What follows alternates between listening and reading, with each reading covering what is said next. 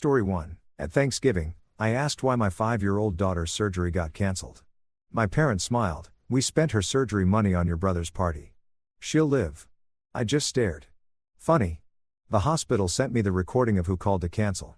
Their faces went corpse white. The November wind carried the scent of wood smoke and dying leaves through Maple Ridge, Ohio. Jerry Crowell felt the cold bite through his jacket as he walked up the driveway of his childhood home, a covered casserole dish balanced in one hand while his other held tight to his daughter's small fingers. Lainey moved slowly beside him, her steps careful and deliberate. At 5 years old, she learned to compensate for the balance issues that plagued her daily. The inner ear condition had stolen her equilibrium, turned simple playgrounds into obstacle courses, made her classmates stare when she stumbled during circle time. "We're almost there, sweetheart," Jerry said, keeping his voice light despite the exhaustion pressing down on his shoulders. "Will Grandma have a good rolls?" Lainey asked, tilting her head up at him. The movement made her wobble slightly, and Jerry steadied her without thinking. "I'm sure she will." The truth was Jerry didn't care about the rolls or the turkey or any of it. He'd been pulling double shifts of the warehouse for 6 months straight. His back aching, his hands calloused, counting every dollar that went into the surgery fund. Next Tuesday, 7 days from now, the specialist would finally correct the damage in Lainey's inner ear, give her back the childhood she deserved. He checked the account that morning. Every penny was there, right where it should be. Jerry pushed open the front door and warmth rushed out to meet them along with the familiar chaos of Thanksgiving. His mother's voice carried from the kitchen, sharp and cheerful. His father's laugh bowed from somewhere deeper in the house.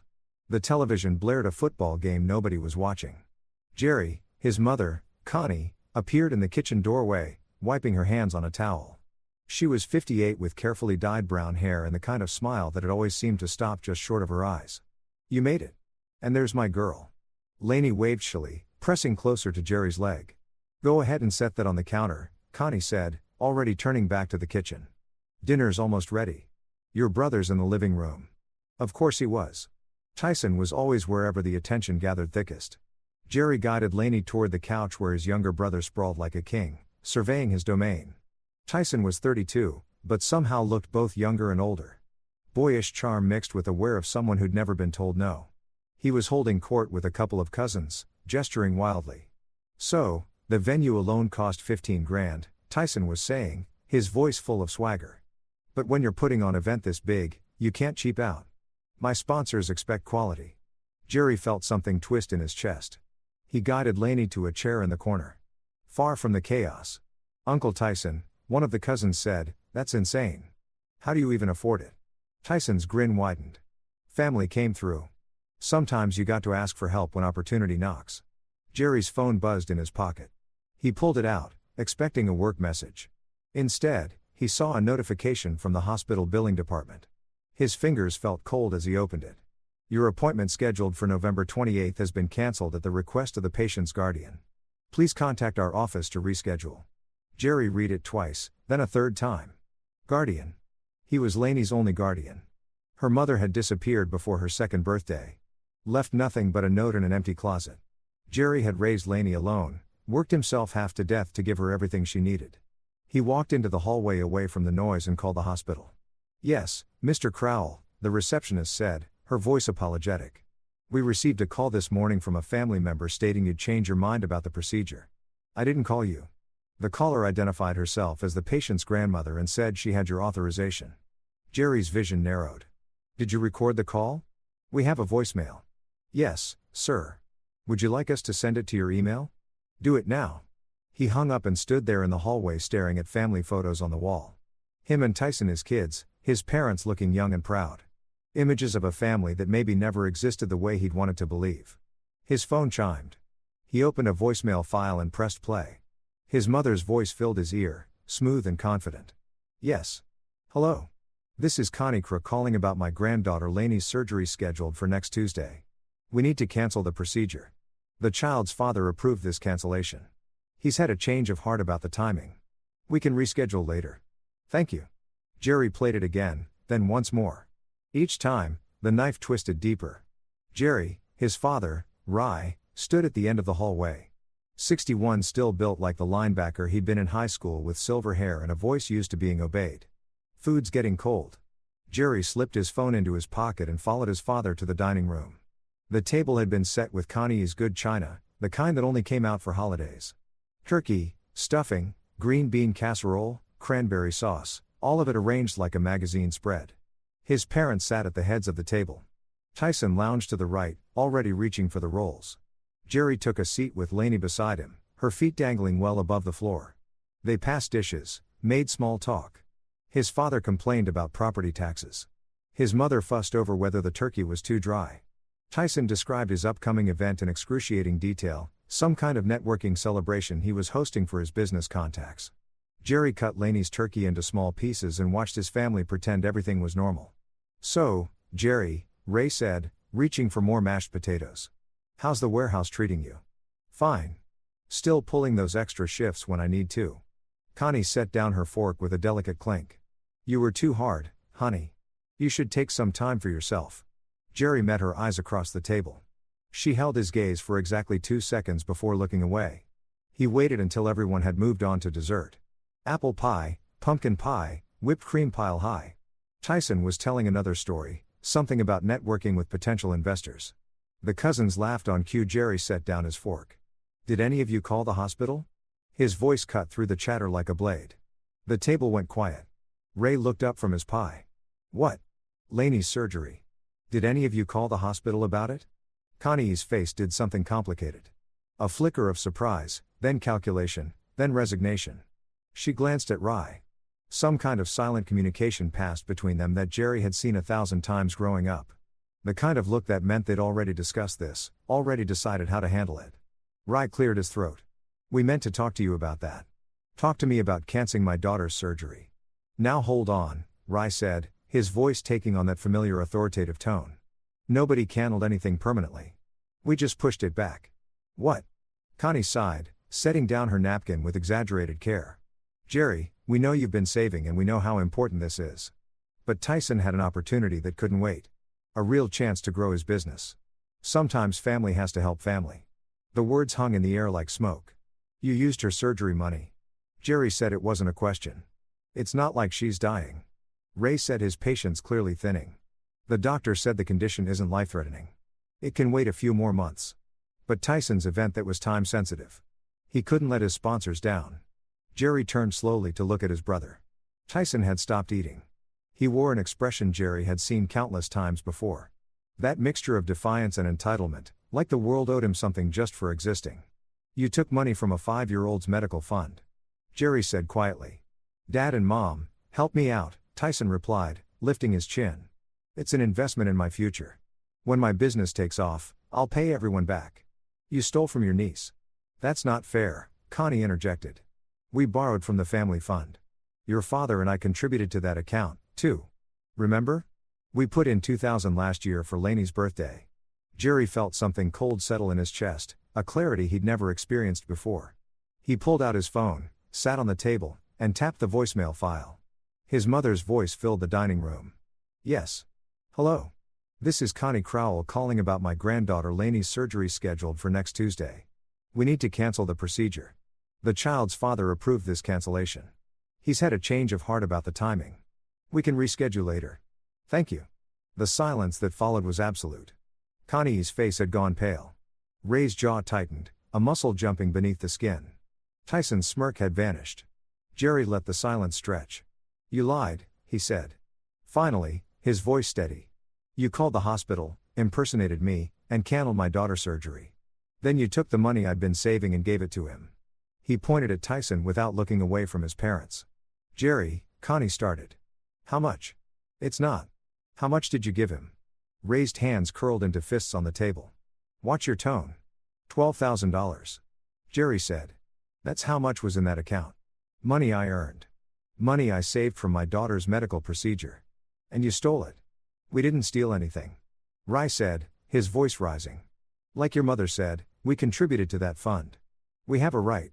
You contributed $2,000 once and I put in $10,000 over 6 months of overtime, night shifts, weekend work." Jerry stood up, lifting Lainey from her chair. She clung to him, confused and frightened by the tension. "You don't have any rights to her money.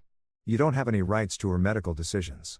And you sure as hell don't have the right to lie and say, I approved any of this." "Sit down," Rai commanded. "We're not finished talking." "Yes, we are." Jerry walked toward the door, Lainey in his arms. "You're overreacting." Connie called after him, her voice cracking.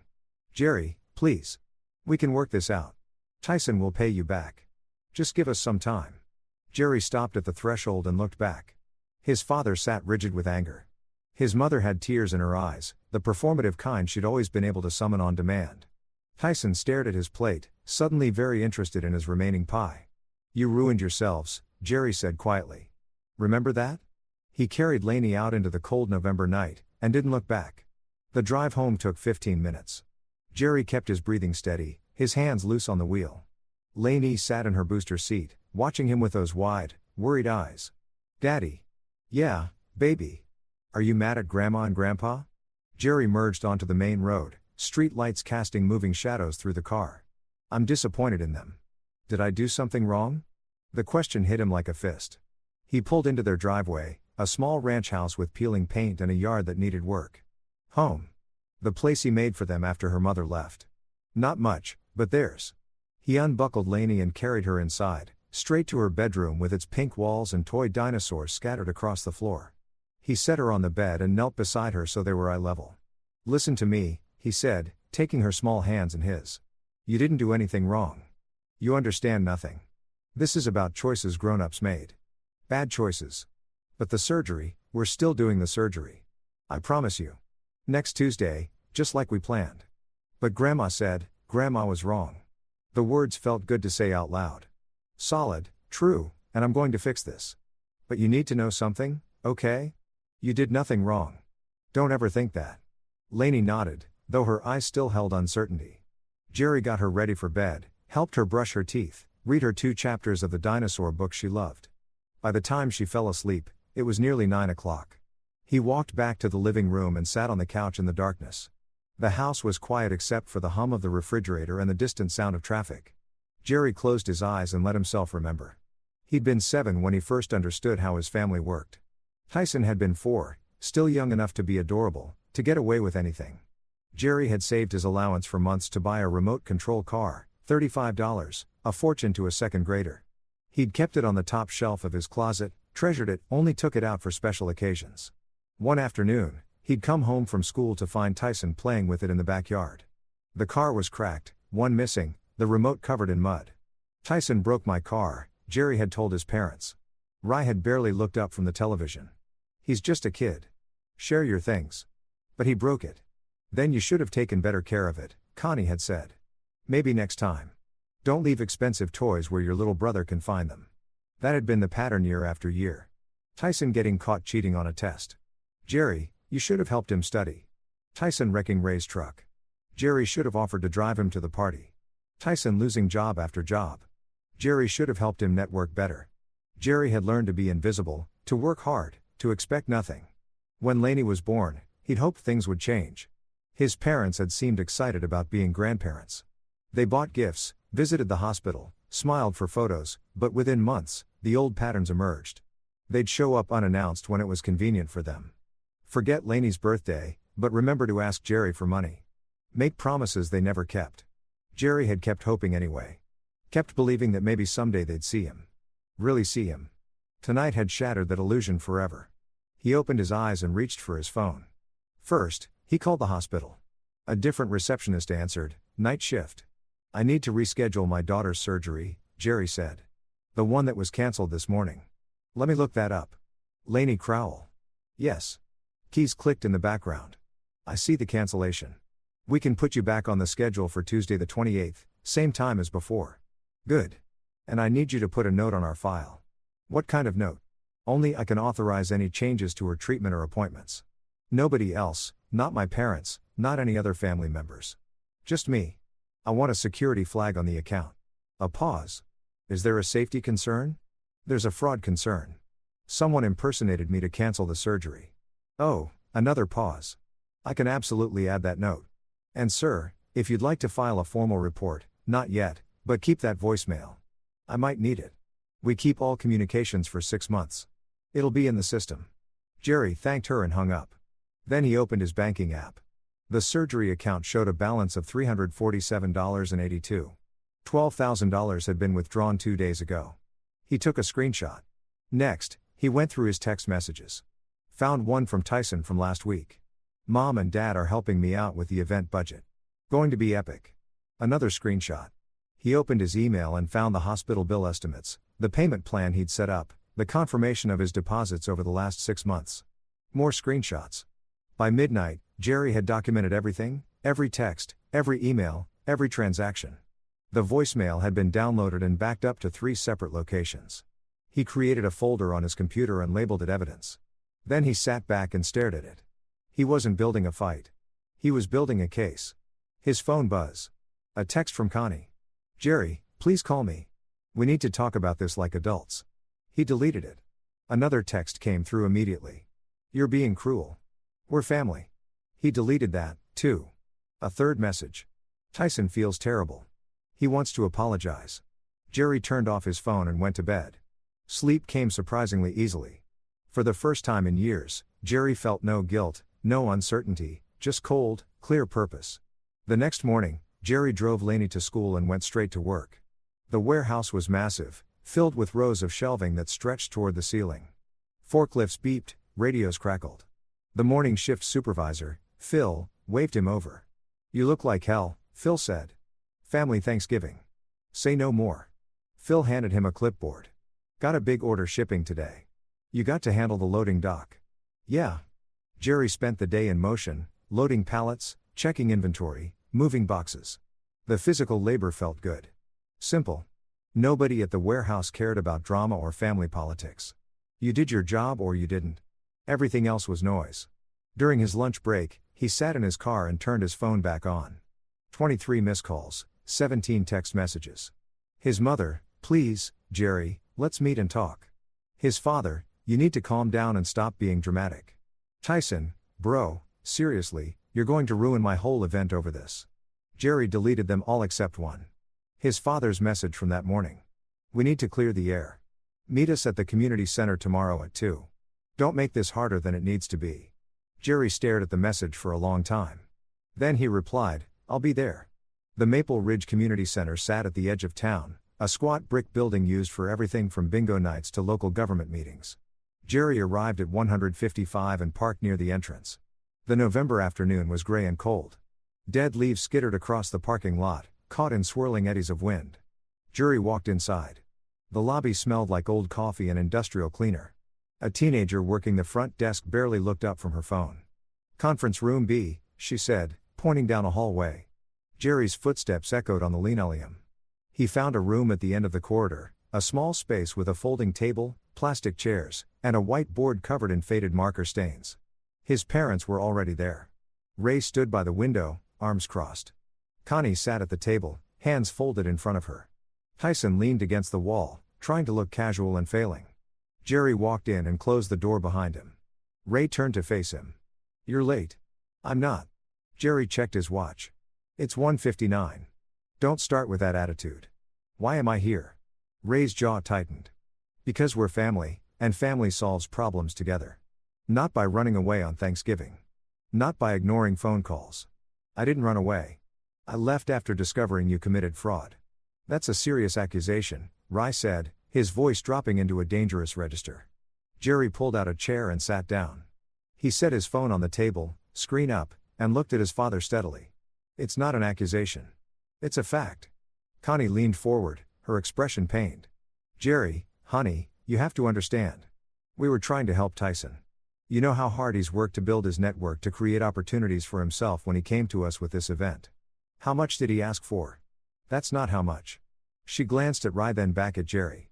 15,000. And you had 3,000 in savings, Jerry said.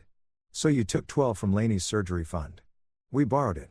Ray corrected with full intention to pay it back. No. Jerry's voice remained level. You stole it. And you lied to the hospital to cover it up. You impersonated me. That's identity fraud. Tyson pushed off the wall. Jesus Christ. Jerry, you're really going to sit here and act like we committed some kind of crime? We're family. Families borrow money from each other all the time. Jerry looked at his brother. Really looked at him. 32 years old and still dressed like a college student trying too hard. Expensive sneakers he couldn't afford. Designer sunglasses hooked on his collar. A watch that probably cost more than Jerry made in a month. You didn't borrow anything. Jerry said, you never asked me. You never got my permission. You conspired with our parents to steal money from a medical fundment for a child's surgery. My child, your niece, it's not that serious, Tyson said, the surgery can wait. No, it can't.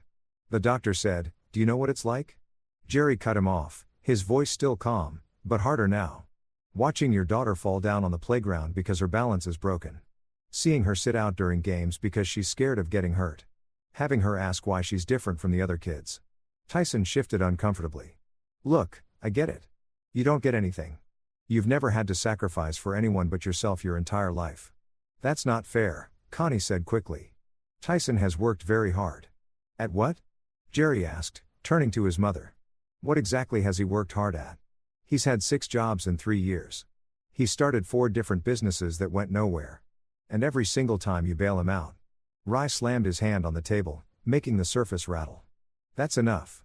You don't talk about your brother that way. Why not? Because it's true. Because he's family. Jerry stood up slowly. You keep saying that word family like it means something. Like it gives you permission to do whatever you want. He picked up his phone and opened the voicemail file. Listen to this again, he said and played the recording. Connie's voice filled the room smooth and confident as she lied to the hospital, lied about Jerry's authorization, lied to steal his daughter's chance at normal childhood. When finished, Jerry set the phone back down. That's you, he said to his mother. You called the hospital. You pretended to be authorized. You canceled a medical procedure for a minor child. Do you understand what that is? Connie's hands trembled slightly. I was trying to help. You were committing medical fraud. Don't you dare threaten your mother, Rye said, moving toward Jerry. Jerry didn't flinch. I'm not threatening anyone. I'm explaining what you did. We're not giving the money back, Rye said flatly. Tyson's event is in 3 days. The money's already spent. Deposits are non-refundable. Then you have a problem. No, you have a problem. Ray shot back. You think you can come in here and throw around legal terms like they mean something? We're your parents. We raised you, fed you, gave you a home. Jerry felt something cold and final settle in his chest. You gave Tyson a home, he said quietly. I just live there. The words hung in the air. Connie's face crumpled. That's not true. We love you both. No, you don't. Jerry picked up his phone. You love Tyson. You protect Tyson. You sacrifice everything for Tyson. I was just the reliable one. The one who didn't need help. The one you could forget about because I'd be fine on my own. This is ridiculous. Tyson muttered. Jerry turned to him. Did you even ask where the money came from? Did you care? Dad said it was from their savings. You knew. You've always known. You just didn't care because you never have to face consequences. That's not name one time. Jerry said, one time you faced real consequences for your actions without mom and dad bailing you out. Tyson opened his mouth, closed it, opened it again. Nothing came out. Jerry looked at his parents. Here's how this works. You return every dollar to the surgery fund by Monday morning. All 12,000. I don't care how you get it. Loans, credit cards, sell something. I don't care, but you get it back. Or what? Rye asked, his voice dripping with challenge. Jerry met his father's eyes. Or I filed charges. Identity fraud, medical interference. Theft, elder abuse statutes don't apply here, but child protection laws do. And I have everything documented, the voicemail, the bank transfers, text messages from Tyson bragging about his budget. A statement from the hospital confirming who called. You wouldn't ruin your own parents, Connie whispered. You ruined yourselves. Jerry walked toward the door. Monday morning, every dollar or I go to the police. Jerry, wait. He stopped with his hand on the doorknob. You stole from a 5-year-old. You canceled her surgery. You lied and committed fraud. And you did it all so Tyson could throw a party. He pulled open the door. Monday morning, he repeated. Then he left while his mother sobbed and his father shouted and his brother stood there finally silent. Jerry walked out of the community center into the gray afternoon and didn't look back. His hands weren't shaking. His heart wasn't racing. He felt nothing but clarity. Monday came and went with no money returned. Jerry checked the surgery account repeatedly throughout the day. The balance remained at $34,782. Tuesday morning, he called his father. Give it time, Ray said, his voice tight. These things take. You had 4 days. I gave you a deadline. You can't just. Jerry hung up. He drove to the Maple Ridge Police Department during his lunch break. The building was small, tucked behind a municipal parking lot. Inside, the waiting area had scuffed floors and motivational posters about community safety. "Can I help you?" The officer at the front desk looked young, maybe 25, with a name tag that read Jefferson. "I need to file a complaint," Jerry said. "What kind of complaint?" "Identity fraud. Medical interference. Theft officer." Jefferson straightened. "Who's the complainant?" "Me and my daughter. She's 5. The officer's expression shifted. "Let me get a detective." Jerry waited in a small interview room. Gray walls, metal table, 2 chairs, a camera in the corner with a red light glowing. The detective who entered was a woman in her 40s with short hair and tired eyes. Her badge read, Detective Morrison. "Mr. Crowell." She sat down across from him. Officer Jefferson said, "You're reporting fraud." Jerry set his phone on the table. "My parents and brother stole $12,000 from my daughter's medical fund. My mother called the hospital, impersonated me, and canceled a scheduled surgery to cover up the theft." Detective Morrison pulled out a notepad. "Walk me through it." Jerry did. Start to finish. Thanksgiving dinner, the voicemail, the confrontation, everything. When he finished, Morrison was quiet for a long moment. "Do you have documentation?" Jerry opened his phone and showed her the voicemail, the bank statements, the text messages, the hospital's confirmation email. Morrison listened to the voicemail 3 times. "This is your mother's voice?" "Yes." "And she identified herself as having your authorization?" "Yes." Morrison made several notes. "And the surgery, what's your daughter's condition?" "Inner ear damage affecting her balance and development." "The surgery was scheduled for tomorrow." "Was I rescheduled it, but they took the money I'd saved?" Morrison nodded slowly. "Mr. Crowell, I want to be straight with you. These kinds of cases, family disputes over money, they're complicated, sometimes hard to prosecute." Jerry felt something sharp move through his chest. "So, you're not taking this seriously?" "I didn't say that." Morrison met his eyes. "What I'm saying is that your evidence is stronger than most family fraud cases I see. The voicemail is damning. The bank records are clear. The medical interference adds weight. If you want to pursue this, we can investigate." "I want to pursue it. Even though it's your parents, especially because it's my parents." Morrison studied him for a moment. "Kids usually hesitate to press charges against family. I'm not hesitating. I can see that." She tapped her pen against her notepad. "Give me 48 hours. I'll need to verify the hospital records, pull the full bank statements, interview some witnesses, but based on what you've shown me, this case has merit." Jerry stood. "Thank you, Mr. Crowell." Morrison stood as well. "One more thing, if you move forward with this, there's no going back. Once charges are filed, it's out of your hands. The state pursues the case. You understand?" "I understand. And you're prepared for what that means for your family." Jerry thought of Lainey asking if she'd done something wrong. Thought of her wobbling across playgrounds while other kids ran easily. Thought of his parents choosing Tyson's vanity over her health. They made their choice. He said, "I'm making mine." Morrison nodded. "I'll be in touch." That night, Jerry was putting Lainey to bed when someone knocked on his door. He looked through the peephole and saw his father standing on the porch. Jerry opened the door but didn't step back to let him in. "What do you want?" Ray looked older than he had on Monday. The lines around his eyes deeper, his shoulders less certain. "We need to talk." Ray said, "We talked. I gave you a deadline. You ignored it. You don't understand what you're doing." "I understand exactly what I'm doing." Ray's jaw tightened. "You went to the police. How do you know that?" "Officer Jefferson is married to your mother's cousin. Word travels in this town." "Jerry, you should have remembered that before you tried to destroy your family." Jerry leaned against the door frame. "I didn't destroy anything. You did that yourselves. We made a mistake. You committed a crime. It was a family matter. Stealing $12,000 and committing identity fraud isn't a family matter. It's a felony." Ray took a step forward. His voice dropped. "You pull this back right now. You call the police and tell them it was a misunderstanding." "No, Jerry, go home." "Dad, listen to me." Ray said, his voice shaking now. "Your mother is terrified. Tyson is panicking. Do you have any idea what this could do to us? To our reputations? To our lives?" Jerry felt nothing but cold clarity. "You should have thought of that before you stole from your granddaughter. She's fine. The surgery can wait. That's not your decision to make." Ray's hand shot out and grabbed Jerry's arm. His grip was tight, almost painful. "You ungrateful?" Jerry yanked his arm free. "Don't touch me after everything we did for you." "Like what?" Jerry asked, his voice dropping to something dangerous. What exactly did you do for me? You fed me because that's what parents have to do. You kept a roof over my head because not doing it was illegal. But you never chose me. Not once. Every time I needed something, you told me to figure it out. Every time Tyson screwed up, you fixed it for him.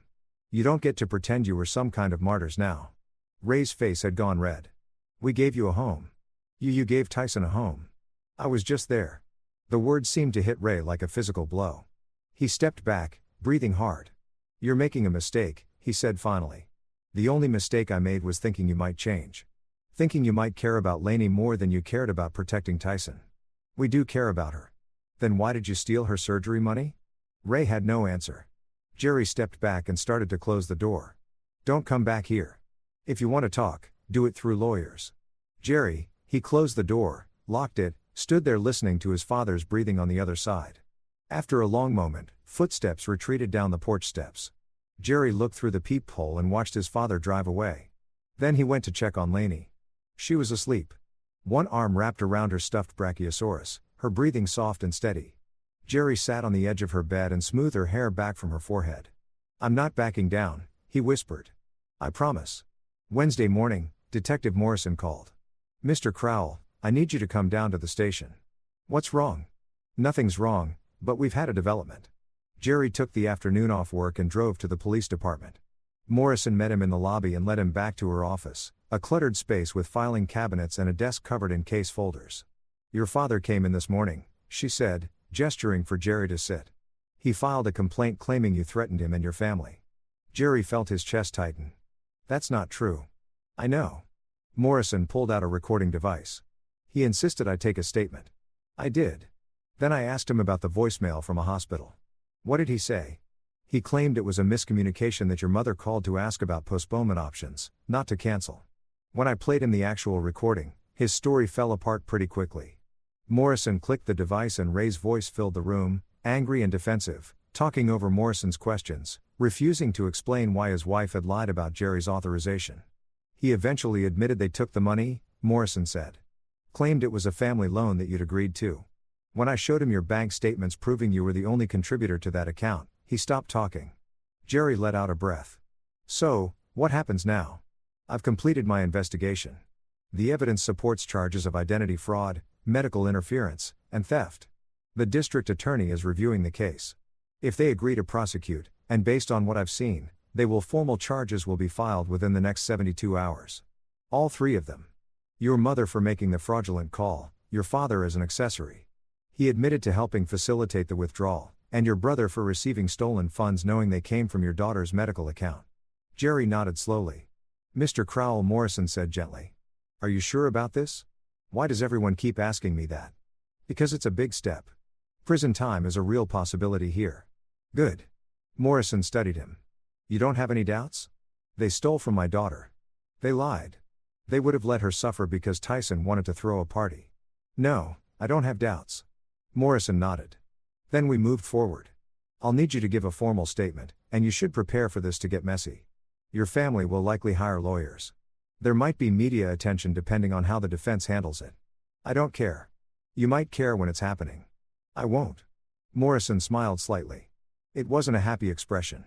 I've been doing this job for 20 years. I've seen a lot of families destroy themselves over money, over property, over stupid grudges, but I've rarely seen someone as certain as you are right now. They hurt my daughter. That's not complicated. No. Morrison agreed. I suppose it isn't. The charges were filed on Friday. Jerry got the call from Morrison at 4 in the afternoon. It's official. Your mother is charged with identity fraud and interference with medical treatment. Your father with accessory to fraud and theft. Your brother with receiving stolen property and financial misconduct. What's the timeline? Arraignment is Monday. They'll be formally notified this evening. I wanted you to hear it from me first. Jerry thanked her and hung up. He sat in his car in the warehouse parking lot, watching the sun sink behind the industrial buildings. Workers streamed out, heading home to their families, their normal lives. Jerry's phone started ringing. First his mother, then his father, then Tyson, then his mother again. He didn't answer. Instead, he drove home, picked up Lainey from after-school care, and took her out for pizza. They sat in a booth at the back of the restaurant, and Lainey told him about her day, about the art project she'd made, About the book her teacher had read, about the game she'd played at recess, even though running was hard. "Dad," she said, dragging a piece of pepperoni through marinara sauce. "Why haven't we seen Grandma and Grandpa?" Jerry had been dreading this question. "We're taking a break from them for a while." "Are you still mad?" "I'm not mad, baby. I'm just making sure we're safe." Lainey nodded, accepting this with the easy trust of childhood. "Okay." That night, after Lainey was asleep, Jerry sat on his porch despite the cold. The street was quiet. Lights glowed in neighbors' windows. Someone's television flickered blue through curtains. His phone buzzed. A text from a number he didn't recognize. "This is Connie's lawyer. We need to discuss your willingness to drop charges." Jerry deleted it. Another text came through. "Your actions are destroying your family. Think about what you're doing." He deleted that, too. A third message. "We can make this go away if you're reasonable." Jerry turned off his phone. He'd stopped being reasonable the moment his mother lied to a hospital about his daughter's surgery. There was no going back now, and he was fine with that. The courthouse was an old building in the center of Maple Ridge, built from gray stone that had weathered 100 red years of Ohio seasons. Jerry arrived early Monday morning wearing the only suit he owned, slightly too tight in shoulders, slightly too short in the sleeves, but clean and pressed. Detective Morrison met him in the lobby. "The arraignment is at 9 o'clock. You don't have to be here for this part." "I want to be. It's just a formality." "They'll enter. Please set bail. Schedule the preliminary hearing." "I know. I still want to be here." Morrison nodded. Courtroom 3, second floor. Jerry climbed the wide staircase, his footsteps echoing. The hallway was lined with wooden benches where people waited, defendants, witnesses, family members. He recognized a few faces from around town. They looked away when they saw him. Word had spread fast. A son pressing charges against his parents. In a town like Maple Ridge, that was the kind of story that traveled faster than weather. Jerry found a seat near the back of courtroom 3. The space had high ceilings and tall windows that let in thin November light. The judge's bench dominated the front. Dark wood worn smooth by decades of justice. At 9 sharp, the bailiff called the room to order. "All rise for the Honorable Judge Patricia Brennan." Everyone stood. The judge entered. A woman in her 60s with silver hair and glasses perched on her nose. She took her seat and surveyed the courtroom with the expression of someone who'd seen everything and wasn't impressed by any of it. "First case," she said, "the State of Ohio versus Connie Marie Crail, Raymond James Crowell, and Tyson Ray Cra." A door opened and Jerry's family entered with their lawyers. Connie looked smaller than she had 2 weeks ago. Her face was puffy, eyes red. She wore a navy dress that hung loose on her frame. Ray walked stiffly beside her, his jaw set, refusing to look anywhere but straight ahead. Tyson brought up the rear, flanked by a lawyer in an expensive suit who looked like he handled bigger cases in bigger cities. The three of them stood before the judge. Brennan read the charges without inflection. "Connie Marie Crowell, you are charged with identity fraud and interference with medical treatment. How do you plead?" Connie's lawyer, a local attorney named Peters, stepped forward. "Not guilty, Your Honor." "Raymond James Crowell, you're charged with accessory to fraud, coercion, and theft. How do you plead?" "Not guilty," Ray's lawyer said. "Tyson Ray Crail, you are charged with receiving stolen funds and financial misconduct. How do you plead?" The expensive lawyer smiled confidently. "Not guilty, Your Honor." Judge Brennan made notes. Bail is set at $25,000 each. Preliminary hearing is set for December 15th. She looked up over her glasses. "I'm also issuing a protection order. The defendants are to have no contact with the victim or the victim's minor child." "Your Honor," Peters objected. "These are the child's grandparents who allegedly committed fraud to steal from her medical fund." Brennan cut him off. "The protection order stands. Any violation will result in immediate incarceration. Is that clear?" Connie's face crumpled. Ray's hands clenched into fists. Tyson looked at his lawyer, who shook his head slightly. "Yes, Your Honor," Peter said quietly. "Court is adjourned." The gavel came down with a crack that echoed through the courtroom. Jerry watched his family file out. Connie was crying openly now. Ray had his arm around her, guiding her toward the exit. Tyson walked behind them, texting furiously on his phone. None of them looked at Jerry. He waited until the courtroom had cleared before standing. Morrison was waiting in the hallway. "That went smoothly," she said. "What happens next?" "Preliminary hearing in 3 weeks. The prosecution will present evidence. The defense will try to get charges reduced or dismissed. Based on what we have, I'd be surprised if it doesn't go to trial." "How long until trial?" "Could be months, maybe longer. These things move slowly. Jerry nodded. I need to get to work. Mr. Crowell Morrison caught his arm gently. You did well in there. I didn't do anything. I just sat there. You showed up. That matters. A lot of people wouldn't have a spine to see this through. Jerry shrugged. They hurt my daughter. It's not complicated. He left Morrison in the hallway and walked out of the courthouse into the cold morning. The preliminary hearing 3 weeks later was longer and more intense. The prosecution called Detective Morrison to the stand.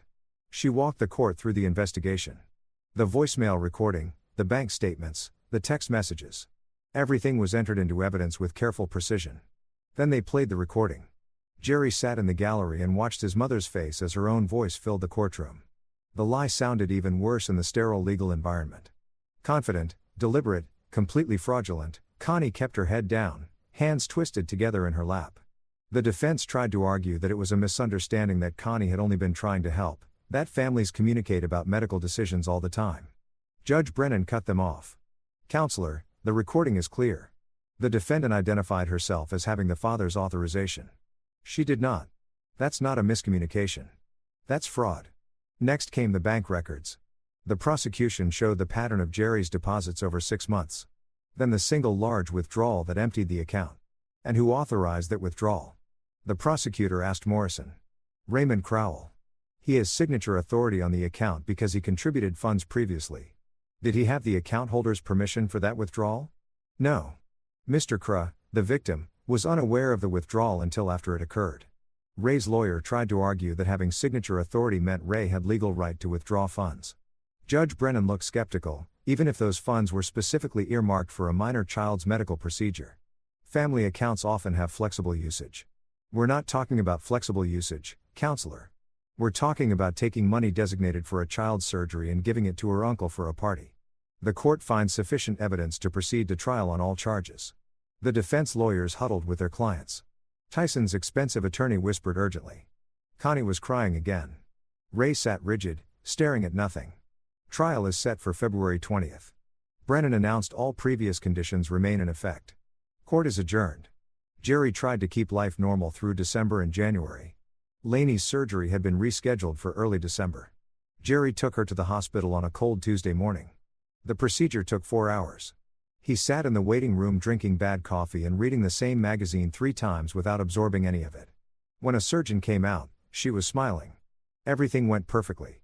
She should see significant improvement in her balance within a few weeks. Jerry's legs felt weak with relief. He saw Laney in recovery, groggy and confused, but okay. She smiled at him through the fog of anesthesia. Did it work? She slurred. It worked, baby. Good. I want to run. Jerry held her hand and felt something tight in his chest finally ease. The money had been recovered as part of the criminal case. The court had frozen Tyson's accounts and ordered restitution. Jerry got every penny back, plus damages. By Christmas, Laney was running. Actually running. Not carefully, not hesitantly, but with the wild abandon of a normal 5-year-old. She played tag at school. She jumped in puddles. She spun in circles until she was dizzy and laughing. Jerry watched her and knew he'd made the right choice. The trial began on February 20th. The courthouse was busier this time. Word had spread beyond Maple Ridge. A few reporters lingered in the hallway, notepads ready. Jerry wore the same suit, still too tight, still too short. The jury was selected over 2 days. 12 people from a surrounding county who would decide his parents' fate. They looked ordinary: a retired teacher, a grocery store manager, a mechanic, a nurse. Normal people asked to judge an abnormal situation. Opening statements came next. The prosecutor was a woman named Catherine Reed, mid-4s, with a calm authority that filled the courtroom. This case is about betrayal, she told the jury. The betrayal of a parent's trust, a child's welfare, and the basic decency we expect from family. The defendants didn't just steal money.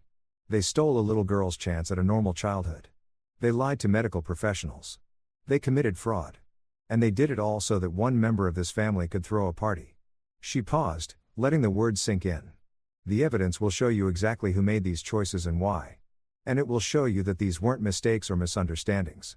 They were deliberate, calculated acts designed to benefit one person at a child's expense. That's not family. That's crime. The defense went next. Peters, representing Connie and Ray, tried a different approach. This is a family tragedy, a misunderstanding that spiraled out of control. Yes, mistakes were made. Yes, there was miscommunication. But these are grandparents who love their granddaughter. They contributed to her medical fund. They were involved in her care. When their son Tyson came to them with a once-in-a-lifetime opportunity, they made a choice, perhaps an unwise choice, to help him with the understanding that the money would be repaid quickly. Tyson's lawyer was more aggressive. My client is a victim of his parents' decisions. He asked for help with a legitimate business expense. He was told the funds were available. He had no knowledge of where that money came from or how it was obtained. Holding him responsible for his parents' actions is unjust. Judge Brennan called a recess. Jerry sat in the hallway and drank water from fountain that tasted like metal. Morrison found him. "You okay? They're making me sound unreasonable." "That's their job. Don't let it get to you." "I'm not." And surprisingly, he wasn't. The anger that had driven him for months had cooled into something harder, more permanent. Not rage, just certainty. The prosecution built their case methodically. They called the hospital administrator who confirmed the cancellation call and verified it came from Connie. They called the bank officer who confirmed Ray had withdrawn the money without Jerry's knowledge. They called Jerry's supervisor from the warehouse who testified about the overtime hours Jerry had worked, the extra shifts, the dedication to saving for his daughter's surgery. They played the voicemail recording multiple times. Each time, jury members glanced at Connie. She kept her head down, tears streaming silently. Then the prosecution called Jerry to the stand. He walked to the witness box, feeling strangely calm. Raised his right hand, swore to tell the truth. Reed approached with a gentle expression. "Mr. Crowell, tell the jury about your daughter, Lainey." Jerry took a breath. "She's 6 now. She loves dinosaurs. She's learning to read. She's the bravest person I know." "What was her medical condition?" "Inner ear damage. It affected her balance. She fell a lot. Couldn't run or play like other kids. She was self-conscious about it. And the surgery was meant to correct this." "Yes." "How long had you been saving for it?" 6 months. I worked overtime. Took every extra shift I could get." "How much did you save?" $12,000. Reed let that number hang in the air. "When did you learn the surgery had been cancelled?" Jerry described Thanksgiving. The dinner, the tension, the message from the hospital, his parents' casual admission. "What did you feel when you heard the voicemail recording?" Peters objected. "Relevance. I'm establishing state of mind." "Your Honor, I'll allow it." Jerry looked at the jury. "I felt like I'd been stupid for believing they might change. For thinking they cared about Lainey more than they cared about protecting my brother." "Did you confront them?" "Yes." "What did they say?" "That the surgery could wait. That Tyson's opportunity was more important. That family helps family." "Did they offer to return the money?" "No. My father said they weren't giving me anything." Reed nodded. "Thank you, Mr. Crale." Peters cross-examined next, trying to make Jerry seem vengeful, unreasonable, vindictive. He asked about childhood grudges, about whether Jerry had ever borrowed money from his parents, about whether this was really about the surgery or about old resentments. Jerry answered calmly, "This is about my daughter, nothing else." "But you refuse any reconciliation with your parents." "They stole from my daughter and lied about it. There's nothing to reconcile." "You don't think that's harsh?" "I think stealing from a child is harsh." Peters had no response to that. The defense presented their case over 3 days. They called character witnesses who testified that Ray and Connie were pillars of the community, that Tyson was a hard worker with big dreams, that this was all a terrible misunderstanding blown out of proportion. They tried to paint Jerry as estranged, difficult, holding unreasonable grudges. But they couldn't get around the voicemail. Connie took the stand in her own defense. She cried through her testimony, explaining that she'd only been trying to help both her sons, that she never meant any harm. That she loved Lainey and would never intentionally hurt her. "I made a mistake," she sobbed. "A terrible mistake. But I'm not a criminal. I'm a grandmother who tried to help and made the wrong choice." Reed's cross-examination was surgical. "Mrs. Crowell, when you called the hospital, did you identify yourself truthfully?" "I told them I was Lainey's grandmother." "Did you tell them you didn't have the authority to cancel the surgery?" "I thought yes or no." "Mrs. Crowell, did you tell them you were not authorized to make medical decisions for the child?" "No." "Did you tell them the child's father approved the cancellation?" A long pause. "Yes." "Was that true?" "No." "So, you lied." "I thought you lied to medical professionals about having authorization you didn't have. In order to cancel a surgery you had no right to cancel. Is that correct?" Connie's face crumpled. "Yes." Ray testified next, trying to explain the financial decisions, the family dynamics, the complexities that led to their choices. Reed demolished him too, walking him through each decision, each lie, each deliberate act that built toward the fraud. Tyson didn't testify. His lawyer was smart enough to keep him off the stand. Closing arguments came on a Friday afternoon. Reed spoke to the jury with quiet intensity. The defense wants you to believe this was a misunderstanding, that these are loving grandparents who made a mistake. But the evidence tells a different story. It tells the story of deliberate fraud, of a lie told with confidence to a hospital, of money stolen from a child's medical fund, of a family who valued one member's vanity over a little girl's health. She walked along the jury box making eye contact with each member. When you deliberate, remember the voicemail. Remember Connie Crowell's voice saying she had authorization she didn't have. Remember that a 6-year-old child lost her chance at a normal childhood because her grandparents wanted to fund her uncle's party. That's not a mistake. That's a crime. And the law requires you to hold them accountable. Peters made his closing next, pleading for leniency, for understanding, for compassion. But Jerry could see it in the jury's faces. They'd already decided. The verdict came back Monday morning. Jerry sat in the gallery beside Detective Morrison, his hands steady on his knees. The jury filed in. None of them looked at the defendants. That was always a bad sign for the defense. Has the jury reached a verdict? Judge Brennan asked. We have, Your Honor. In the case of the State of Ohio versus Connie Marie Crail on the charge of identity fraud. How do you find guilty? Connie collapsed in tears on the charge of interference with medical treatment. Guilty. In the case of the State of Ohio versus Raymond James Crowell on the charge of accessory to fraud.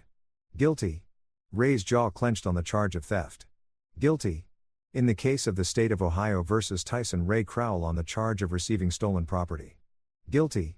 Tyson's face went pale. On the charge of financial misconduct. Guilty.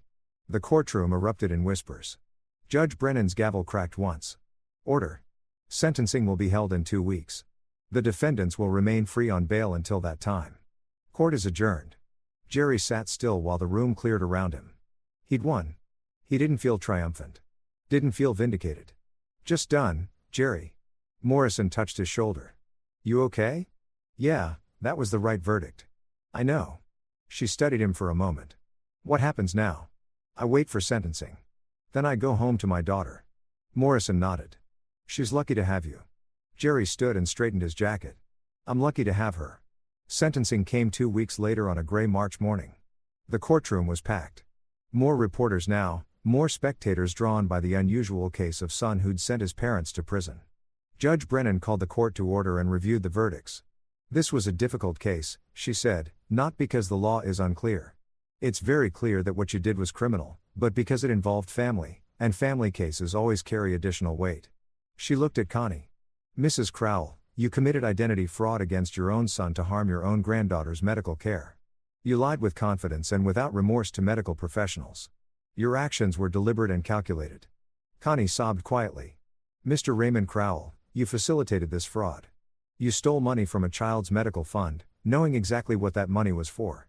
You showed no remorse and attempted to intimidate your son when he sought justice. Ray stared straight ahead. His jaw locked. Mr. Tyson Crowell, while you may not have been the architect of this fraud, you were a willing beneficiary. You accepted stolen money knowing or having strong reason to believe it came from inappropriate sources. You showed no concern for your niece's welfare. Tyson's expensive lawyer had tried everything to get him a suspended sentence. It hadn't worked. Judge Brennan announced the sentences. Connie Marie Crail, you're sentenced to 18 months in state prison, followed by 2 years supervised probation. You're also ordered to pay restitution and court costs. Connie collapsed fully now. Her lawyer holding her up. Raymond James Crowell, you're sentenced to 14 months in state prison, followed by 2 years supervised probation with restitution and court costs. Ray's face had gone red, his hands shaking with suppressed rage. Tyson Ray Cra, you're sentenced to 10 months in county jail followed by 3 years supervised probation with restitution and court costs. Tyson made a sound like he'd been punched. This court believes that family obligations run both ways. Brennan continued, parents have obligations to their children and grandchildren.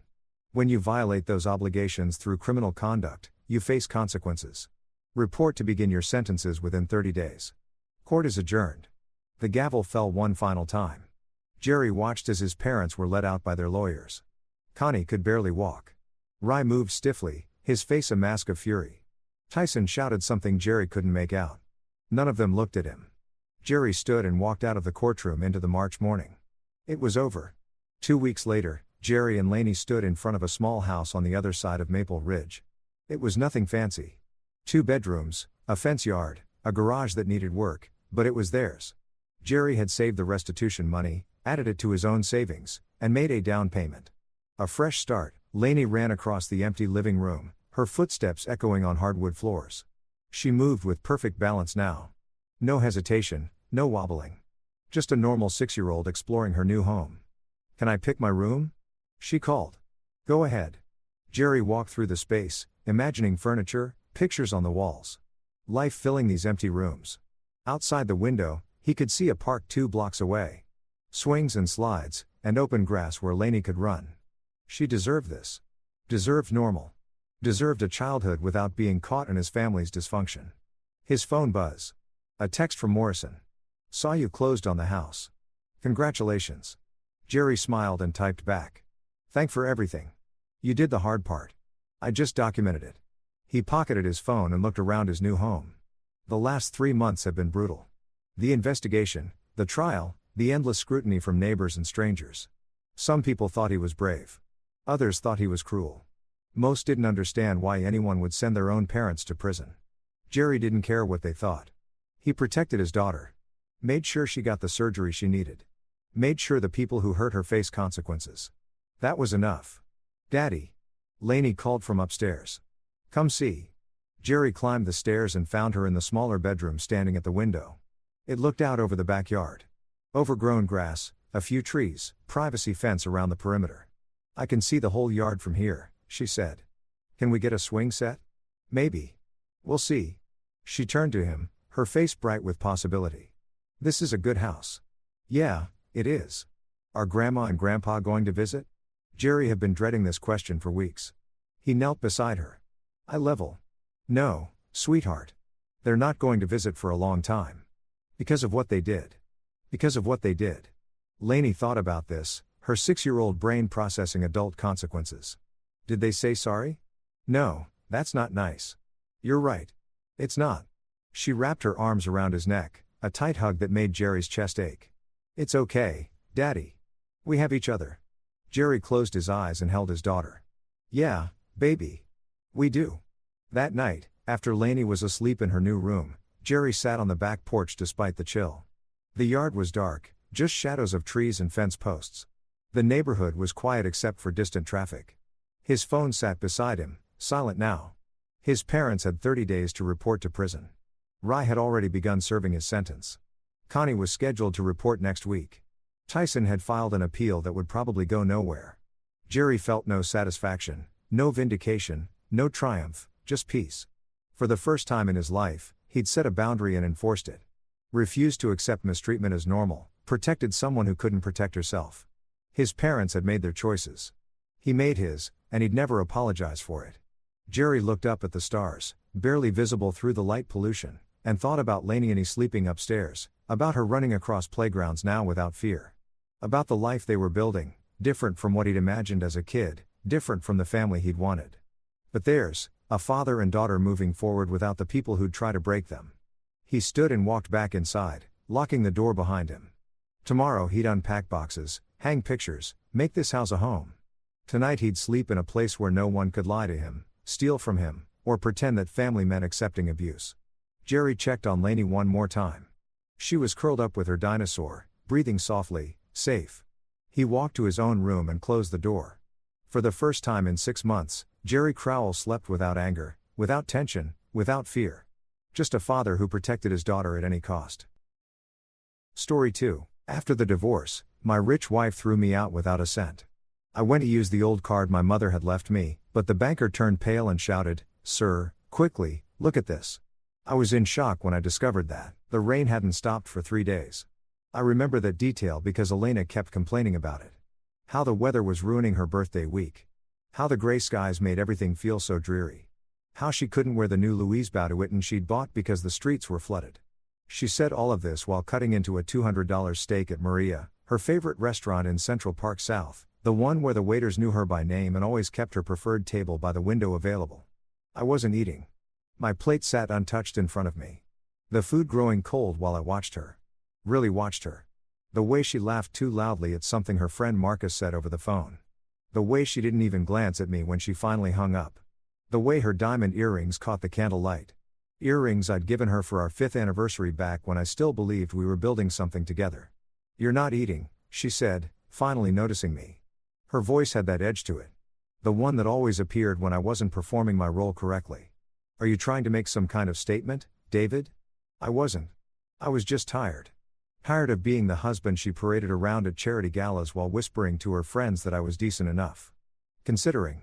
Tired of living in her penthouse, sleeping in her bed, wearing clothes purchased with her family's money. Tired of being reminded in 1,000 subtle and not so subtle ways that I was a guest in her life, not a partner. "I'm fine," I said quietly. "Just not hungry." She rolled her eyes, actually rolled them like a teenager annoyed with a bargain, and went back to her steak. The waiter appeared asking if everything was satisfactory, and Elena launched into a detailed critique of the wine pairing. Using words I'd learned meant absolutely nothing except that she enjoyed making service workers scramble. That's when I knew. Sitting there in that overpriced restaurant, watching my wife of 7 years treat a stranger with more attention than she'd given me in months, I knew our marriage was over. Had been over probably for longer than I wanted to admit. The question wasn't whether we'd end. It was when and how much of myself I'd lose in the process. I didn't have to wait long for the answer. We didn't speak in the car ride home. Elena scrolled through Instagram, double-tapping photos of people I'd never met. People from her world, the world of trust funds and summer homes in the Hamptons, of prep schools and country clubs where memberships cost more than most people earned in a year. I'd never quite fit into that world despite 7 years of trying. My mother used to tell me that love didn't care about bank accounts. She'd say it while we sat in our small apartment in Queens, her working double shifts as a nurse, while I studied for the scholarship exams that would eventually get me into a decent college. She'd say it while we ate pasta for the 4th night in a row because that's what we could afford. She'd say it with such conviction that I believed her. She was wrong. Or maybe she was right. And what Elena and I had was never love at all. The penthouse was dark when we arrived. 23rd floor, floor-to-ceiling windows overlooking Manhattan. The kind of view that makes tourists press their faces against glass barriers and dream. I used to stand at those windows and feel like I'd made it. Like the kid from Queens had somehow cracked the code, married the princess, entered the castle. Now I just felt like an imposter waiting to be found out. "We need to talk," Elena said, kicking off her heels and walking to the bar. She poured herself a Scotch Malt 25 because of course without offering me one. Not that I wanted it. "Here it comes. I thought this isn't working," she continued, her back still to me. "You know it isn't working." I did know. But hearing her say it out loud made something crack open in my chest. Something I'd been keeping carefully sealed for months. "What do you want, Elena?" She turned then and I saw something in her face I'd never seen before. Not anger, not sadness, just a cold clinical assessment, like she was evaluating a bad investment. "A divorce," she said simply. "A clean one, quick, no drama." The word hung in the air between us. Divorce. The end of everything we'd built or everything I thought we were building. While she'd apparently been planning her exit strategy. "'Kay," I said. Because what else was there to say? Her eyebrows lifted slightly. She'd expected a fight, maybe. Tears, begging. But I'd learned something in 7 years of marriage to Elena Whitmore. She always got what she wanted. Fighting only prolonged the inevitable and gave her ammunition to use against you later. "Okay," she repeated. "That's it?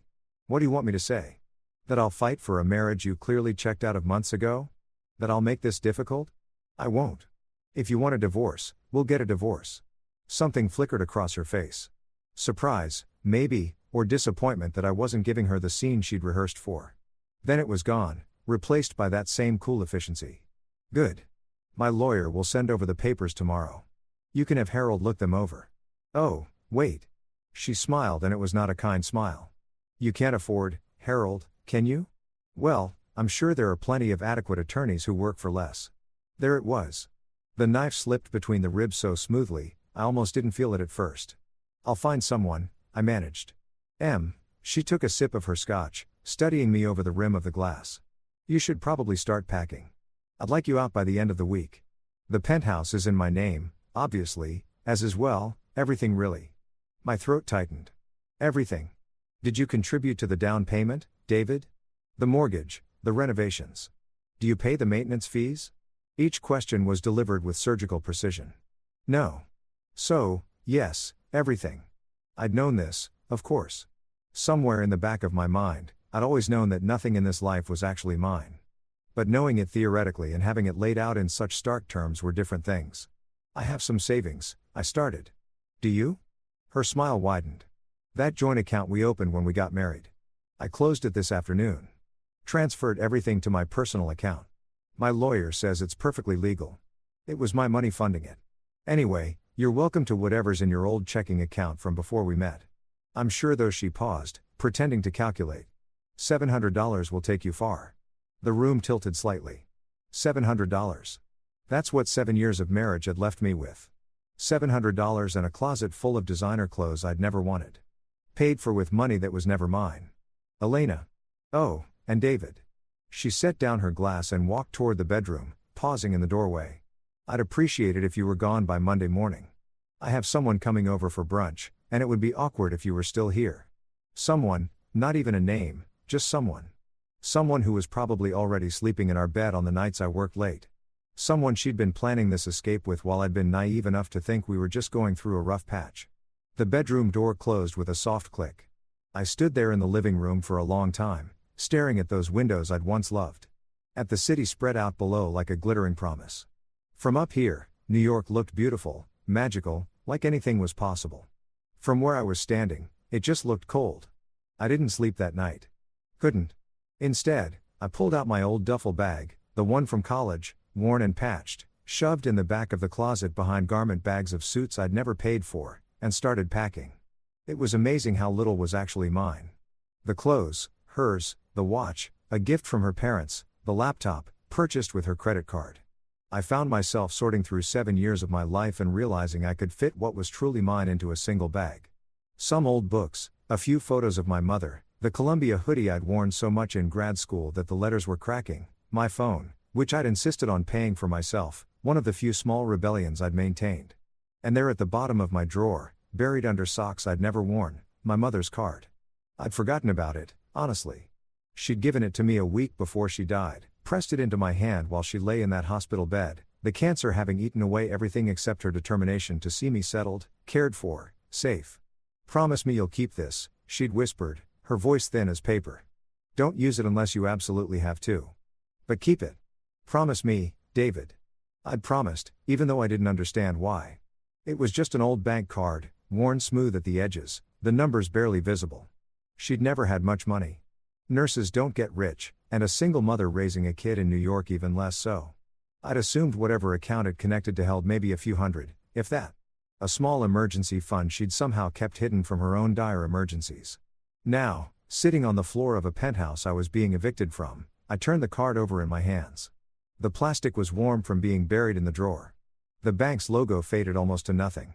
Chase I could just barely make out. An account number. My mother's name embossed in raised letters.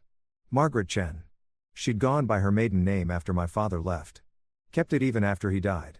Years later, as if erasing the name Sullivan from her identity could erase the pain of being abandoned with a 2-year-old and nothing else. I'd taken her name when I turned 18. Legally changed it. David Sullivan died with the man who'd created him. David Chen was my mother's son, wholly and completely. Elena had hated that. Insisted I should go back to Sullivan for professional reasons. That Chen made me sound too ethnic for the circles we moved in. I'd refused, one of the few times I'd stood firm against her will. My mother had given me everything. I'd be damned if I erased her from my name. I slipped the card into my wallet, though I wasn't sure why. Habit, maybe, or sentimentality, or the desperate hope that my mother somehow had left me something that could help me survive the next few days until I figured out what came next. The sun was rising by the time I finished packing. Gray light filtered through those expensive windows, washing everything in shades of nothing. I could hear Elena in the bedroom. Her alarm going off, the sound of her morning routine beginning, shower, skin care, the ritual of constructing the perfect Elena Whitmore that the world would see. I left before she came out, didn't say goodbye. What was there to say?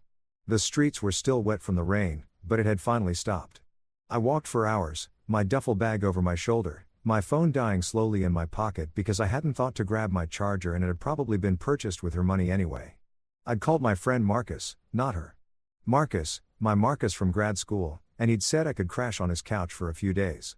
Not long, he'd warned. His girlfriend was already annoyed about how small their apartment was. But a few days, Enough time to figure out next steps, except there weren't many steps to figure out. I'd been working at Elena's family's investment firm, a cushy position I'd gotten not through merit, but through marriage. That would end with the divorce, obviously. I had no real savings. $700 might cover a week in a shitty motel if I was lucky. My credit cards were all connected to accounts she'd controlled. I didn't have a car. We'd sold mine years ago because it's ridiculous to have two cars in Manhattan, David, and mine is nicer anyway. I'd willingly dismantled my own independence piece by piece, thinking I was building a partnership. Thinking love meant merging everything, sharing everything, becoming a unit instead of two separate people. I'd been an idiot. By noon, I found myself standing outside a Chase Bank branch in Midtown. I don't know what made me walk in. Desperation maybe, or the vague thought that I should at least see if my mother's account had anything in it before I started pawning what little I owned. The branch was nearly empty. Just a few people at the ATMs and a banker sitting at one of the desks, scrolling through his phone with the look of someone bored beyond measure on a Saturday morning. I approached the ATM first, slid in my mother's card, waited for it to be rejected to tell me the account was closed, expired, invalid. Instead, it asked for a PIN. I stood there staring at the screen, trying to remember. Had my mother ever told me? I entered her birthday. Invalid. My birthday. Invalid. One more try before the card would be locked. On impulse, I entered the date she'd given me the card.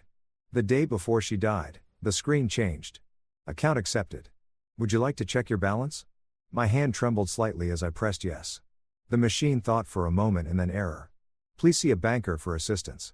Of course, the account probably had $12 in it, and the ATM couldn't even process something that pathetically small. I pulled out the card and walked to the desk where the bored banker looked up with the expression of someone about to deliver bad news. He delivered 1,000 times before. Can I help you? Yeah. I have this card from my mother. She passed away 6 years ago and I'm just trying to see if there's anything in the account. I slid it across the desk feeling like I was begging. Maybe I was. He picked it up, glanced at it, started to insert it into his computer with that same bored expression. And then his face changed. It was subtle at first, just a slight widening of the eyes, a pause in his movements. But then he looked at the screen, looked at the card, looked at me, and the blood literally drained from his face. Sir, he said, his voice suddenly very different, very careful. Can you wait here for just one moment? Is something wrong? No, not wrong. Just please wait here. He stood up so quickly his chair rolled backward and then he was walking, almost running to the back offices, the card still in his hand. I watched him go, confused, a sick feeling building in my stomach. Had my mother done something illegal? Was this some kind of fraud? Was I about to be arrested for trying to access a dead woman's account? Minutes passed. Long minutes. Other bankers started glancing my way, whispering to each other. A woman in a suit came out of the back office, looked at me, said something sharp to the first banker I couldn't hear. And then they were both walking toward me, and the man's face was still pale. And the woman was carrying a folder. And Mr. Chen, she said, and her voice was gentle in the way people's voices get when they're about to change her life. I'm Rebecca Stein, the branch manager. Could you come with me, please? To somewhere more private. The sick feeling intensified. What's going on? Sir, the first banker said, and his voice was shaking slightly. Please, you need to see this. They led me to a private office in the back, closing the door behind us. The manager sat down across from me, opened the folder, and pulled out a statement. Mr. Chen, I need to verify your identity first. Can I see your driver's license? I handed it over with shaking hands. She studied it, compared it to something on her computer screen, nodded. It's you, she said quietly. You're really you. What are you talking about? She slid the statement across the desk. I looked down at it at the account number that matched my mother's card at the name Margaret Chen, primary account holder. David Chen, beneficiary upon death. And then I saw the balance. I stopped breathing. I had to be reading it wrong. Had to be. That many zeros didn't exist in my mother's world. Couldn't exist. It was impossible. I couldn't even finish the sentence. $247 million, the manager said softly. Give or take a few hundred, The account has been accruing interest for 6 years. Your mother set it up as a trust that would transfer to you automatically upon her death, but only if you used the card she gave you. Until you did, it remained dormant. $247 million. My mother, Margaret Chen, who'd worked double shifts and worried about grocery bills and died in a hospital bed wearing a nightgown I'd bought at Target because it was all I could afford. $247 million. There must be a mistake, I whispered. But Rebecca Stein was shaking her head, pulling out more papers, more documents I couldn't focus on because the number kept swimming in my vision. No mistake, Mr. Chen, though I imagine you have questions about where this came from. Your mother left you something else. She pulled out an envelope sealed, my name written on it in my mother's careful handwriting. She instructed that this be given to you when you access the account along with this. She slid across a business card, heavy stock, embossed lettering. A law firm in London I'd never heard of. They've been managing your mother's estate. Well, your estate now. There are significant holdings beyond this account. Properties, investments, a trust that's been growing for decades. They'll need to speak with you immediately to begin the transfer process. I couldn't speak, couldn't think, could barely breathe. Mr. Chen, the manager said gently, I know this is shocking, but sir, whoever you thought your mother was, whoever you thought you were, everything just changed. I looked down at the envelope in my hands, at my mother's handwriting, at the card with the London law firm's information, and I thought about Elena in her penthouse, celebrating my departure with someone whose name she couldn't even be bothered to mention. Everything just changed. I sat in that office for 20 minutes before I could move. The envelope felt impossibly heavy in my hands. Just paper, just ink, but weighted with 6 years of questions. I hadn't known to ask. Around me, the bank hummed with its usual Saturday rhythm. ATMs beeping, people shuffling papers, the soft murmur of transactions that meant everything and nothing to the people conducting them. But in this small room with its generic corporate art and its desk that had probably witnessed 1,000 financial revelations, my entire reality was fragmenting like a mirror struck dead center. $247 million. I kept trying to make the number feel real, to connect it to the woman who'd raised me in a 3-room apartment where we could hear the neighbors arguing through walls thin as wishes. The woman who'd clipped coupons religiously, who'd made a game out of seeing how cheaply we could eat each week, who'd actually cried when I got that full scholarship to Columbia because she'd been saving every penny she could spare. And now she could finally stop working herself to death. Except she hadn't stopped, had she? She'd kept working those double shifts right up until the cancer made it impossible. Kept living in that same apartment. Kept pretending we were barely scraping by while $247 million sat in an account I didn't know existed. Why? My hands shook as I opened the envelope. The letter inside was written on the same cheap notepad paper she'd always used, the kind you buy in bulk from the dollar store. Even now, even revealing whatever she was about to reveal, she'd stayed true to character. My mother, who'd apparently been sitting on a fortune that would make Elena's trust fund wealth look like pocket change, had written this final confession on paper that cost pennies. The handwriting was shaky, she'd been so sick by then, could barely hold a pen, but still recognizable, still hers. My dearest David, if you're reading this, it means I'm gone. It means you finally used the card I gave you, which means you've hit rock bottom or close enough that you've remembered your mother's last gift. I'm sorry it had to be this way. I'm sorry for so many things. I lied to you your entire life. Not about loving you. Never about that. But about everything else, about who I was, about who your father was.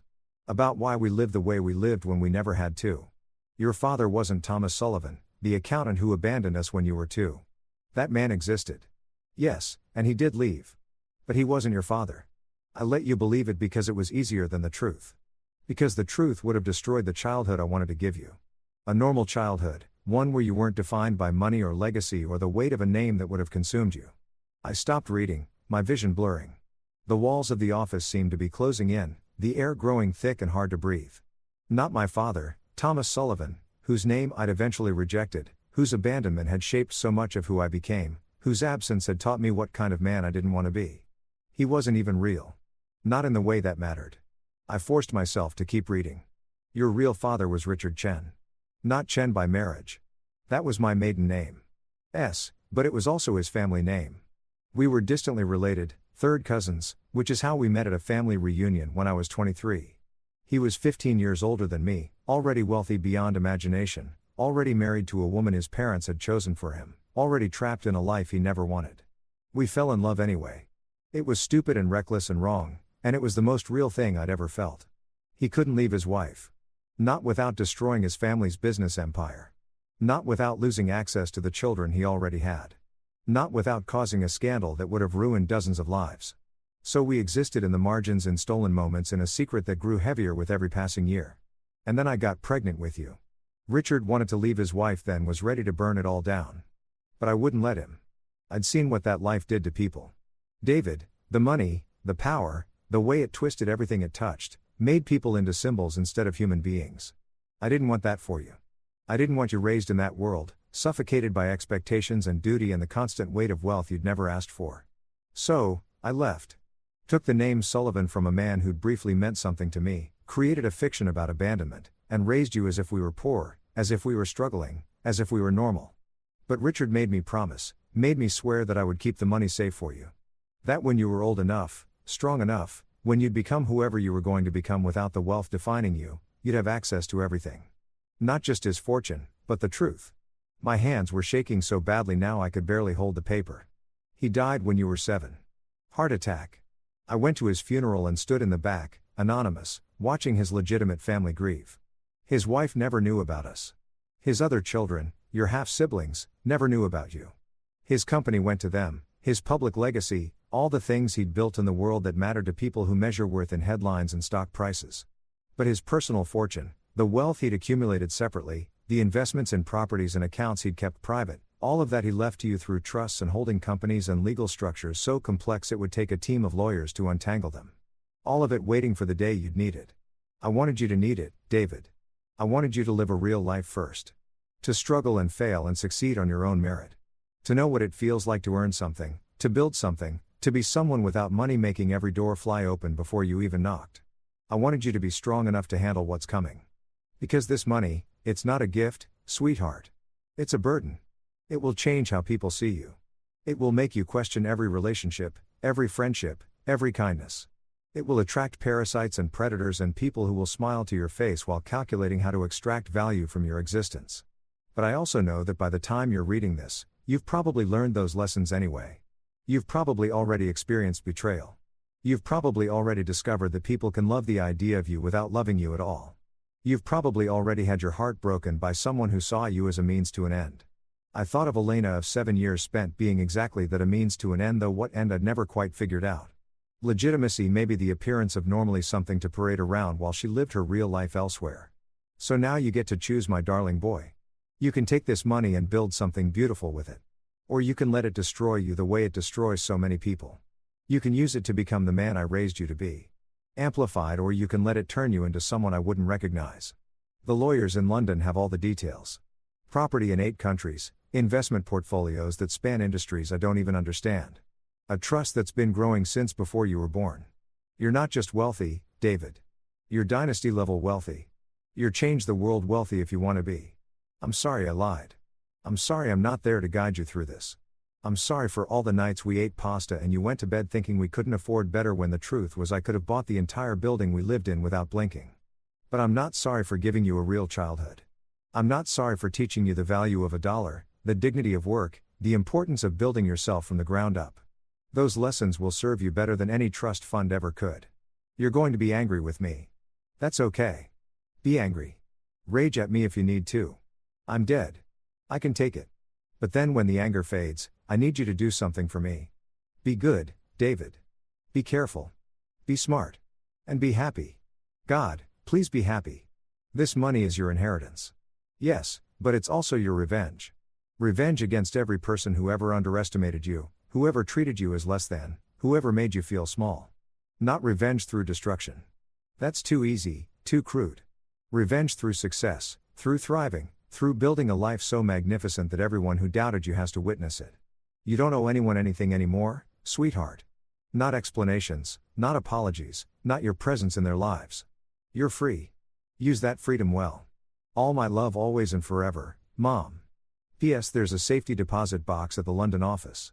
In it, you'll find photos of your father, of us together, of the life we had in secret. You deserve to know where you came from, even if I spent your whole childhood hiding it. P.P.S. I saw the woman you married. I died before the wedding, but I saw her picture. Heard you talk about her. She's beautiful, David. Poised, elegant, everything the world tells us we should want. But she doesn't love you the way you deserve to be loved. I could tell even then, could hear it in your voice when you talked about her. A note of uncertainty, of trying to convince yourself. I hope I'm wrong. I hope by the time you read this, you've had a wonderful marriage and I'm just a paranoid dying woman projecting. But if I'm right, if she's hurt you the way I suspect she will, don't let her take anything from you that matters. Not your dignity, not your kindness, not your belief that real love exists. It does exist, Baby. It's just rare. And it never ever uses money as a weapon. The letter ended there. I sat staring at it, reading and rereading those final lines until the words blurred together, and I couldn't tell if the wetness on my face was tears or sweat or some combination of both. My mother had known, had seen through Elena from hundreds of miles away from a hospital bed, with nothing but my tone of voice to guide her, had known, and had still said nothing, had trusted me to figure it out on my own, had left me this letter like a time bomb set to detonate at exactly the moment I'd need it most. She doesn't love you the way you deserve to be loved. I thought about Elena's face last night, the coldness in it, the calculation, the way she'd smiled when she told me about closing our joint account, about how I'd be leaving with $700 and whatever dignity I could salvage. $700. I almost laughed. Would have laughed except the sound that came out was closer to a sob. Mr. Chen. Rebecca Stein's voice pulled me back to the present.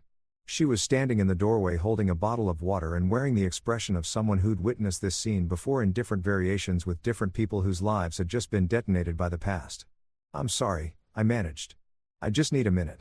Take all the time you need, but Mr. Chen, the lawyer's in London, they'll need to hear from you soon.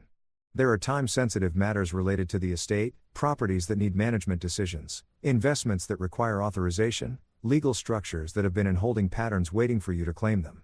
I looked down at the business card she'd given me earlier.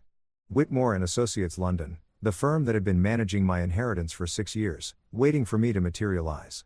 Whitmore, the same last name as my soon-to-be ex-wife. The universe apparently had a sick sense of humor. What do I need to do? I asked. Call them today if possible. They'll arrange for you to fly to London. First class, all expenses covered from your account. There's a team waiting to brief you on everything. The full extent of your holdings, the legal structures in place, the various entities your father created. She paused, choosing her words carefully. It's complicated, Mr. Chen. Dynasty-level wealth is always complicated. Dynasty-level wealth. The same phrase my mother had used. I thought about the penthouse I'd been evicted from. The one Elena was so proud of, the 23rd floor apartment that had seemed like the pinnacle of success. Thought about her family's wealth, old money from banking and real estate, the kind of fortune that bought influence and memberships, and the right to look down on people like me. Dynasty-level wealth made that look like a rounding error. There's one more thing, Rebecca said quietly. She pulled out another folder, this one thicker. Your mother left very specific instructions about privacy. She set up multiple layers of protection to ensure that when you claim the inheritance, you could do so anonymously. Shell corporations, trusts, legal barriers between your name and the money. If you want, and I strongly recommend you do, you can keep this completely private. No one needs to know who you are or what you have. Not until you are ready to reveal it. Why would she do that? Rebecca smiled sadly. Because she was protecting you, Mr. Chen, from exactly the kind of people who'd come out of the woodwork if they knew. The distant relatives suddenly remembering family bonds. The investment opportunities that are too good to pass up. The charitable causes that desperately need your support. The romantic interests who find you fascinating for reasons they can't quite articulate. The romantic interests who'd throw you out with $700 and a smirk if they thought you were poor, but who'd cling like drowning swimmers if they knew the truth. So what do? You go to London. You learn about your inheritance.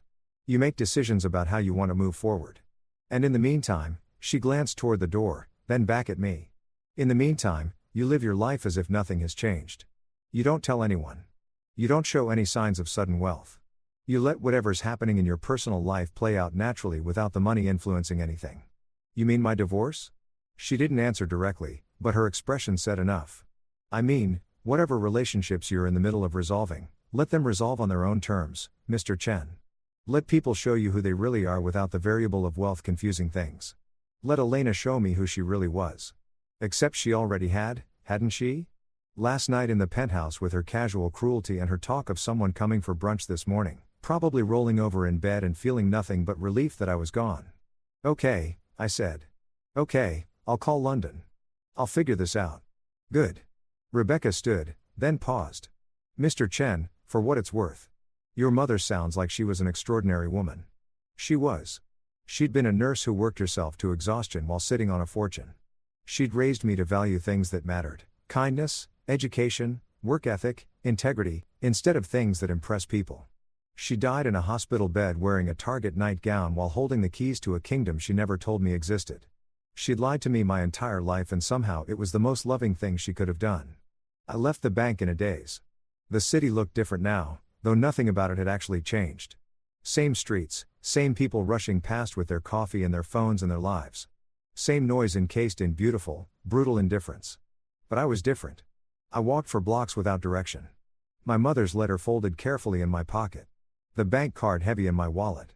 The London law firm's number saved in my phone. The duffel bag over my shoulder felt absurd now. All my worldly possessions carefully packed. Ready to move into Marcus' cramped apartment and figure out how to rebuild from nothing. Except it wasn't nothing. It was $247 million, give or take, plus properties in 8 countries, plus investment portfolios, plus whatever else was waiting in London to be explained by lawyers who'd been managing my dynasty-level wealth while I'd been living in my wife's shadow. My phone buzzed. A text from Marcus. You close? Sarah's making lunch. Nothing fancy, but you're welcome to join. I stared at the message. Marcus and Sarah, who were letting me crash on their couch out of friendship and pity, who had no idea that I could buy their entire building without making a dent in my account, who were making me lunch, nothing fancy, while trying to figure out how to gently tell me I couldn't stay long. I should tell them, should tell someone. This secret felt like it was burning a hole through my chest, too big to contain. But Rebecca's words echoed, let whatever's happening in your personal life play out naturally. Let people show you who they really are. And my mother's, you don't owe anyone anything anymore. Not explanations, not apologies, not your presence in their lives. I texted back 30 minutes out. Thanks, man. Then I called the London number. A woman answered on the second ring. British accent, professional, but warm. Whitmore and Associates, how may I direct your call? My name is David Chen. I was told to call about an estate matter. A pause then. Mr. Chen, we've been waiting for you. Please hold for Mr. Whitmore. Another pause, longer this time. I kept walking, letting the city flow around me, thinking about how my life had been split into before and after without my permission. Before the bank, after the bank, before the letter, after the letter, before I knew who my father was, after I knew I'd never actually known him at all. Mr. Chen, the voice was male, older, cultured in that way British lawyers seem to have perfected. Alexander Whitmore, I had the privilege of knowing your father and the honor of serving as executive for your mother's wishes. I cannot tell you how pleased we are that you finally accessed the account. We were beginning to worry. Worried I'd never use it. Worried about what that would mean for you. Yes. Your mother was very specific. You were to receive nothing until you needed it. The fact that you needed it concerns me. I thought about Elena, about the penthouse, about $700 in a smirk. I'm fine, I lied. Forgive me, Mr. Chen, but I've been managing family fortunes for 40 years. No one accesses an emergency inheritance when they're fine. However, that's neither here nor there. What matters now is bringing you up to speed on your holdings and ensuring proper transfer of authority. How soon can you fly to London? I don't know. I need to do what? I had nowhere to go. No job to request time off from. No obligations tying me anywhere. The divorce papers would come whether I was in New York or London. Elena didn't want me at the penthouse. Marcus' couch was a temporary solution at best. I had nothing keeping me here except momentum, the weight of routine, the illusion that my life still existed in the shape I'd built it. I can come Monday, I heard myself say. Excellent. I'll have my assistant arrange everything. Flights, accommodation, transportation, everything will be handled. Mr. Chen, I know this is overwhelming, but I promise you by the time you leave London, you'll understand not just your inheritance, but your father's vision for what you might do with it. Mr. Whitmore. Yes. My mother, in her letter, she said my father wanted this money kept from me until I was strong enough to handle it. How did he know I'd ever be strong enough? A long pause, then softly. He didn't. Mr. Chen, that was your mother's gamble. Your father wanted you to have everything immediately, full access from birth, your legacy secured regardless of character. It was Margaret who insisted otherwise. She believed that struggle creates strength, that hardship builds wisdom, that a fortune given too early destroys more lives than it saves. And if she was wrong, if I'd never used the card, then the money would have gone to various charities upon your death with a letter explaining why your mother was willing to sacrifice your inheritance and her relationship with you, even posthumously. Rather than risk you becoming the kind of person wealth creates too easily, the kind of person Elena was, he meant, but didn't say. The kind who measured worth in zeros and treated people like accessories, beautiful and disposable. I'll see you Monday, Mr. Whitmore. Monday and Mr. Chen, welcome to your new life. Try to enjoy it. He hung up. I stood on the corner of 5th Avenue and 42nd Street, surrounded by thousands of people who had no idea that everything had just changed, watching the city pulse and breathe and continue forward like it always did. Somewhere uptown, Elena was probably still asleep or maybe already entertaining her someone, celebrating her freedom from the burden of a husband who'd never quite measured up. Somewhere in my pocket, my mother's letter described a fortune that would make Elena's trust fund look like pocket change. And somewhere deep in my chest, something I'd thought was broken started to resemble something else entirely. Not quite hope, not yet, but possibility. The revenge of simply becoming who I'd always been, only more so, only amplified, only free. Marcus's apartment smelled like garlic and burnt toast. I stood in the doorway of the 5th floor walk-up in Hell's Kitchen, my duffel bag still over my shoulder, and tried to reconcile the person I'd been when I left this morning with the person standing here now. Same clothes, same face in the reflection of their hallway mirror. Same David Chen who'd woken up in a penthouse and gone to sleep or tried to knowing he'd be homeless by Monday. Except nothing was the same at all. "Dude, you look like hell," Marcus said, pulling me inside. "Sarah's making grilled cheese. It's basically her only recipe. So, prepare yourself for mediocrity. But it's food." He was trying to be cheerful, trying to make this less awkward than it was. Marcus had always been like that. The friend who showed up, who made room, who asked questions later. We'd met in grad school, bonded over being the scholarship kids in a sea of trust fund economists, stayed friends even after I'd married into the world we'd both resented. He'd never liked Elena, had been too polite to say it directly, but I'd seen it in his face at the wedding, in the way he gradually stopped inviting us to things. In how our friendship had winnowed down to occasional texts and the kind of surface-level catch-ups that mean you were not really friends anymore, just people who used to be. And now I was here on his couch pretending to be the person he thought I was. "Thanks for this," I said, dropping my bag by the door. "I know it's not ideal. It's fine. Really, Sarah's a little stressed about the space, but she'll get over it. You're my boy. We take care of each other." He punched my shoulder lightly. That male affection that doesn't know how to express itself properly. "So, you want to talk about it?" "Not really." Elena finally pulled the trigger. "Something like that." He nodded, not pushing. Marcus understood the value of silence, of letting things breathe instead of forcing them into the open before they were ready. Sarah emerged from the kitchen carrying a plate of sandwiches that were indeed slightly burnt.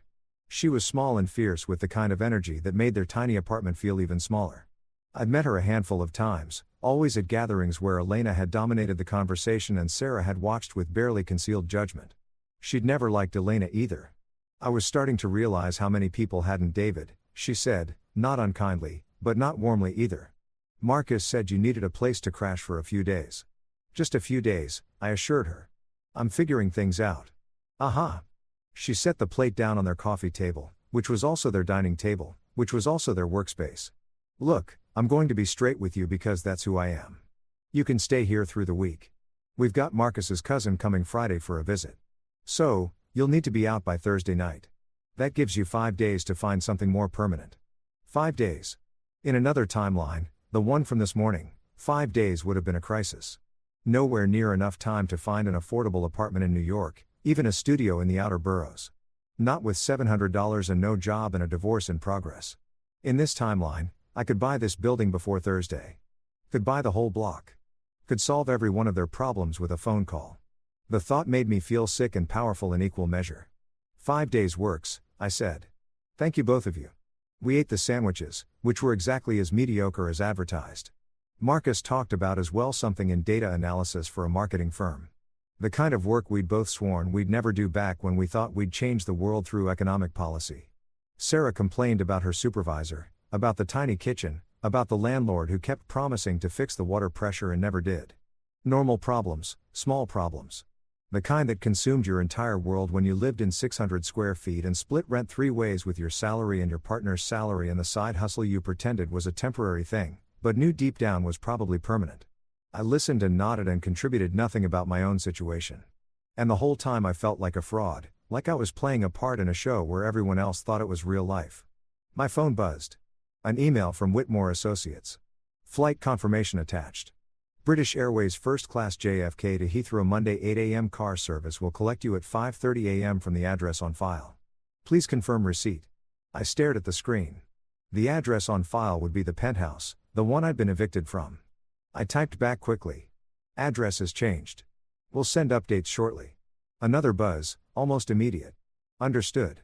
Please provide current location at your earliest convenience. Accommodation in London has been arranged at the Connaught.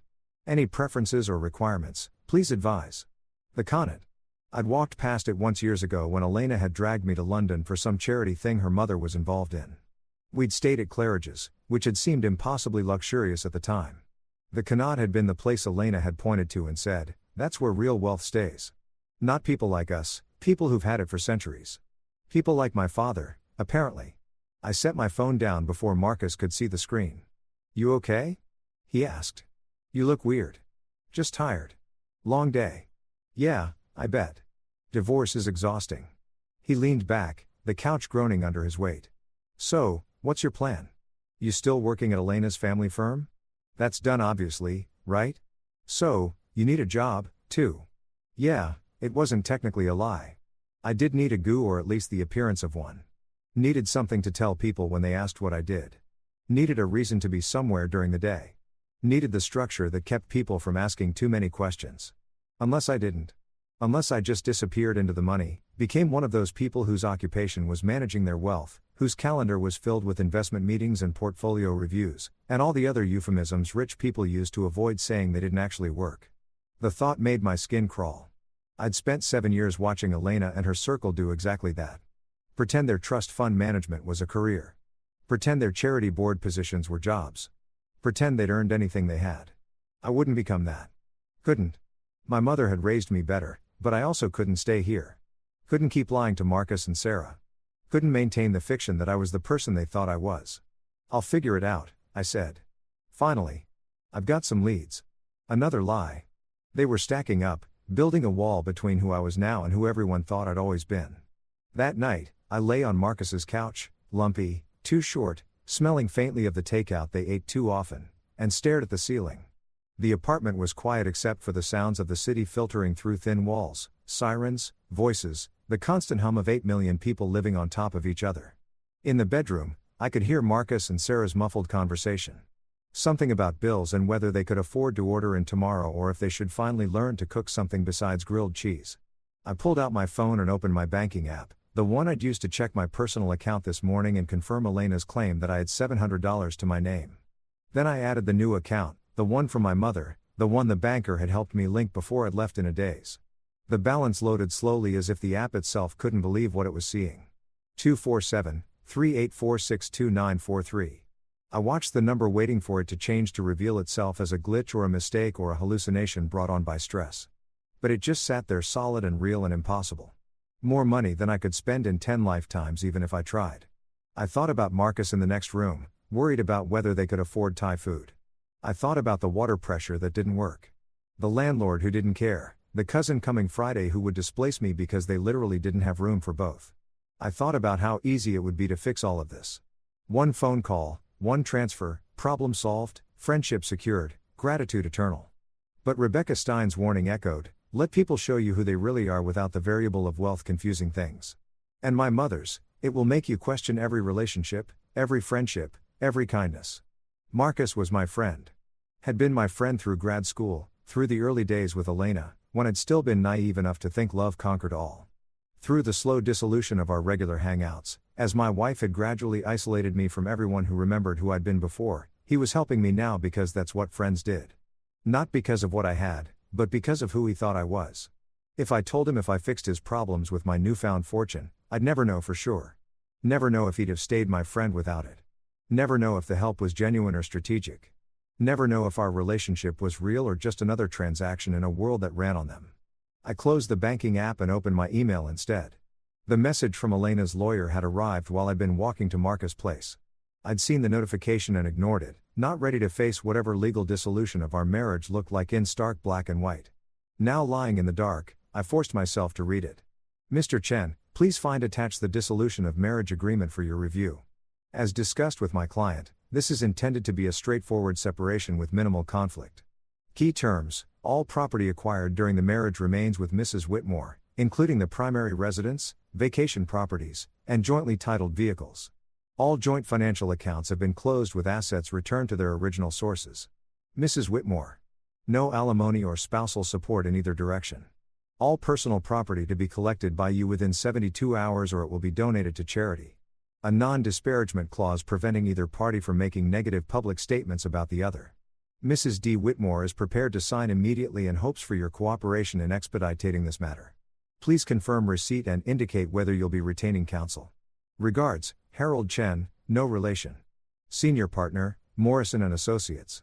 Harold Chen, the lawyer Elena had mockingly mentioned I couldn't afford, who now revealed himself to share my last name in a coincidence that felt like the universe's idea of a joke. I read through the terms again, slowly this time. She was taking everything, every physical asset from 7 years of marriage. The apartment I'd lived in, the car I'd driven, the furniture I'd helped pick out. All of it legally hers because she'd paid for it. Because I'd been too grateful to be loved by someone like her to insist on contributing, to maintain any independence, no alimony. That made sense.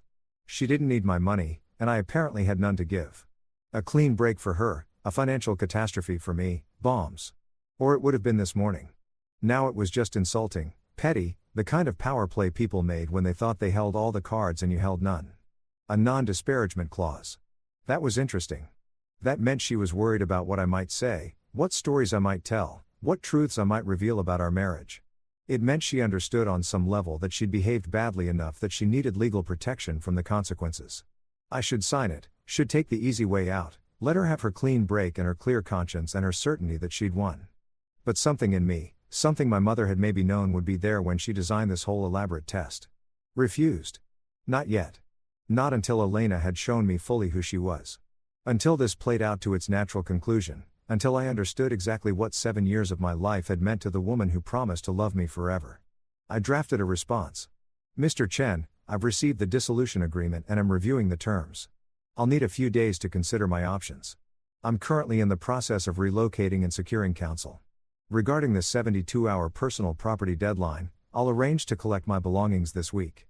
Please inform Mrs. Whitmore that I'll be in touch to schedule a time. I'll respond to the broader agreement by end of week. David Chen, professional. Calm, giving nothing away. I hit send before I could second guess myself. Sunday morning arrived with rain again, as if the weather had decided to match the general misery of my circumstances. Marcus and Sarah left early for some brunchy thing with friends, inviting me with the kind of forced enthusiasm that made it clear they hoped I'd decline. I did, claiming exhaustion, grateful for a few hours alone in the apartment. The moment the door closed behind them, I called London. Alexander Whitmore answered on the first ring. Mr. Chen, I hope you have had time to process yesterday's revelations. Process is a strong word. I'm still mostly in shock. Understandable.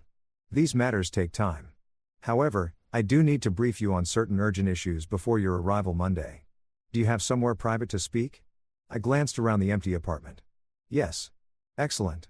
First, regarding your identity protection, your mother established several shell corporations and trusts to act as intermediaries between you and your assets. The primary entity is called Providence Holdings, registered in the Cayman Islands. All property, investments, and accounts are technically owned by Providence, which is in turn controlled by a trust of which you are the sole beneficiary. Which means David Chen, the individual, appears to own nothing. David Chen, the trust beneficiary, controls everything. It's a legal distinction that provides enormous privacy protection. No one can trace your wealth back to you unless you explicitly choose to reveal it. My mother really thought this through. Your mother was extraordinarily thorough, Mr. Chen. She spent the last 5 years of her life working with us to ensure every detail was perfect. She anticipated scenarios we thought were paranoid. Vengeful spouses, predatory relatives, opportunistic acquaintances. She wanted you protected from all of it. Vengeful spouses. Like she'd known, like she'd seen Elena for what she was and had built a fortress around me just in case. What else do I need to know? Your property portfolio includes residences in London, New York, Paris, Tokyo, Sydney, Cape Town, Sao Paulo, and Dubai. Some are investment properties generating rental income. Others are personal residence maintained but unoccupied waiting for you. The New York property is a penthouse in Tribeca, significantly more valuable in private than anything in Midtown or the Upper East Side. A penthouse in Tribeca, probably 2 blocks from where I was sitting on a lumpy couch pretending to be homeless. You mentioned urgent matters. Yes. Several of your properties require immediate decisions about lease renewals or sale opportunities. There are also investment positions that need your authorization to proceed. Your father had started several ventures that were put on hold when he died, waiting for you to take over. And there's the matter of your position on various boards. Boards. Your father held seats on the boards of 6 major corporations. Upon his death, those positions were held in trust to be transferred to you when you claimed your inheritance. You're now legally entitled to those seats and the rather significant stipends that come with them. Several of the companies have been inquiring when you'll assume your responsibilities. Board positions at major corporations. Me, David Chen, who'd been working a mid-level position at his wife's family firm because he'd never quite managed to advance on his own merit. I don't know anything about running a corporation. You don't need to. Board members provide oversight and strategic guidance, not day-to-day management. And you have voting rights on major decisions. It's quite lucrative and requires relatively little time, a few meetings per quarter, some reading of reports. Many board members treat it as semi-retirement. How significant are the stipends? Averaging 2 to 3 million per year per board seat plus stock options? I did the math. 12 to 18 million per year just for showing up to meetings. That was more than Elena's entire trust fund generated annually. Mr. Chen, are you still there? Yeah, sorry. This is just a lot. It is, which is why Monday's meetings are so critical. We need to walk you through everything systematically. Establish your priorities. Create a management structure. You'll need a personal attorney, a financial advisor, a tax specialist, possibly a public relations consultant, depending on how visible you want to be. I don't want to be visible at all. Understood. However, some visibility is inevitable once you take up your board positions. The business press will take note.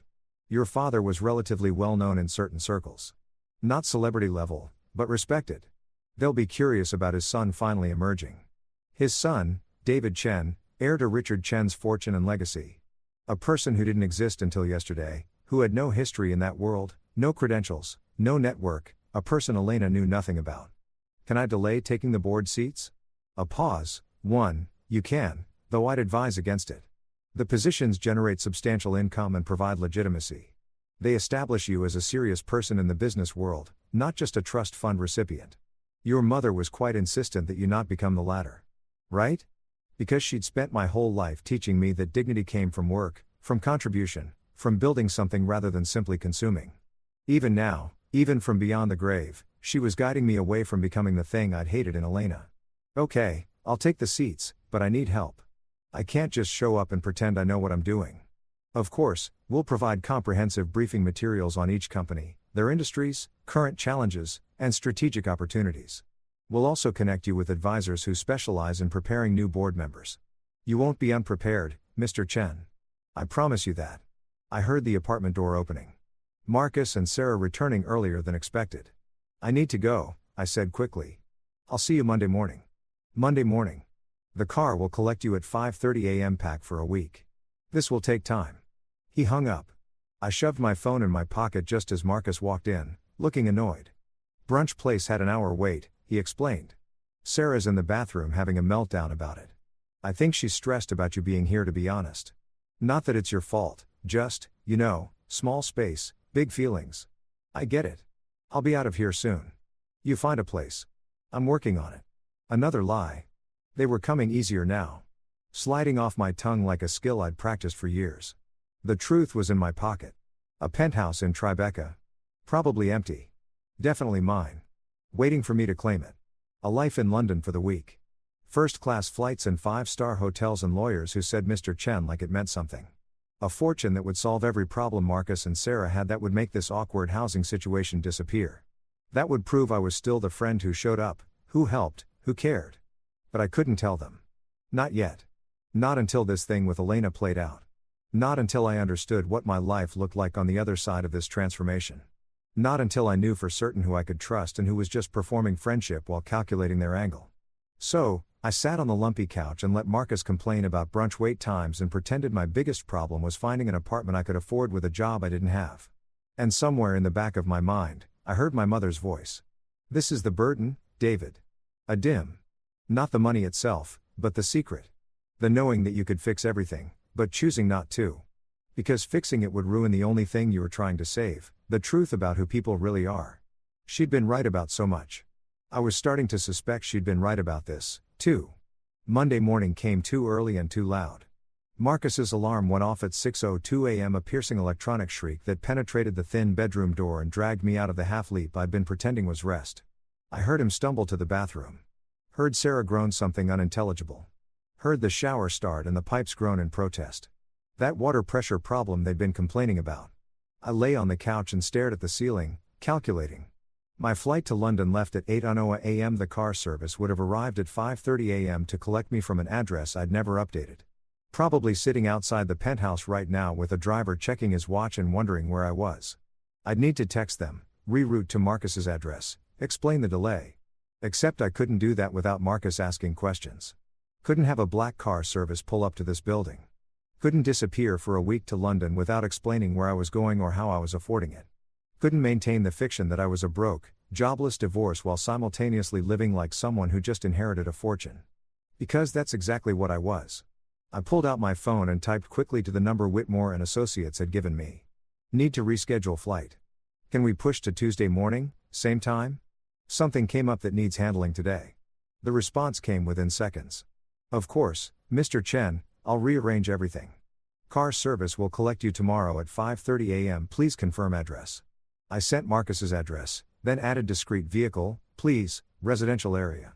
Understood. Crisis averted temporarily, but that still left the larger problem. I couldn't just vanish to London without Marcus asking questions. And I couldn't answer those questions without either lying more elaborately or revealing the truth I wasn't ready to reveal. The bathroom door opened, releasing a cloud of steam and Marcus in a towel. You're up early, he observed. Couldn't sleep. Yeah, that couch is brutal. Sorry, man. He disappeared into the bedroom to dress, calling back. You got plans today? Job hunting? Here was my opening. Actually, yeah. Got some leads to follow up on. Might be out most of the day. That's good. That's great. Where at? I hadn't thought that far ahead. A consulting firm downtown. Friend of a friend thing. You know how it goes. Right on. Hope it works out. He emerged dressed for his own job. Looking tired in the way people do when they're juggling too much with too little. Listen, Sarah and I were talking last night. We want to help more, but the space thing is real. Her cousin's definitely coming Friday, and after that, I know. I'll be out by Thursday. Promise. He looked relieved, then guilty about being relieved. It's not that we don't want to help. Marcus, I get it. Really, you've already done more than I had any right to ask. He nodded, grabbed his bag, kissed Sarah goodbye. She was still in bed, pretending to sleep through this awkward conversation, and left. The moment the door closed, I texted the Whitmore and Associates number again. Change of plans. Can someone meet me in New York today instead? Need to access the Tribeca property and handle some personal matters before flying to London. The reply came fast. I'll have someone there by noon. The property manager can meet you at the building. Do you need anything prepared? Furnishings, provisions, etc. I looked around Marcus' apartment. The peeling paint, the cramped space, the couch that had destroyed my back. Yes, make it livable. I may need to stay there this week. Understood. I'll coordinate with the property management team. They'll have everything ready just like that. Money made things happen, made problems dissolve, made the impossible become a simple matter of coordination and cost. I understood suddenly why people got addicted to this. Why Elena moved through the world expecting every inconvenience to evaporate, every desire to be instantly gratified. When you had enough money, reality itself became negotiable. The thought made me uncomfortable in ways I couldn't quite articulate. But first, I had to deal with the penthouse. Elena's penthouse. The one where 7 years of my life still sat in a closet waiting to be collected within the 72-hour deadline her lawyer had imposed. I texted her at 9:0 a.m. Need to collect my things today. Will noon work? No response. I tried again at 9:30. Elena, the lawyer gave me 72 hours. I'm respecting your space, but I need access. Please. Still nothing. At 10 a.m., her lawyer responded instead. Mrs. Whitmore will not be present. Building concierge has been notified to provide access. Please complete your collection by 22 p.m. Not even the courtesy of a direct response, just her lawyer maintaining the buffer, keeping everything clinical and distant. Fine. I packed my duffel bag, still mostly empty since I'd barely unpacked at Marcus, and headed uptown. The subway was crowded with Monday morning energy. People pressed together in that particularly New York way of being physically intimate with strangers while maintaining absolute psychological distance. I used to hate the subway. Elena had insisted we take cars everywhere, Ubers when she was feeling casual, her driver when she wanted to feel important. She'd made fun of people who took public transportation. Called it unnecessarily democratic, like rubbing shoulders with regular New Yorkers was beneath her. Now standing in a car packed with delivery workers and students and office drones, I felt more real than I had in years. These were people who worked for what they had, who counted dollars, who understood that time was money because they sold their time in hourly increments. These were people my mother had wanted me to understand, to be in the ways that mattered. The penthouse building looked exactly the same as it had Saturday night. Imposing, expensive, dripping with the kind of luxury that whispered rather than shouted. The doorman I'd said good morning to 1,000 times, looked through me like I was already a ghost. "I'm here to collect some belongings," I told him. "From 23B, the lawyer should have." "Yes, sir." Mrs. Whitmore's attorney called. "You have until 2ish p.m. He handed me a temporary access key. "Please return this to the desk when you're finished." Mrs. Whitmore. Not Elena. Not even your wife. The divorce wasn't final. Wouldn't be for weeks. But in the doorman's eyes, I was already erased. Already nobody. I took the elevator to the 23rd floor, my hands shaking slightly as the numbers climbed. The hallway was silent. It always was, insulated by money and architecture from the chaos of the city below. The key worked. The door swung open. The apartment had been cleaned. Professionally, thoroughly, like they were erasing evidence of a crime. The surfaces gleamed. The air smelled of expensive lemon polish and something floral. Fresh flowers sat in the vase by the window. White orchids, Elena's favorite, definitely not their Saturday night. She'd already moved on. Already begun the process of erasing me from this space, from her life, from her story. I walked through rooms I'd lived in for 7 years and felt like a stranger. The furniture was the same, but it looked different somehow, more like a magazine spread than a home. Had it always been like this, or had I just stopped noticing at some point, stopped seeing the carefully curated perfection that left no room for actual living? The bedroom was where it hit me hardest. Our bed, her bed, I had to remind myself, was perfectly made. New sheets, I noticed white instead of the blue ones we'd had. The photos that had sat on the nightstand were gone. My nightstand was completely empty, cleared of the books and glasses and random accumulated debris of shared sleeping space. On my pillow sat an envelope. I recognized Elena's handwriting on the front. "David." My hand shook as I opened it. "David, I'm not good at confrontation, so I'm doing this in writing. Cowardly, I know, but honest at least. Our marriage is over. Has been over for a long time. If I'm being truthful with myself, we both know it. We've been performing for months, maybe years, going through motions, pretending we're something we're not. I don't hate you. I want you to know that you're a good person. Kind, smart, everything my mother said I should want in a husband. But good isn't enough. Kind isn't enough. I need more than nice dinners and comfortable silences and someone who fits the picture. I need someone who excites me, who challenges me, who makes me feel alive instead of just settled. You deserve that, too, even if you don't realize it yet. You deserve someone who loves you for who you are, not who they're trying to make you into. I tried to make you into someone you're not. Someone comfortable in my world, someone who could keep up with my friends, someone who wanted the life I wanted. It wasn't fair to either of us. The prenup was always about protecting my family's assets, not about not trusting you. But I'm not going to pretend it doesn't make this easier. You get a clean break. I get about a clean break. No alimony, no fights about money, no dragging this out in court while lawyers get rich and we both get bitter. Take your things. Take whatever matters to you. The rest is just stuff. And I have plenty of stuff. I'm sorry it ended this way. I'm sorry I wasted 7 years of your life. I'm sorry I couldn't be who you needed and that you couldn't be who I needed. But I'm not sorry for the good parts. There were good parts, David. Remember those if you can. Be well. I read it twice, then a third time. It was honest. I had to give her that. Brutally casually honest in the way of people can be when they're already emotionally checked out and just want permission to stop pretending. She didn't hate me. She just didn't love me, didn't want me, didn't find me exciting or challenging or alive enough. I was too kind, too good, too comfortable. And the prenup that had protected her family's assets, the one I'd signed without really reading because I'd been too in love to imagine needing protection from the person I was marrying, made everything easy. Made me disposable without complication. Take your things. I looked around the bedroom at the life we'd built. The closet full of clothes she'd bought me. The watch she'd given me. The cuff links from various anniversaries and birthdays. The leather toiletry bag. The expensive shoes, the suits tailored to fit me perfectly.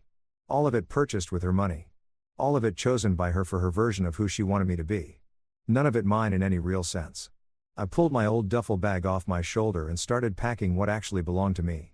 The Columbia hoodie I'd hidden in the back of the closet. A few t-shirts I'd bought myself. Some jeans. My old running shoes worn through at the heels. The photo of my mother I'd kept on my dresser until Elena had suggested it was too depressing for the bedroom and I'd moved it to a drawer. The watch could stay, the suits could stay. All the expensive performance she dressed me in could stay.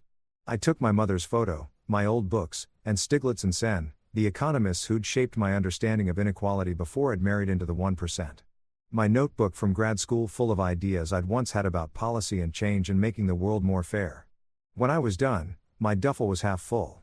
7 years of marriage fit in half a duffel bag.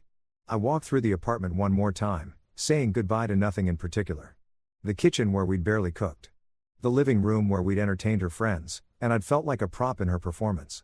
The study where I'd worked remotely while she'd done whatever she did during the days, which I'd never quite figured out. And then I saw it on the coffee table, partially hidden under a fashion magazine. Another phone, not Elena's primary phone.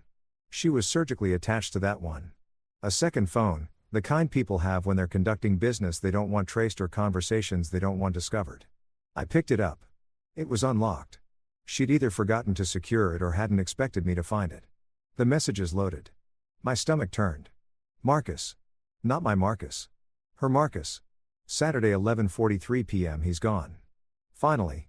I thought he'd make it more difficult. Elena. Saturday 11:45 p.m. He was always easy to handle. Too grateful to put up a fight. Marcus. Saturday 11:47 p.m. When can I come over?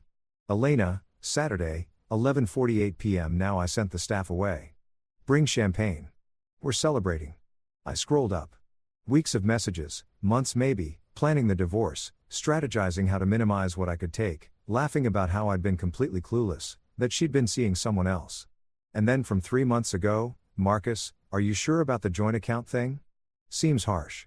Elena, he never contributed to it anyway. It's my money. He's just been living off me like a leech for 7 years. I'm taking back what's mine. Marcus, I guess. Still feels cold. Elena, that's business, baby. Emotions are for people who can't afford lawyers. I took a photo of the screen, then another, and another. Every message that showed premeditation showed the affair, showed exactly who Elena Whitmore really was when she thought no one was watching. The non-disparagement clause in the divorce agreement suddenly made a lot more sense. I put the phone back exactly where I'd found it, returned to the bedroom, grabbed my half-full duffel bag, and walked out. At the door, I paused, looked back at the penthouse one last time. The gleaming surfaces, the perfect furniture, the white orchids that had replaced me so seamlessly. Good riddance, I thought, and I meant it. The Tribeca property was everything the uptown penthouse wasn't. The building was understated, converted factory, red brick, the kind of place that whispered wealth instead of screaming it. The lobby was industrial chic, all exposed beams and polished concrete with a single desk where a woman in her 40s sat reading a tablet. Mr. Chen, she said, standing as I approached. Not a question. She'd been expecting me. I'm Patricia Walsh, the building manager. Welcome home. Home? The word felt strange. Thank you. Mr. Whitmore's team called this morning. We've had the unit fully prepared. Linens, provisions, everything you should need for an extended stay. There's also a welcome packet with building information, local service, and contact numbers for anything you might require. She handed me a key card and what looked like a tablet. The unit is fully smart, climate, lighting, security, everything controlled through the app. I've programmed your preferences based on what the London office provided. What preferences? They don't know. From your mother's notes, Mr. Chen, she was very thorough. Of course, she was. Even dead, my mother was taking care of me. We took the elevator to the top floor, the penthouse, naturally, because apparently I was a penthouse person now, whether I liked it or not. The doors opened directly into the apartment. I stepped inside and stopped breathing. Floor-to-ceiling windows overlooked the Hudson River. The space was open concept, but warm somehow. Exposed brick walls, hardwood floors, furniture that looked comfortable instead of just expensive. There were bookshelves actually full of books. Art on the walls that looked like someone had chosen it for beauty rather than investment value. It looked like a home. Your mother designed it, Patricia said softly. Years ago, when she bought the property, she said it should feel like you, who you really were, not who you might pretend to be. My throat tightened. She never lived here. No, she visited a few times during construction to oversee the details, but she never stayed. She said it wasn't for her. It was for you, for when you needed it. I walked through the space in a daze. The kitchen had a coffee maker, my preferred brand, the one Elena had made fun of as pedestrian. The bathroom had the same cheap shampoo I'd used in college, the kind I'd stopped buying when Elena had stocked our bathroom with $100 bottles of product I couldn't pronounce. In the bedroom on the nightstand sat a framed photo I'd never seen before. My mother and a man I didn't recognize. Younger versions of themselves laughing at something beyond the camera's view. They were standing in front of what looked like a Chinese restaurant, his arm around her shoulders, her hand on his chest. Richard Chen, my father, the man I'd never met, never known existed until 3 days ago. He looked happy. They both did. I picked up the frame, studying their faces. He had my eyes, or I had his, I supposed. My mother's smile was different in this photo than any smile I'd seen in person. Unguarded, genuine, lit from within by something that had nothing to do with putting on a brave face for her son. This was what she'd given up. This happiness, this love, this man who'd made her laugh like that. For me, to give me a normal childhood, to protect me from the burden of wealth, to let me become whoever I was going to become without the weight of dynasty crushing me. I set the photo down gently and walked to the windows. The city spread out below looked different from this angle. Not the tourist view I'd had uptown, all glitter and performance. This was the working city. The piers, the warehouses being converted to luxury spaces, the river that had once meant commerce and now meant views for people who could afford them. My phone buzzed. A text from Marcus. How'd the interview go? When will you hear back? Right. My fictional consulting job interview went well. I typed back, they want me to do a trial project this week. Might need to stay elsewhere for a few days. Don't want to disturb you guys with my schedule. Not technically a lie. I did have a project. Learning to be David Chen, heir to a fortune, board member, person of consequence, and I would be staying elsewhere. That's great news, man. Where will you crash? Friend's place downtown. Sublet situation. I'll explain later. Another lie. They were piling up, building a wall between my old life and my new one, between who Marcus thought I was and who I was becoming. Patricia appeared with the welcome packet. Is there anything else you need, Mr. Chen? No, this is perfect. Thank you. She smiled. Your mother loved you very much. We all knew that. Everyone who worked on this project, she talked about you constantly, what you liked, what you needed, what would make you happy. She wanted this space to be a refuge, not just a property. She succeeded. Patricia left me alone in the apartment. My apartment, I had to keep reminding myself. I walked through the rooms again, slower this time, taking in the details. Books on the shelves I'd mentioned loving and passing conversations with my mother years ago. A coffee table that was the right height for someone my size to work at comfortably. A desk positioned to catch the afternoon light with a view that inspired rather than distracted. Every detail chosen with care. Every element designed around the person I actually was, not the person someone wanted me to be. Elena's penthouse had been a stage set. This was a home. I sat on the couch, comfortable, perfect, exactly right, and pulled out the photos I'd taken of Elena's secret phone. The affair, the planning, the calculated cruelty of someone who decided I was a leech, a burden, a 7-year mistake to be corrected with maximum efficiency and minimum cost. Emotions are for people who can't afford lawyers. I thought about my mother's letter. This money is your inheritance, yes, but it's also your revenge. Not revenge through destruction. That's too easy. Revenge through success, through thriving, through building a life so magnificent that everyone who doubted you has to witness it. Elena had no idea what was coming.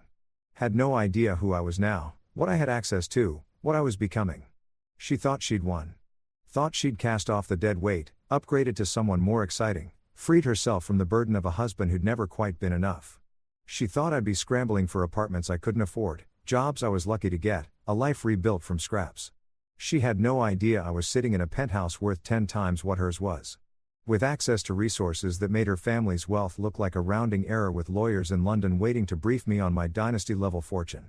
She'd played her hand completely. Now it was my turn to play mine. But not yet. Not until London. Not until I understood the full scope of what I had, what I could do, who I was becoming. Let her celebrate with Marcus. Let her think she'd gotten away clean. Let her sign the divorce papers and move on with her exciting new life. The truth would find her eventually. And when it did, I'd make sure every word of her non-disparagement clause was worth its weight in gold because I wouldn't need to say anything at all.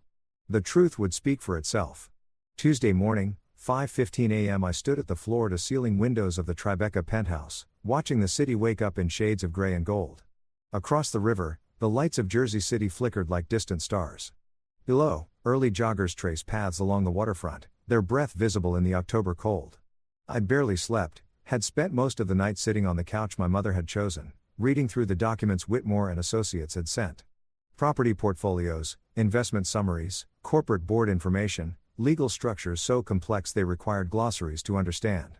My phone showed 5:17 a.m. the car would arrive in 13 minutes. I'd packed differently this time, not the old duffel bag. That felt wrong somehow, like clinging to a version of myself that no longer existed. Instead, I'd found luggage in the apartment storage closet, expensive leather pieces monogrammed with my initials and subtle stitching. My mother had thought of everything, including the baggage I'd need when I finally stepped into the life she'd been preparing for me. The irony wasn't lost on me. My phone buzzed. A text from an unknown number. "Car's downstairs, Mr. Chen, take your time." I took one last look around the apartment at the bookshelves and the comfortable furniture and the photo of my parents laughing in front of a restaurant at the space that had been waiting for me for 6 years, maintained and prepared and kept ready for the moment I'd need it. "Thank you, Mom," I whispered to the empty room. Then I grabbed my bag and left. The car was exactly what I'd requested. Discreet, a black sedan, unmarked, the kind that could have been an Uber or a private car or anything else. No ostentatious display. No screaming wealth. The driver was a woman in her 50s. Professional but not stiff. "Good morning, Mr. Chen. I'm Caroline. I'll be taking you to JFK, thank you, Caroline." She took my bag, loaded it efficiently, and within minutes, we were moving through the empty streets of pre-dawn men. The city looked different at this hour. Quieter, more honest, stripped of the performance it wore during daylight hours. "First time flying first class?" Caroline asked after a while. "Is it that obvious?" She smiled in the rearview mirror on you. "Keep checking your ticket on your phone. People who fly first regularly don't do that. They know it'll be there." I laughed, embarrassed. "Yeah, first time. It's nice. You'll enjoy it. British Airways does it right. Lie flat seats, actual food, people who leave you alone if you want to be left alone." That last part sounds perfect. We drove in comfortable silence for a while. The sunrise was beginning now, painting the sky in colors that made the city look almost beautiful, almost forgivable. My phone buzzed. Elena's lawyer. "Mrs. Whitmore has signed the divorce papers. Please review and return your signature by end of week to expedite the process." She'd signed already.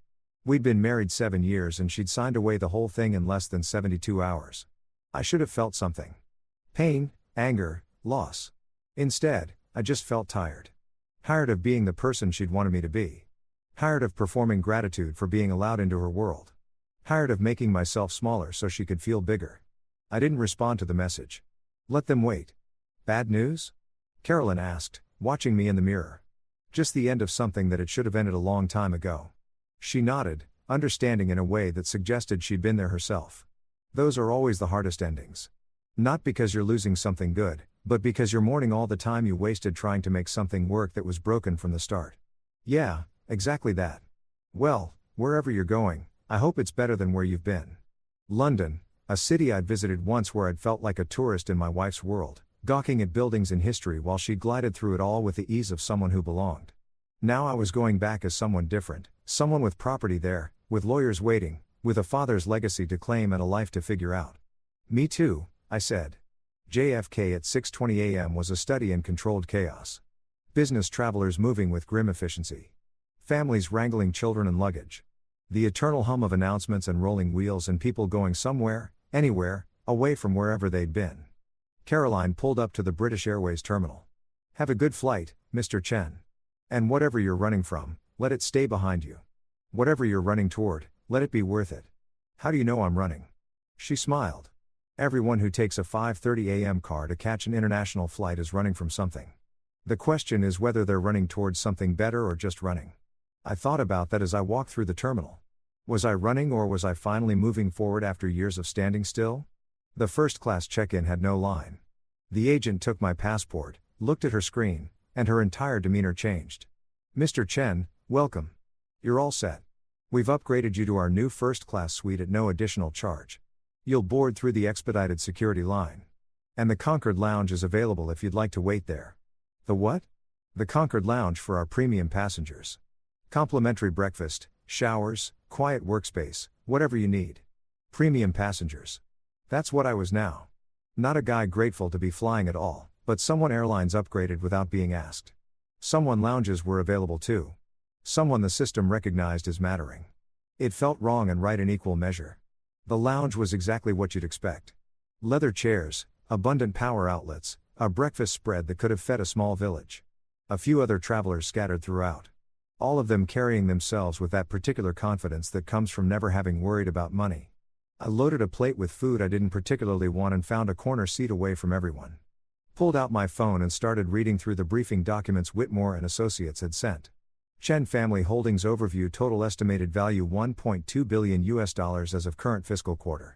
Primary components: liquid assets of securities 247 mm, real estate portfolio 340 milliseconds, corporate holdings and investments 520 mm, art and collectibles own 93 meters, $1 billion, not 247 million like the banker had said. That was just the liquid cash. The full portfolio was $1 billion. I read the number 3 times trying to make it feel real. Failing the real estate section was particularly overwhelming. London 5-bedroom penthouse, Mayfair Zoo, value 45 some, New York Tribeca penthouse 4-bedroom and value 38 arms, Paris historic apartment 6 Monde, value 22, Tokyo modern residence Shibuya Eastern, value 18 inches, Sydney waterfront home, Point Piper Eastern, value 28 million. Cape Town Villa Clifton Est, value 2 S Paulo penthouse Jardines Eastern, value 8 Dubai apartment Burj Khalifa Eastern, value 15 mm Moss. Additional investment properties generating rental income 23 units across various markets. Total Australian laws, value 154 miles. I own property on 4 continents, had homes in cities I'd barely heard of, let alone visited. The apartment in Paris alone was worth more than most people would earn in multiple lifetimes. And I'd been living in Elena's penthouse, grateful for the privilege, never knowing I had my own property sitting empty, waiting for me. The corporate holdings were even more staggering. Board positions with voting rights and stipends. Tech Venture Capital Partners, annual stipend 2.8. Global Logistics International annual stipend C 3.2. Chen Pacific Investment Group annual stipend 22.1 M. Renewable Energy Holdings Lua annual stipend 1.9 M. Healthcare Innovation Fund annual stipend 22.4 M. Asian Markets Development Corporation annual stipend 3.1, $15 million per year just for attending board meetings. That was more than Elena's entire family generated from their supposedly impressive trust fund. I was richer than the woman who'd thrown me out for being poor. The absurdity of it would have been funny if it wasn't so devastating. First time seeing the big picture. I looked up. A man in his 60s had taken the seat across from me. Silver hair, expensive suit, the kind of face that had spent decades in boardrooms making decisions that affected thousands of lives. I'm sorry, he gestured at my tablet. The way you're staring at those documents, the particular expression of someone seeing their net worth laid out for the first time and trying to process what it means. I've seen that look before, usually on the faces of lottery winners or people who've just inherited something significant. I should have been annoyed at the intrusion of instead. I was curious. Which were you? Neither. I built mine the old-fashioned way. 60-hour weeks for 40 years, 3 failed marriages, and more stress ulcers than any human should survive. He extended a hand. Jonathan Chen. No relation, I assume, though the name made me notice your documents. I shook his hand. David Chen. And no, probably not related, though. I'm learning my family history is more complicated than I thought. Isn't everyone's? He settled back in his chair. Word of advice if you want it. Don't let the numbers define you. I see a lot of people, young people usually, who inherit or suddenly acquire significant wealth and it destroys them. They stop being people and become portfolios. Stop having goals and start having acquisition strategies. You think that's what happens? I think money is a tool or a trap depending on how you approach it. Used right, it gives you freedom. Freedom to pursue what matters to help you want to help to build something meaningful. Used wrong, it becomes your identity, your only identity. I thought about Elena, about her friends, the ones who'd never worked a day in their lives but talk constantly about being busy with their foundation boards and charity galas. People who'd let their money become their entire personality. How do you know the difference? I asked. Ask yourself what you'd do if you lost it all tomorrow. If the answer is panic or not know who I am anymore, you've let it become a trap. If the answer is figure it out and rebuild, you're using it as a tool. And which are you? He smiled. I'd be fine. Annoyed definitely, but fine because I know who I am independent of the bank balance. Took me 3 divorces and a heart attack to figure that out, but I got there eventually. 3 divorces sounds expensive. 3 divorces to women who loved my money more than they loved me was the expensive part. The divorces themselves were just a correction. He stood, grabbed his bag. They're calling my flight. But David Chen, not related. Remember, wealth is an amplifier. It makes you more of what you already are. If you're generous, it lets you be more generous. If you're cruel, it lets you be more cruel. If you're lost, it makes you more lost. And if you're angry, he paused studying me, then it lets you be more angry, which can be useful. If the anger is directed at the right targets and channeled into the right actions, but anger that just burns without purpose, that'll consume you faster than any amount of money can sustain. He left. I sat there with my tablet, my billion-dollar portfolio, my board positions and properties and liquid assets and thought about anger. I was angry at Elena for 7 years of making me feel small at myself for letting her at the system that let people like her glide through life on inherited wealth while people like my mother work themselves to death. But Jonathan Chen, not related, was right. Anger without purpose was just corrosive. Anger channeled into something constructive, something meaningful, something that made the world better rather than just making you feel better. That was different. My mother had given me a fortune. What I did with it, whether I used it as a tool or let it become a trap, was up to me. The flight was called. I boarded through a separate entrance away from the crowds into a cabin that bore no resemblance to any airplane I'd ever been on. The first-class suites were private pods with doors that closed, seats that transformed into fully flat beds, personal wardrobes for hanging clothes. The flight attendant, Emma, her name tag read, greeted me with a warmth that seemed genuine rather than performed. "Mr. Chen, welcome aboard. Can I get you started with a drink? Champagne perhaps, or we have an excellent selection of wines." "Just water, thank you, of course, and for breakfast we'll be serving shortly after takeoff. The menu is in your suite, but I'm happy to walk you through the options." She left me alone to settle in. The suite had more space than some New York studio apartments. A TV screen, a tablet loaded with entertainment, a amenity kit from some designer brand I didn't recognize, pajamas and slippers in case I wanted to change. This was how the other half lived. The half Elena had always belonged to and I'd been granted temporary access to through marriage. Except now I didn't need her permission. Didn't need her family's acceptance. Didn't need to perform gratitude for being allowed into spaces I could now access on my own merit, or at least on my own money, which apparently was the only merit that mattered at this altitude. The plane filled slowly. Through the gap in my suite door, I could see other first-class passengers boarding. Businessmen in suits, a couple who looked like they'd never flown any other way, a woman with the kind of jewelry that suggested her net worth had its own zip code. And then impossibly I heard a voice I recognize. "Yes, the suite is fine. No, I don't need champagne. I need the Wi-Fi password. I have emails to send. Elena." My blood went cold. I closed my suite door completely. Peered through the small gap. 3 rows ahead being shown to her own suite. Elena dressed in travel casual that probably cost more than most people's wardrobes. Her hair perfect, her manner imperious. She was on my flight to London. Of course, she was, because the universe apparently had a very specific sense of humor about these things. I pulled out my phone, hands shaking, and texted Whitmore and Associates. "Is there any way to change seats without changing flights? Situation has developed." The response came quickly. "I can inquire with the airline." "Is there a problem, Mr. Chen? My soon-to-be ex-wife is on this flight, 3 rows ahead. She can't see me." A longer pause this time, then. "Understood. Let me see what can be done. In the meantime, keep your suite door closed. First class is designed for privacy. She won't see you unless you make yourself visible." The plane began to taxi. Too late to switch seats now. I was trapped in a metal tube at 35,000 feet with the woman who'd thrown me out 72 hours ago, who had no idea that the broke husband she'd discarded was sitting in a suite that cost more than the monthly rent on Marcus' apartment. Emma appeared at my door. "Mr. Chen, is everything all right? You look pale." "I'm fine, just not a great flyer." "Well, you're in the best place for it. Once we're airborne, I can bring you something to help you relax. And the suites are very quiet. You'll barely feel the flight." "Thank you." She left. The plane accelerated, lifted, climbed. Through my window, New York fell away. The city where I'd lost everything and discovered I'd never had anything to lose in the first place. 7.5 hours to London. 7.5 hours of hiding from the woman who thought she'd seen the last of me. 7.5 hours to figure out what I was going to do. With the truth burning a hole through my chest, I pulled out my tablet and opened the divorce papers Elena's lawyer had sent. Read through them again carefully this time, paying attention to the details I'd glossed over before. The prenup protected her family's assets. Fine. But the dissolution agreement went further. It explicitly stated that both parties entered the marriage with minimal personal assets and accumulated nothing of joint value during the union. That was her narrative. We'd both been essentially broke when we married, and she'd supported me throughout. Therefore, no alimony, no asset division, no complications. It was a lie, but a convenient one. A lie I'd been prepared to accept this morning when I'd thought I had nothing to fight her with.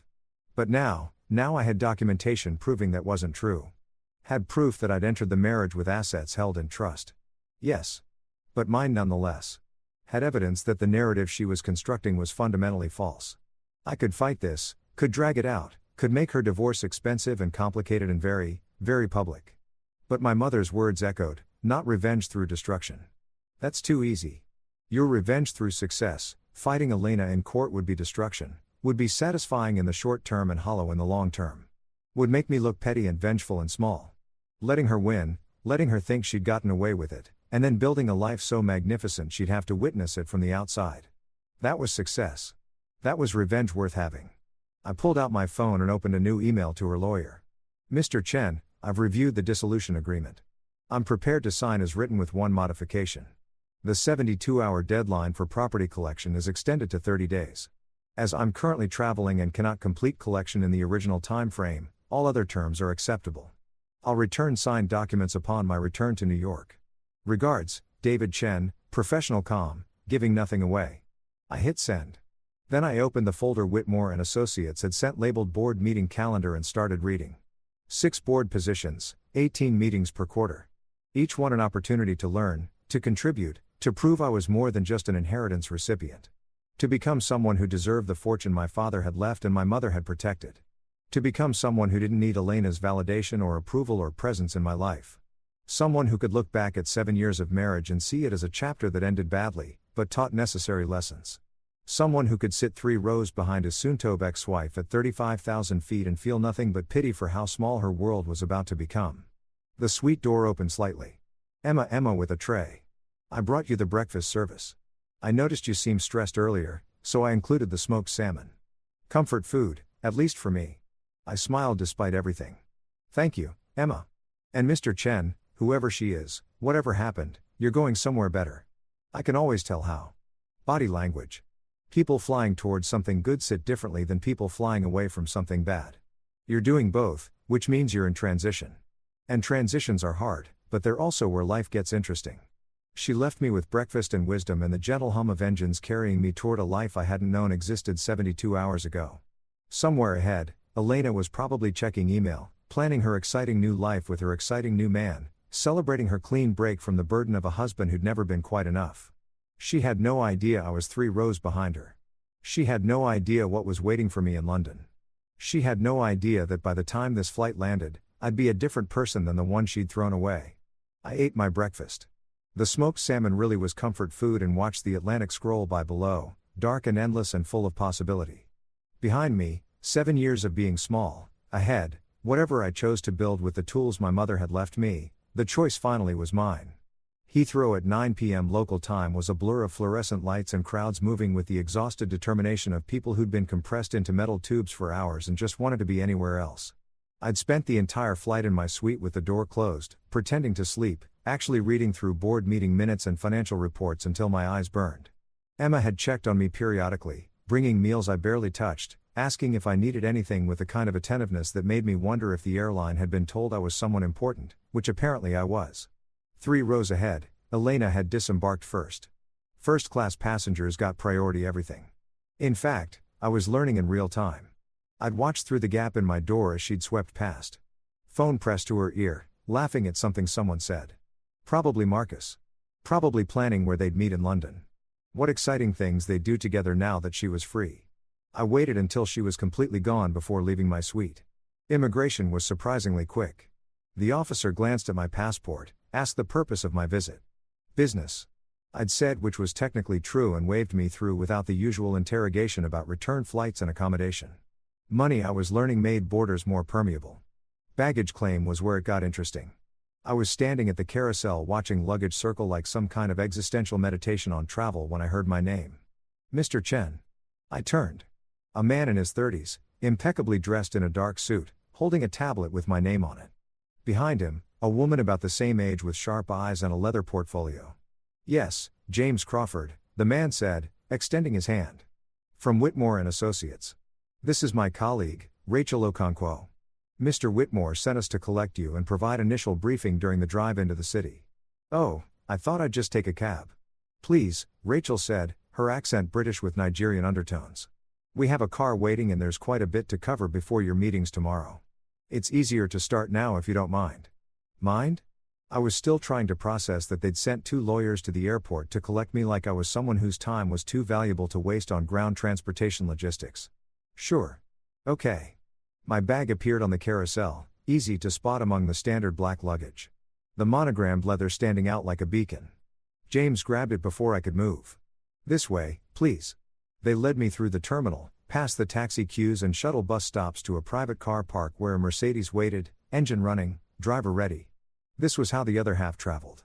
Not waiting in lines, not figuring out ground transportation, not worrying about anything except showing up and being driven to wherever they needed to be.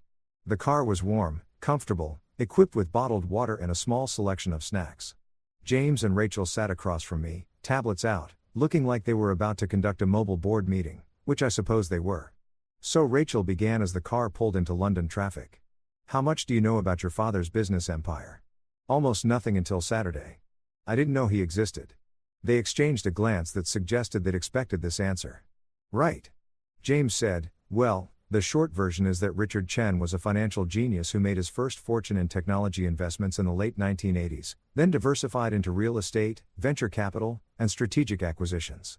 He was particularly skilled at identifying emerging markets before they emerged.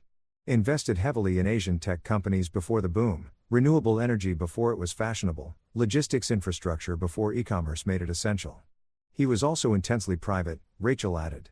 Most of his wealth was held through shell companies and trusts. His name didn't appear on rich lists or in business magazines. People in certain circles knew of him, respected him, but the general public had no idea he existed. Like my mother had wanted for me.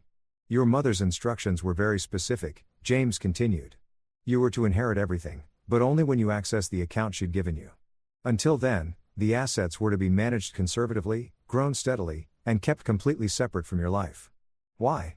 I mean, I understand she wanted me to have a normal childhood, but why keep it secret even after I was an adult? Rachel leaned forward because she wanted to make sure you developed your own identity first. Wanted you to build relationships based on who you are, not what you have. Wanted you to understand the value of work, of struggle, of building something from nothing. She wanted you to be strong enough to handle wealth without letting it define you, James said. And she was willing to gamble your entire inheritance on that belief. If you'd never used the card, never needed the money, it would have gone to charity. She was that committed to the idea that you shouldn't have access to wealth until you were ready for it. The car moved through London streets that looked vaguely familiar from my one previous visit, except then I'd been seeing the city through Elena's filter. The tourist spots she deemed worthy, the restaurants her mother recommended, the shopping districts where she could find things you can't get in New York. Now I was seeing it as someone who apparently owned property here, who had business here, who belonged in whatever complicated way inherited wealth conferred belonging. So what happens now? I asked. Rachel opened her portfolio. Tomorrow morning, 9 a.m. you'll meet with Mr. Whitmore and the senior partners. They'll walk you through the complete portfolio, every asset, every investment, every property. You'll sign documents transferring legal authority from the trust to you personally. You'll be briefed on your board positions and what they entail. And then you decide what kind of heir you want to be. James said, some people who inherit wealth become caretakers. They maintain what they've been given but don't really engage with it. Others become stewards. They actively manage, grow, shape the portfolio. And some become visionaries. They take the foundation they have inherited and build something entirely new. Which was my father. Visionary. Bamoa. Rachel said without hesitation. He didn't just maintain wealth, he created it. Saw opportunities others missed. Took calculated risks that paid off spectacularly. And my mother, they both smiled. Your mother was the moral compass, James said. Richard would come up with brilliant financial strategies. And Margaret would ask if they were ethical, if they helped people or just extracted value, if they built something meaningful or just accumulated more zeros. She kept him honest, Rachel added. Made him think about legacy beyond just money. Several of his most successful ventures, the renewable energy investments, the healthcare innovation fund, the educational infrastructure projects in developing countries. Those were all her influence. I thought about my mother in her nurse's scrubs, working double shifts, clipping coupons, pretending we were poor while quietly ensuring her secret partner's billions were being deployed for good. She sounds exhausting, what I said. Rachel laughed. Oh, she was. We have meeting notes. She'd call Mr. Whitmore monthly to check on the portfolio, question investment decisions, demand detailed explanations of the social impact of every major position. She drove him crazy. He absolutely adored her. The car pulled up to a hotel I recognized from Elena's pointed comment years ago. The Conant. All understated elegance and old money confidence. The kind of place that didn't need to advertise because the people who belong there already knew about it. We've arranged a suite for you, James said as the driver opened my door. Mr. Whitmore thought you might need a few days to adjust, so there's no specific departure date. Stay as long as you need. A doorman materialized to take my bag. Another staff member appeared with a welcome drink on a silver tray. The lobby glowed with soft lighting and expensive surfaces, and the quiet hum of wealth so secure it didn't need to prove anything. One more thing, Rachel said before I could escape into the hotel. Your mother left you a letter, a teen letter. Mr. Whitmore has it. He'll give it to you tomorrow after the portfolio briefing. She wanted you to have the full picture first before reading her final thoughts. What does it say? We don't know. The envelope is sealed, but Mr. Whitmore says it's important, that it will help you understand not just what you have, but what you're supposed to do with it. They left me there with my luggage and my confusion and the growing sense that my mother had orchestrated every detail of this revelation with the precision of someone who had spent years planning for a single moment. The suite was absurd. Not just a room, a full apartment, living area, bedroom, bathroom with a tub the size of a small pool, a second bedroom I had no use for. A dining table that could seat 8. The decor was tasteful without being stuffy, comfortable without being casual, expensive in ways that whispered rather than shouted.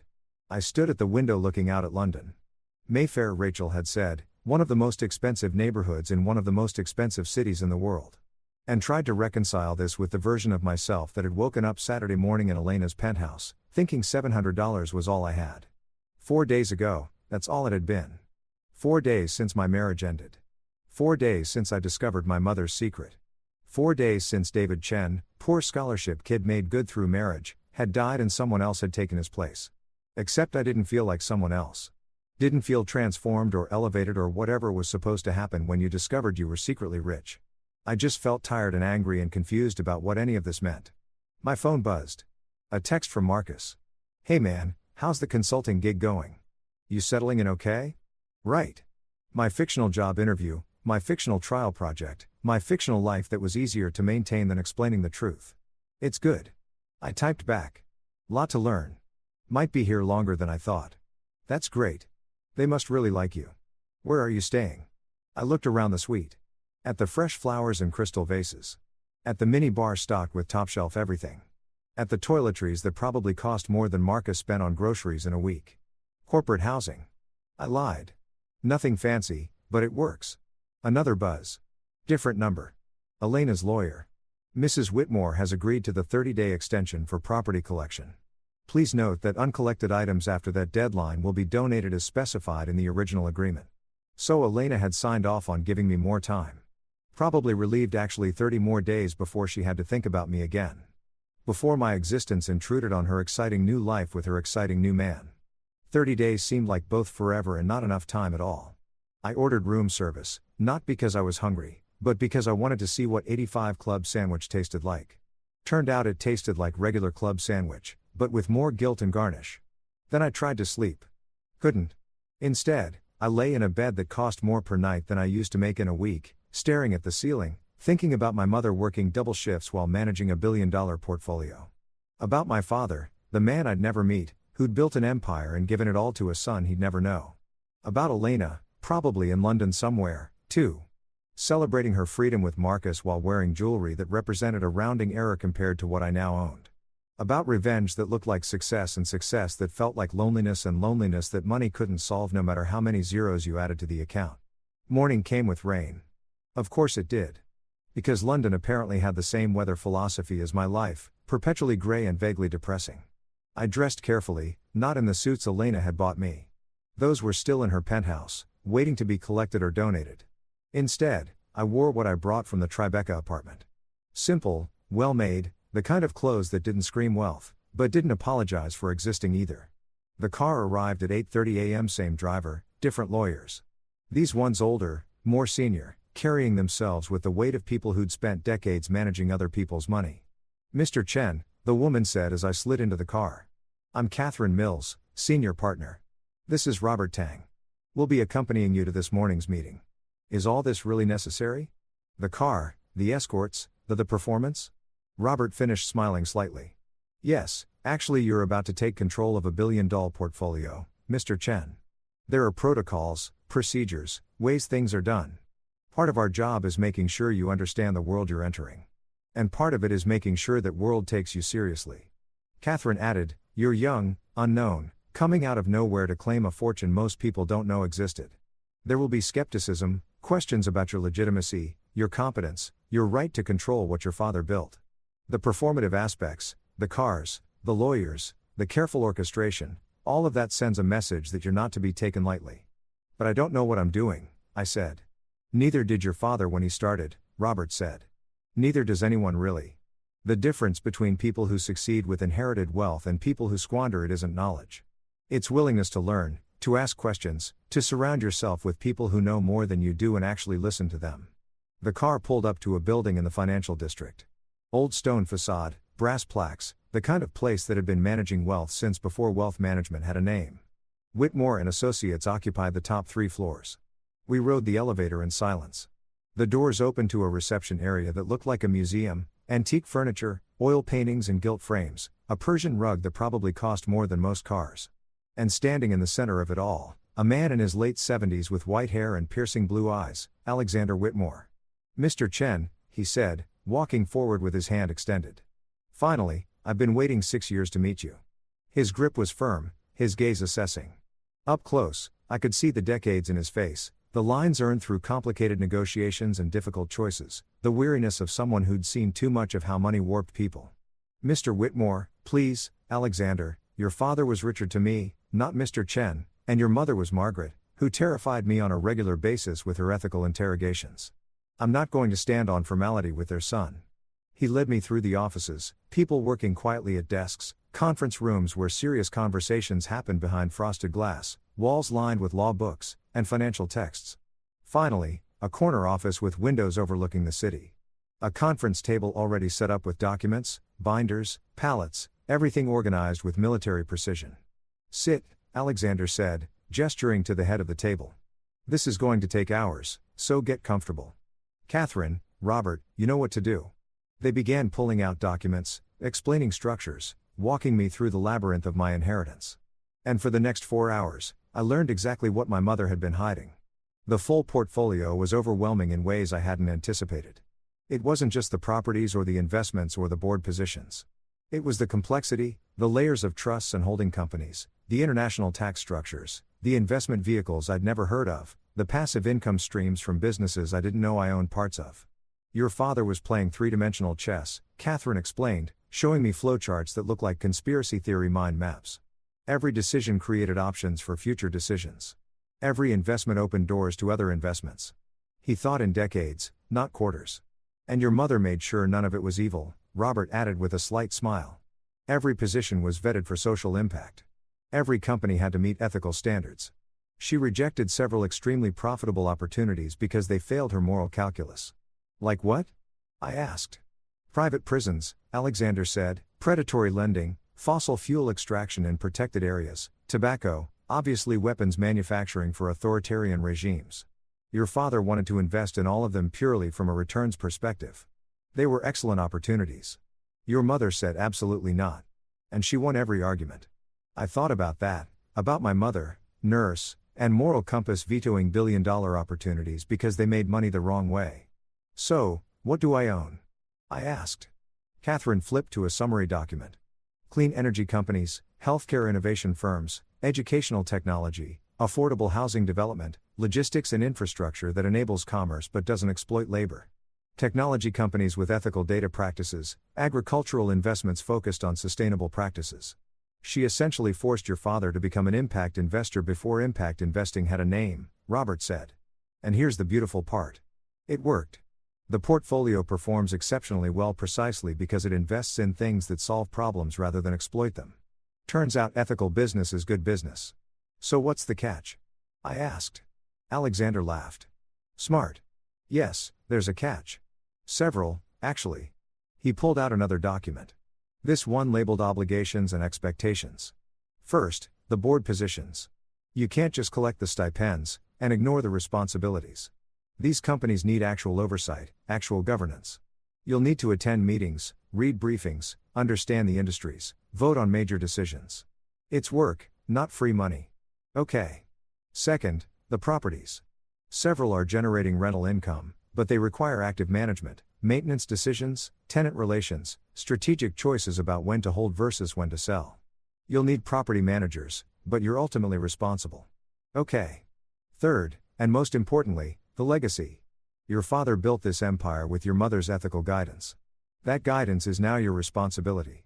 Every investment decision, every board vote, every strategic choice, you're the moral compass now, and people will be watching to see if you maintain the standards she set. He paused, studying me. No pressure, obviously, I laughed, slightly hysterical. Right, no pressure. Just become the person my mother spent my entire childhood preparing me to be while also learning how to manage $1 billion and sit on corporate boards and maintain properties on 4 continents and somehow not become the kind of person who lets money define them. Easy. Actually, Alexander said quietly, I think you'll be fine. Why? Because you're terrified. People who inherit wealth and immediately think they know what they're doing. Those are the ones who crash and burn. People who inherit wealth and are appropriately terrified, those are the ones who ask questions, listen to advisors, make careful decisions. Fear is healthy. It keeps you humble. Catherine slid one more document across the table. There's also this. I looked down. It was a sealed envelope. My name written on the front in my mother's handwriting. Alexander stood. We'll give you some privacy. Take your time. When you're ready, we'll be outside. They filed out, closing the door behind them. I sat alone in that conference room, surrounded by documents explaining my $1 billion inheritance, holding the last letter my mother would ever write me. Outside the windows, London continued its daily business. People rushing to meetings, making deals, building careers, living lives that intersected with money but weren't defined by it. I took a breath and opened my mother's final message. My darling David, if you're reading this, you've made it to London. You've seen the portfolio. You've met Alexander and his team. You've started to understand what your father built and what I protected. And you're probably terrified. Good. The handwriting was shakier than in the first letter. She must have written this even closer to the end when the cancer had stolen more of her strength. I had to squint to read some words. Had to guess at others where her hand had trembled too much to form letters properly. I need to tell you something I couldn't say in the first letter. Something about your father that changes everything. Richard didn't just give you money, David. He gave you a choice. When he knew he was dying, heart disease, same thing that killed his father, he rewrote his entire estate plan. His legitimate children, the ones from his marriage, they got the company, the public legacy, the Chen name in the business world, everything their mother expected them to inherit. But you got something different. You got freedom. His public fortune was tied to obligations, board seats he'd held for decades, family expectations, social responsibilities, the weight of being a Chen in the circles where that name mattered. His children inherited all of that. The privilege, yes, but also the prison. You inherited the private fortune, the one he built separately, carefully with no strings attached, no family obligations, no expectations from ancestors or society or anyone except yourself. My hands were shaking now. Do you understand what that means? You don't have to be anyone. You don't have to maintain a dynasty or live up to a name or perform for people who knew your father. You get to decide completely, totally who you want to be. You can take the board seats or decline them. Keep the properties or sell them. Stay in New York or move to Tokyo or disappear to a beach somewhere and never think about money again. You can be a philanthropist or an investor or a teacher or absolutely nothing at all. That's the gift, baby. Not the money, the choice. Your half-siblings will never have that. They'll spend their lives being Richard Chen's children, living up to his legacy, trapped by expectations and obligations and the weight of a name they didn't choose. You get to be David Chen, whoever that turns out to be. But here's what I need you to understand. With that freedom comes responsibility. Not to your father's memory or to his business empire or to anyone else's expectations. Responsibility to yourself. You have resources now that most people can't imagine. Resources that can change lives, solve problems, build things that matter. What you do with them, how you use this freedom, That's the real inheritance. Will you use it to become someone I'd be proud of, someone you'd be proud of, or will you let it make you lazy, entitled, disconnected from the people and struggles that shaped you? I can't control that. Your father couldn't control it. That's why we built all these structures, all these delays, all these tests, not to control you, but to give you the best chance of controlling yourself. The money isn't a reward, David. It's a tool. What you build with it is up to you. But if you're reading this in Alexander's office, overwhelmed and scared and wondering how the hell you're supposed to do any of this, then I'll tell you what I would have told you if I were still there. Start small. Start with one thing that matters to you. One problem you want to solve, one person you want to help, one corner of the world you want to make slightly less terrible, and then do that, just that. Let everything else wait. You don't have to change the world tomorrow, baby. You just have to show up today and try to be decent with the resources you've been given. The rest will figure itself out. The letter continued, but my vision was blurring too much to read clearly. I blinked hard, trying to clear my eyes, trying to hold it together in this conference room where lawyers who'd known my mother were probably listening outside the door. I'm sorry I won't be there to see who you become. I'm sorry I had to lie to you for so long. I'm sorry for every hard moment, the struggle, every time you went without something because I was pretending we couldn't afford it when we absolutely could. But I'm not sorry for raising you the way I did. I'm not sorry for making you work for things, fight for things, understand that nothing worth having comes easy. Because now, when you have everything, you'll know what nothing feels like. And that knowledge, that memory of struggle, that's worth more than any amount of money I could have given you. You're going to be fine, David. Better than fine. You're going to be exactly who you're supposed to be. I love you. I've always loved you. I'll love you forever. Now go build something beautiful with the mess I've left you. Mom. And P.S. Alexander has something else for you. A key. Ask him about the safety deposit box in the vault downstairs.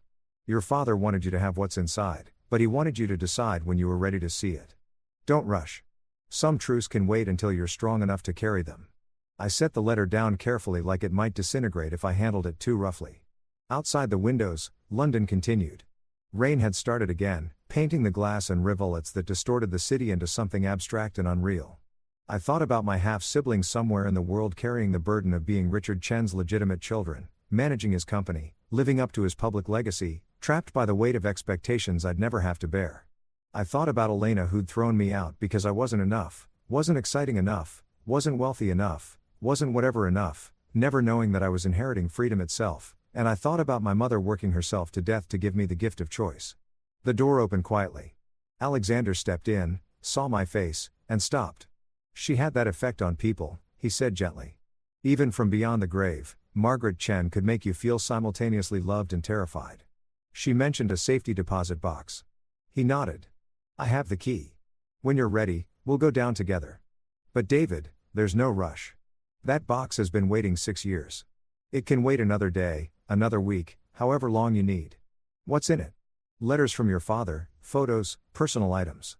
He wanted you to have things that will answer questions about who he was, why he made the choices he made, what he hoped you'd become. More tests? No, Alexander said. Just love. The complicated kind. The kind that comes with regrets and hopes and the knowledge that he'd never get to meet you. I looked down at my mother's letter, at her shaky handwriting and her fierce love and her absolute conviction that I'd be okay. Start small, she'd written one thing that matters. I knew what that one thing was. Alexander, I said, I need you to do something for me.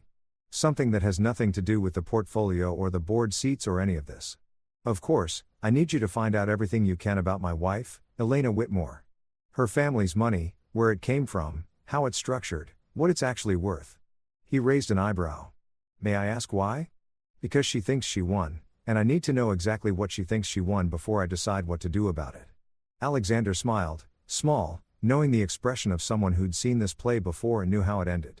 Your mother would approve, he said. She always said, the best revenge was understanding your opponent better than they understood themselves. This isn't revenge, isn't it? I thought about that. About Elena's casual cruelty, about 7 years of making me feel small, about being thrown out like trash while she celebrated with her someone. Maybe it is, I admitted. But the quiet kind, the kind that doesn't destroy, it just reveals. Those are the most satisfying ones. Alexander said, I'll have a full report by tomorrow morning. Everything. Finances, properties, family history, business dealings, scandals, secrets. If it exists, we'll find it. Thank you. He moved toward the door, then paused. David, your mother spent 6 years preparing for this moment, planning every detail, anticipating every contingency, making sure you'd be protected and prepared. But there's one thing she couldn't plan for. What's that? What kind of man you choose to be with all this power. That's on you now. Choose well. He left me alone with my mother's letter and the weight of $1 billion and the question that would define everything that came next. Who was I going to be? The hotel suite felt different when I returned that evening. Not physically, it was still absurdly luxurious, still decorated with the kind of tasteful excess that whispered old money. But something in me had shifted during those hours in Alexander's office, reading my mother's final words, understanding for the first time what she'd actually given me. Not just money, freedom. I stood at the window, watching London's lights flicker on as dusk settled over the city. Somewhere out there, Elena was probably having dinner with Marcus, laughing about how smoothly the divorce was proceeding, how grateful she was to be free of the husband who'd never quite measured up. She had no idea I was here. Had no idea I'd been 3 rows behind her on the flight. Had no idea that the broke, desperate man she'd discarded was standing in a suite that cost more per night than she'd given me to rebuild my entire life. My phone buzzed. A message from Alexander. Preliminary report attached. Full analysis by morning, but these are the highlights. Call me if you have questions. I open the attachment. Whitmore Family Financial Overview. Preliminary. Elena Margaret Whitmore. Age 34. Primary residence Manhattan, New York penthouse, Upper East Side. Estimated personal net worth $8.128 million. That was what Elena had. What her whole family had given her. The trust fund she'd lived off, the wealth that had made her feel entitled to judge everyone else's financial worth, $8 million. I owned property worth more than that, individual properties. The Paris apartment alone was worth almost 3 times her entire net worth. I kept reading Source of Wealth, family trust fund established by grandfather Harrison Whitmore, 8.2 mom, no significant personal income or business ventures. Trust generates approximately $320K annually in distributions. Primary residence purchased by family trust held in her name, family wealth combined. Father Robert Whitmore 42M real estate holdings primarily commercial. Mother Catherine Whitmore 18 Emo's inheritance from her family. Total family net worth $68 million. That was the entire Whitmore family fortune. The wealth that had made them feel superior, that had bought them into the right clubs in the right circles and the right zip codes. I had more than 10 times that. Just me, not my family, not a dynasty built over generations, just what my father had left and my mother had protected. The report continued, notable financial context. Family wealth has been relatively stagnant for 15 years. Several failed business ventures by Robert Whitmore resulted in significant losses. 2008-2012 family social standing exceeds their actual financial position. Significant annual expenses maintaining lifestyle estimated $450K plows. Strained trust distributions. Elena's personal spending frequently exceeds her trust distributions requiring family support. So the Whitters were struggling. Not poor, they'd never be poor, but stretched. Living a lifestyle their money could barely support, maintaining appearances that cost more than they could actually afford, propped up by a trust fund that wasn't growing fast enough to keep pace with their spending. And Elena had married me thinking what? That I was dead weight, that I was costing her money she couldn't spare, that she needed to trade up to someone who could contribute financially instead of just existing on her generosity. The irony was almost painful. My phone rang. Alexander, did you read it? He asked without preamble. I did. And I'm trying to figure out if I should laugh or feel sorry for her. Feel sorry for her. Alexander said, people who confuse social status with actual wealth often do. The Whites have been dining out on their name for a generation, but the money's thin. Elena probably genuinely believes she was supporting you because in her world, $320K a year feels like real money. It is real money to normal people. Yes. To someone managing $1 billion portfolio, it's a rounding error. David, do you understand what I'm telling you? Elena Whitmore threw you out because she thought you were poor. Because she believed she was rich and you were dragging her down. She has no idea, no possible way of knowing that you're worth more than her entire family combined. I sat down heavily on the couch. So, what do I do with this information? That's entirely up to you. You could reveal it, show her exactly who she discarded. You could use it as leverage in the divorce, though I suspect you don't need to, or you could do nothing. Let her think she won.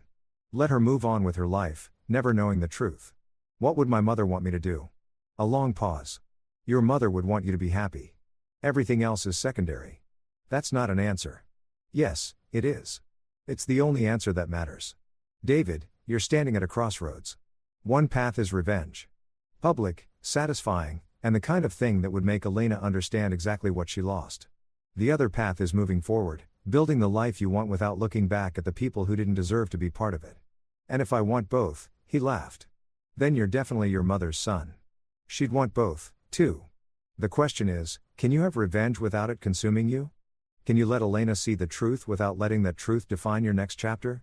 I thought about my mother's letter. Start small. One thing that matters. Making Elena suffer didn't matter. Not really. What mattered was building something with this freedom I'd been given. Something that would make the last 6 years of planning and protecting worth it. But letting her think she'd won. Letting her move through life believing she'd upgraded. Believing I was the mistake she'd successfully corrected that stuck in my throat like broken glass. There's something else in the report, Alexander said quietly.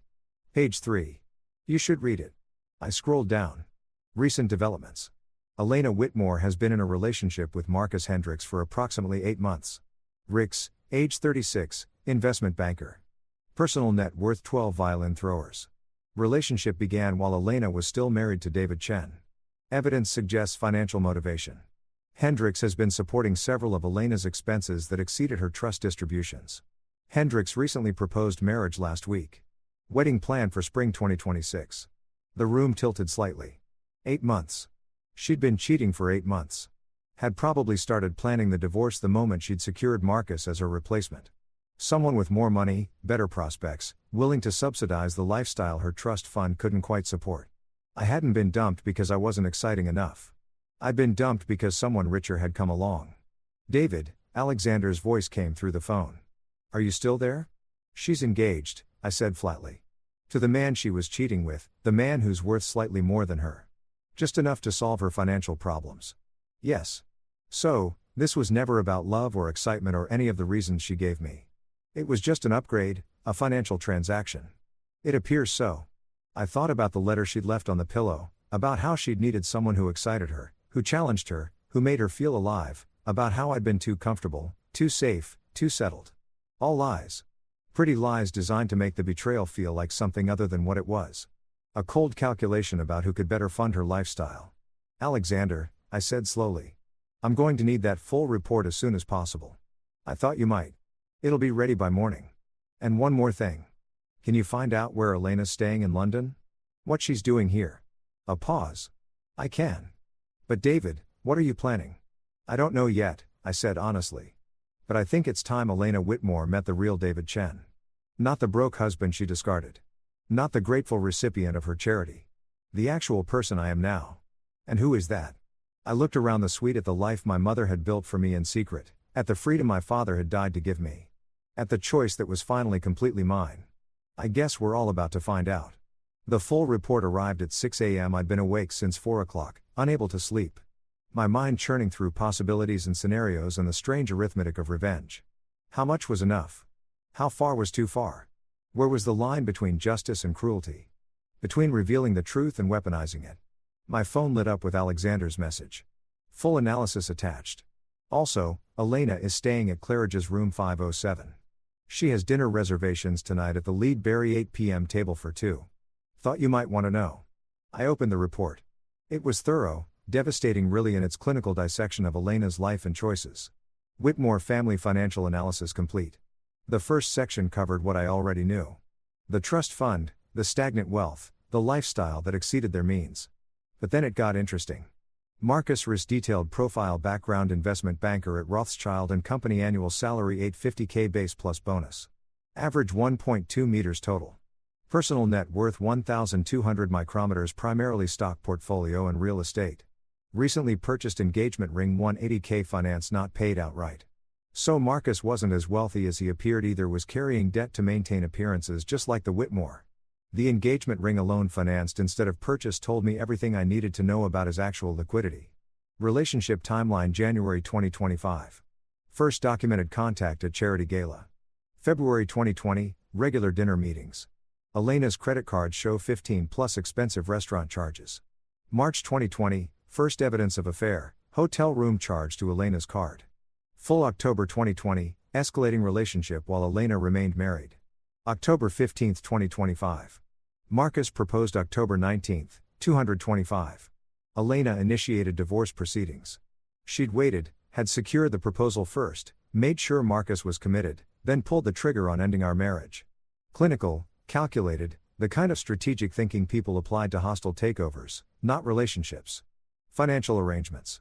Marcus has been supplementing Elena Mana's expenses since April 225. Estimated $8,000 a month in additional support, dinners, travel, shopping. Elena's trust distributions insufficient to maintain her lifestyle without supplementation. Marcus appears to believe Elena's family is wealthier than they actually are. That last line made me pause. Marcus thought he was marrying serious money. Thought the Whitmore name came with Whitmore wealth. Probably assumed Elena's trust fund was just the visible portion of a much larger fortune. He had no idea she was essentially broke by the standards of the world they moved in. No idea that $320,000 a year sounded impressive until you tried to maintain a Manhattan penthouse and a luxury lifestyle on it. They were both lying to each other about money. How perfectly appropriate. Current London trip purpose pre-wedding planning meeting with the luxury vendors. Marcus joined Elena in London on Sunday. Separate flight, separate hotel. They're maintaining separate accommodations for propriety. Elena's word to hotel staff. Wedding venue scouting scheduled for Tuesday, Thursday. So, they were here planning a wedding while my divorce papers were still warm. While I was supposed to be scrambling to find a place to live, a job to survive, a life to rebuild from the ashes she'd left me with. The fury that swept through me was clean and cold. I called Alexander. "You've read it," he said, not a question. "I need you to do something for me. Something that might seem petty. I specialized in petty for 40 years before I discovered ethics. Try me. I want a reservation at the Lead tonight. Best table in the house. 8 o'clock. A long pause. "David, I'm not going to make a scene. Homie, I'm not going to confront her. I just want her to see me. Want her to wonder how the broke husband she threw out is dining at one of the most expensive restaurants in London 3 days after she left him with $700. And then nothing. I'll eat dinner, pay with the card you gave me. Let her see it happen. Let her mind work on that mystery for a while." Another pause. "Your mother would tell you this is a bad idea. My mother left me $1 billion specifically so I could make my own choices. This is my choice. Fair enough. I'll have the reservation made. Should I arrange for company? You'll look odd dining alone." He was right. Showing up solo would seem sad, desperate, like I was trying too hard. But bringing someone, "Can you join me?" I asked. As my lawyer, my advisor, whatever story we need, just someone who makes it look like I'm there for business, not revenge. I'd be delighted. I haven't had a front row seat to one of these situations in years. The Lead at 8, then wear the navy suit you brought. It'll photograph well if there are any society pages people there. Photograph. "David, you're about to have dinner at one of London's finest restaurants while your ex-wife does the same thing with her affair partner. If anyone recognizes the situation, it will absolutely end up in someone's social media feed. Just be aware." I hadn't thought about that, about witnesses, about documentation, about the way the world loved watching rich people's drama play out. "Maybe this is a bad idea," I said. "It's a terrible idea," Alexander agreed cheerfully. But terrible ideas are often the most instructive. You want to see how revenge feels before you commit to it. This is a relatively harmless way to test those waters. Worst case, you have an excellent meal and Elena experiences mild confusion. Best case, you learn something about what you actually want from the situation. What do you think I want? I think you want her to know she made a mistake. To see that you're not who she thought you were. To feel even briefly, the regret of having underestimated you. He was right. That's exactly what I wanted. 8 o'clock, I confirmed. I'll be ready. The navy suit fit perfectly. My mother had apparently known my measurements years ago and had the foresight to stock the Tribeca apartment accordingly. It was understated but expensive, the kind of thing that didn't scream wealth, but quietly indicated it to people who knew how to look. I studied myself in the mirror. Same face as always. Same David Chen who'd woken up Saturday morning thinking he had $700 in a failed marriage. But something in my posture was different. Shoulders back, chin up. The body language of someone who belonged in expensive places, who didn't need to apologize for existing. Fake it until you make it. Except I wasn't faking anymore. I actually could afford this. Actually belonged in the world Elena had always treated as hers alone. Alexander picked me up at 7:30 in a car that was notably nicer than the one we'd used yesterday. Escalation? I asked as I slid in. Presentation. If Elena sees you arrive, it should be memorable. This is a Bentley, by the way. Your father had several. This one's been in storage for you to claim it.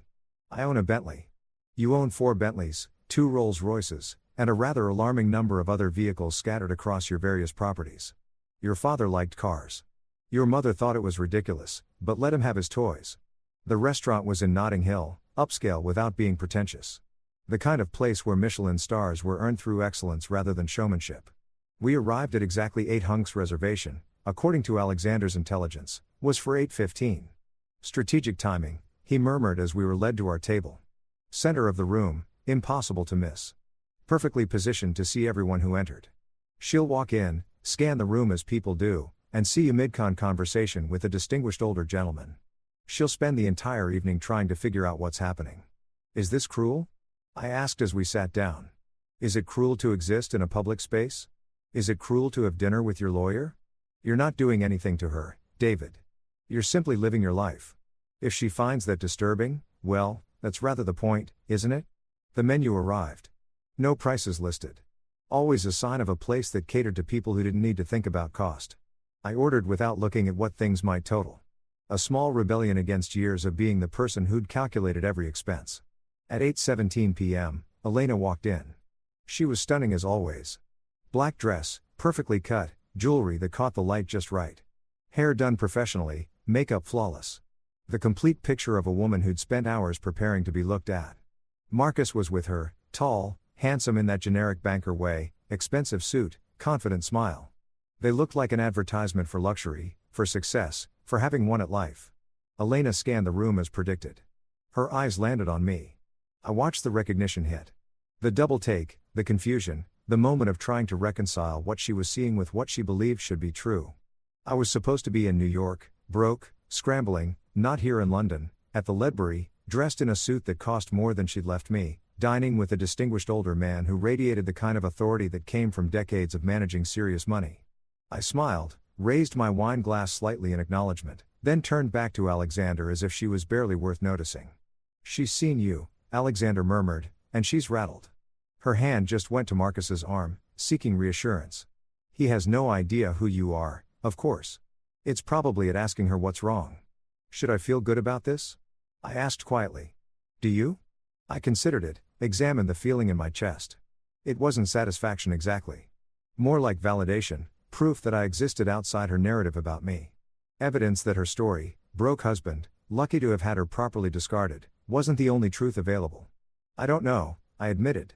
Ask me after dinner. We ate slowly, course after course of food that deserved attention and contemplation. Alexander told stories about my father, about deals made and opportunities seized, about the man who had built a fortune and hidden it from the world.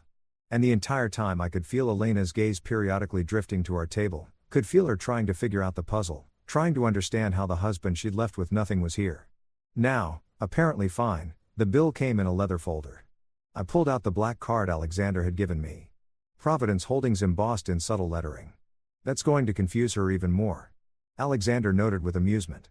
A corporate card suggests you're here on business, which you are technically.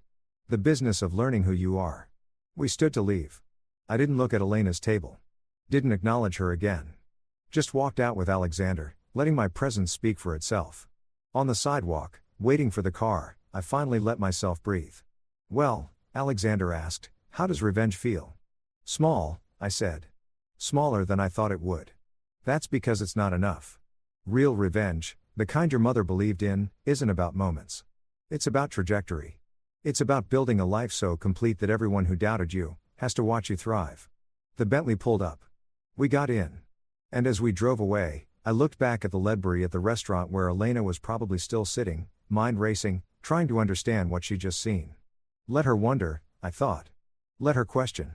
Let her start to suspect that maybe, just maybe, she didn't know me at all. The real reveal would come later when I was ready, when the truth would hurt most. My phone rang at 11 p.m. unknown number, London area code. I almost didn't answer, but something made me press accept. David, Elena's voice, strained, uncertain. Nothing like the confident woman who'd thrown me out 4 days ago. Was that you at dinner tonight? I said nothing. Let the silence stretch. David, I know it was you. What are you doing in London? How are you, Ton? How did you? She stopped, started again. Who was that man you were with? A business associate, I said calmly. What business? You don't have, you didn't mention any. You never asked. Another pause. I could hear her breathing. Could picture her pacing in whatever expensive hotel room she was staying in. Mine racing through possibilities that didn't quite make sense. The divorce papers, she said finally.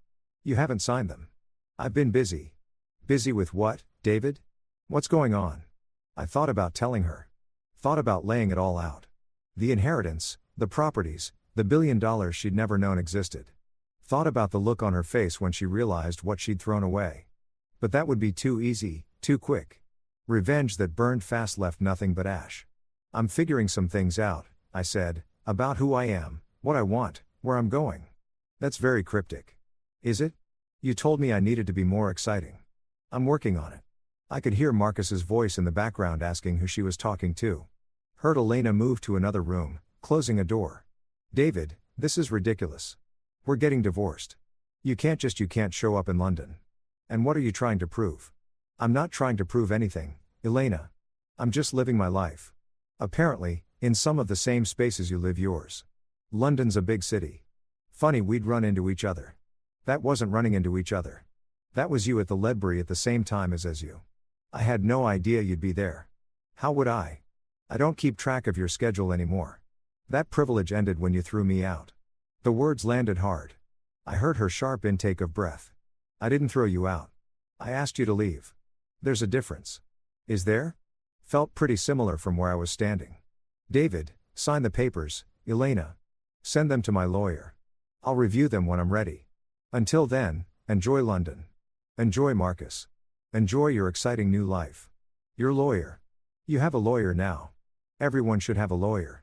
You taught me that. I hung up before she could respond. And for the first time since Saturday morning, I smiled. Not because I'd hurt her, though I had a little, but because I'd finally stopped letting her define the story. Story 3. During my vasectomy consultation, the doctor pulled me aside. I need to tell you something about your blood work. What is it? He looked uncomfortable. You are sterile. You've been your entire life. But I have 3 kids. Just then my elder son called me. Dad, Mom, she's making us. The vinyl chairs in Dr. Morrison's office were the kind that stuck to your legs in summer. James Caldwell had been sitting in one for 20 minutes, filling out forms about family medical history, questions that now felt like they'd been written in a foreign language. His hand trembled slightly as he checked the box marked vasectomy consultation. Though the procedure itself seemed like a formality now. At 42, James had what most would call a complete life. 3 kids, Dylan, 15, Kayla, 13, and Marielle, 8, a comfortable house in the suburbs of Charlotte. 20 years with his wife, Marina. He managed a mid-sized architectural firm downtown, designed buildings that would outlast him. The vasectomy was practical. Marina's difficult pregnancies, the strain 3 kids put on their finances, the simple fact that their family felt complete. Mr. Caldwell, the nurse's voice pulled him from his thoughts. Doctor, we'll see you now. Dr. Morrison was a slight man in his 60s with wire-rimmed glasses and the perpetually concerned expression of someone who delivered too much bad news. He shook James's hand with both of his own, a gesture that immediately set off alarm bells. James, thank you for coming in. Please sit down. Is there a problem with the procedure? James asked, settling into the chair across from the desk.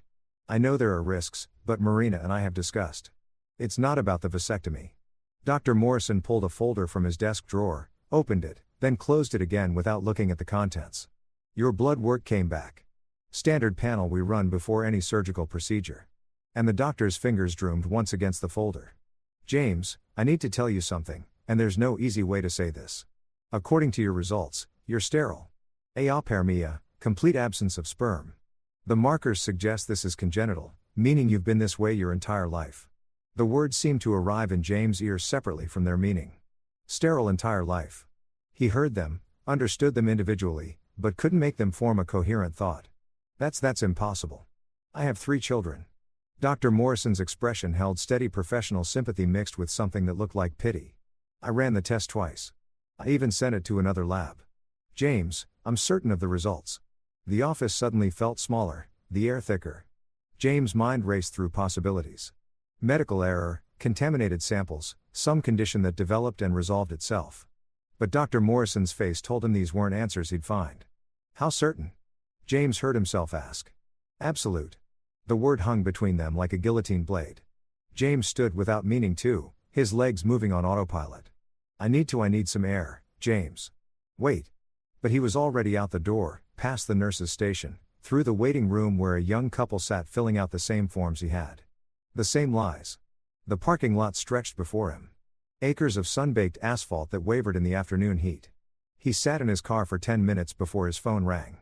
Dylan's name flashed on the screen. Dad. His son's voice was tight, stressed in a way that cut through James' spiral. Dad, you need to come home. Mom, she's making us. The line went dead. James tried calling back. Straight to voicemail. He tried Marina's number. Same thing. A text to Dylan went undelivered. The message hanging in digital limbo with a small red exclamation point. Something was very wrong. He drove on instinct. His mind split between Dr. Morrison's revelation and Dylan's panicked call. The 15-minute drive home took 8. He barely registered running a red light or cutting off a delivery truck. The Caldwell house sat on a quiet cul-de-sac, a 2-story colonial with blue shutters that Marina had insisted on repainting last spring. James' own design built 12 years ago when Kayla was still a baby. Now it looked different somehow, like a familiar word repeated until it lost all meaning. Dylan's bike lay on its side in the driveway. The back wheel still spinning slightly. Kayla's shoes were scattered by the front door, which stood open. James' heart rate kicked up. He took the porch steps 2 at a time. Dylan, Caleb, the living room looked like a tornado had passed through. Couch cushions on the floor, picture frames face down. The coffee table pushed against the wall, but it was the silence that unnerved him most. No TV, no music, none of the ambient chaos that came with 3 kids. Mary ill, Marina. A crash came from upstairs. James sprinted up, taking the stairs 3 at a time. Dylan's room. The door was locked. Dylan, open up, Dad. His son's voice muffled. She's don't let her. Another crash. This one accompanied by Kayla's scream. James threw his shoulder against the door. The frame splintered but held. Second hit. The lock gave way and the door flew open. The scene before him made no sense. Dylan stood in front of the closet, his arms spread wide, protecting something or someone. His lip was bleeding, his shirt torn. Kayla sat on the bed holding Mary ill. Both of them crying. And Marina, his wife, stood in the center of the room holding Dylan's baseball bat, her knuckles white around the grip. Her hair was disheveled, her eyes wild with something James had never seen in 20 years of marriage. Rage maybe or fear. Marina, what the hell? They know, she said, her voice flat and cold. They know everything. Know what? Put down the bat. Don't. She pointed it at him like a weapon. Don't you dare act innocent. I saw your face when you came home. The doctor told you, didn't he? The room tilted. James gripped the door frame. How do you I've known for 16 years? Marina said, since Dylan was born and I saw the blood type on his hospital bracelet. AB positive. You're O negative. I'm O positive. She laughed. A sound like breaking glass. Basic biology, James. Impossible odds. Dylan's eyes went wide. Mom, what are you saying? I'm saying your father isn't your father. None of you are his. Marina's voice cracked. And now he knows. And now you know. And everything's ruined. Everything. Kayla made a small wounded sound. Mariel buried his face in his sister's shoulder. James felt the world reorganize itself around this new center of gravity. 20 years. 3 children. Every birthday, every school play, every skin, knee, and bedtime story. Every single moment suddenly suspect. Retroactively poisoned. Who? The question came out as barely a whisper. Marina laughed again. That same terrible sound. Does it matter? You want to know which one? Dylan is Roy's. Kayla is Logan's. Mariel is Sterling's happy now. Roy Hardy, his former best friend from college, the one who disappeared from their lives after Dylan was born, said he'd gotten a job in Seattle. Logan Nichols, Marina's ex-boyfriend from high school, who'd shown up at their wedding looking like he'd swallowed nails. Sterling Schwartz, their neighbor who'd moved away 8 years ago, citing personal reasons. The pieces fell into place with the weight of tombstones. Get out, James said quietly. This is my house, too. Get out. The roar came from somewhere primal, somewhere James didn't know existed inside him. You have 5 minutes to take whatever you can carry and leave, or I call the police and tell them you just assaulted our. He choked on the word. These children, Dylan's bleeding. You locked them in here. Marina's face cycled through emotions. Defiance, fear, Calculation. She looked at the kids, then back at James. Whatever she saw in his expression made her decision. "You'll regret this," she said, but she was already moving toward the door. "You have no idea what you're doing." For minutes, she left, and James heard her footsteps thundering down the stairs, the slam of dresser drawers, the jingle of car keys. He didn't move until he heard her car start, the engine rev, the squeal of tires as she peeled out of the driveway. Only then did he look at the 3 kids huddled together on Dylan's bed. 3 kids who weren't his biologically. 3 kids who just had their world shattered. Dylan with his bleeding lip and protective stance. Kayla with tears streaming down her face. Mariel, too young to fully understand, but old enough to know everything had changed. "Dad." Dylan's voice was small. Are you going to leave us, too?" The question hit like a physical blow. James crossed the room and pulled all 3 of them into his arms, holding them so tightly he could feel their heartbeats against his chest. "Never," he said into Dylan's hair. "You hear me? Never. I don't care about blood. I don't care about DNA. You're mine and I'm yours, and that's not changing." They stayed like that for a long time. The 4 of them holding each other while the sun moved across the floor and the house settled around them. James' mind was already working, already planning. Marina had betrayed him in the worst way possible, but she'd made a critical error. She'd shown her hand too soon, and James Caldwell was very good at long-term planning. The days following Marina's departure passed in a strange suspended reality. James took personal leave from the firm, citing a family emergency, which was true enough that no one questioned it. He spent the first 48 hours simply keeping the household running. Meals, homework, bedtimes. The routine helped. Gave them all something to hold on to while the ground shifted beneath their feet. On the 3rd day, James sat at the kitchen table with his laptop and a legal pad, waiting for the kids to leave for school. Dylan had insisted on going back immediately. Some teenage need to maintain normally. Kayla had agreed after an extra day home. Mariel clung a bit longer but followed his siblings' lead. The house felt cavernous in their absence. James opened his laptop and began researching. Not divorce law that would come later. Not custody battles or DNA tests. He already knew the truth, and so did Marina. What he needed was information on the 3 men who had fathered his children. Roy Hardy was easy to find.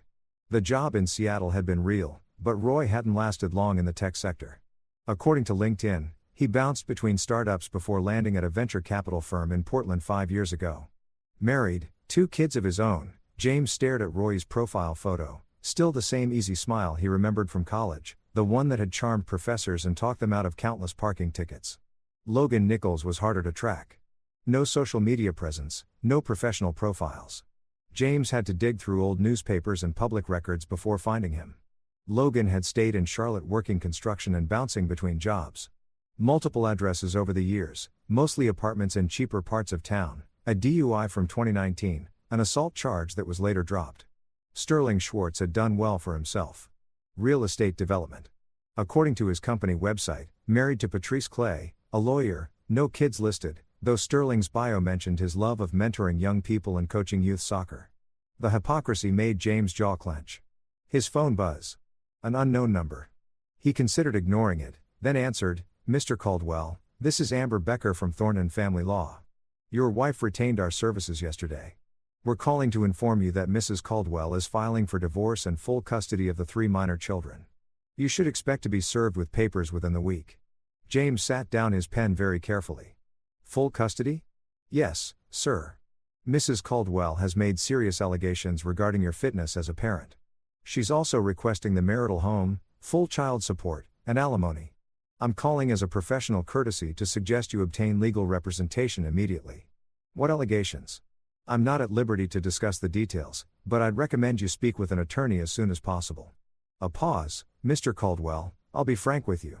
I've been doing this for 20 years. Whatever's happening in your marriage, those kids need stability. I hope you'll keep their best interests in mind." The call ended before James could respond. He sat staring at his phone, Marina's strategy crystallizing in his mind. She was going on the offensive, painting herself as the victim, using the children as weapons. Full custody meant she could control the narrative, control his access, control everything. It was bold. It was vicious. It was a mistake. James made his first call to Bruce Walker, an attorney who'd helped with the firm's contracts over the years. Bruce listened to a carefully edited version of events. The sterility diagnosis, the revelation, Marina's attack on the children, then whistled low. "James, I'm a corporate guy. You need Nicholas Herta, best family law attorney in Charlotte, maybe in North Carolina. He's expensive, but if what you're telling me is true, you're going to need him. The second call was to Nicholas Herta's office. The receptionist tried to schedule a consultation for the following week. James told her he'd pay double for an emergency appointment today. Money, he'd learned in 20 years of architecture, could make almost anything happen. Office occupied the top floor of a steel and glass building downtown. The kind of aggressive modernity that James usually avoided designing. The attorney himself was younger than expected, maybe 35, with the kind of sharp suit and sharper eyes that suggested he didn't lose often. Mr. Caldwell, my retainer is $50,000. Is that going to be a problem? No. Good. Now tell me everything, and I mean everything. Things you think are irrelevant, things you're embarrassed about, things you think make you look bad. I can't help you if I'm surprised in court. James told him all of it. Dr. Morrison's revelation, Marina's confession, the names of the biological fathers, Marina's assault on the children. He showed Herta the photos he'd taken of Dylan's split lip, the broken closet door, the damaged room. Herta took notes on a yellow legal pad, his expression neutral. When James finished, the attorney sat back and steepled his fingers. Okay, here's what's going to happen. Marina's attorney called this morning trying to intimidate you, make you panic, maybe do something stupid. That's standard practice. What's not standard is that she's alleging you're an unfit parent while simultaneously admitting, I assume she admitted this, that you're not the biological father of any of the children. She told all of us, me and the kids. That's incredibly stupid on her part. Herta made another note. North Carolina is a pure no-fault divorce state, but adultery is still a factor in alimony determinations. And if she's requesting full custody while you're the only legal father, did you sign the birth certificates? All three. Then legally, you're their father. Biology doesn't matter. She committed paternity fraud. And if we can prove she knew from the beginning, that goes to her character. Add in the assault on Dylan and we've got a strong case. We're to lean forward. But here's what you need to understand. James' family court is unpredictable. Judges have broad discretion.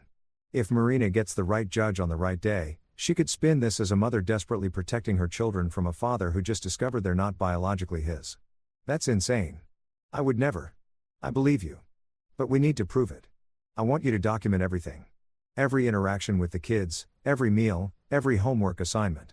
I want character witnesses who can testify to your relationship with Dylan, Kayla, and Meryl. I want medical records showing you've been their father in every meaningful way for their entire lives. Done. I also want you to think very carefully about whether you want to pursue any legal action against the biological fathers. James had been thinking about nothing else. What are my options? Honestly, not many. You could potentially sue for intentional infliction of emotional distress, but that's a high bar. You'd need to prove they knowingly participated in the fraud. Did they know about the children? I don't know. Roy disappeared. Logan showed up at our wedding looking angry. Sterling coached Mariel's soccer team for a year before moving away. James paused. He coached his own son's soccer team. That might be enough for Sterling, but it's circumstantial. The bigger question is, what do you want, James? Revenge, money, justice? Because those are three different things, and you need to decide which matters most. James thought about Dylan bleeding, Kayla crying, Mariel too young to understand why his world was ending. He thought about 20 years of lies, of Marina crawling into bed next to him every night, knowing exactly what she'd done. He thought about Roy, Logan, and Sterling living their lives while he'd raised their children. Paid for their children, loved their children. All three, he said quietly. We're to smile for the first time. Then we're going to get along just fine. The restraining order hearing was scheduled for the following Tuesday. Marina's attorney had filed an emergency motion claiming James had threatened her, that she feared for her safety and the safety of the children. It was a transparent, tactical move. Keep James away from the house and kids while she consolidated her position. Was ready. The courtroom was smaller than James expected, more bureaucratic than dramatic. Judge Natalia Wall presided, a black woman in her 50s with reading glasses and an expression that suggested she'd heard every lie and excuse ever invented. Marina sat at the plaintiff's table with Amber Becker, wearing a conservative dress and minimal makeup, playing the part of frightened wife perfectly. James noticed Dylan sitting in the back row.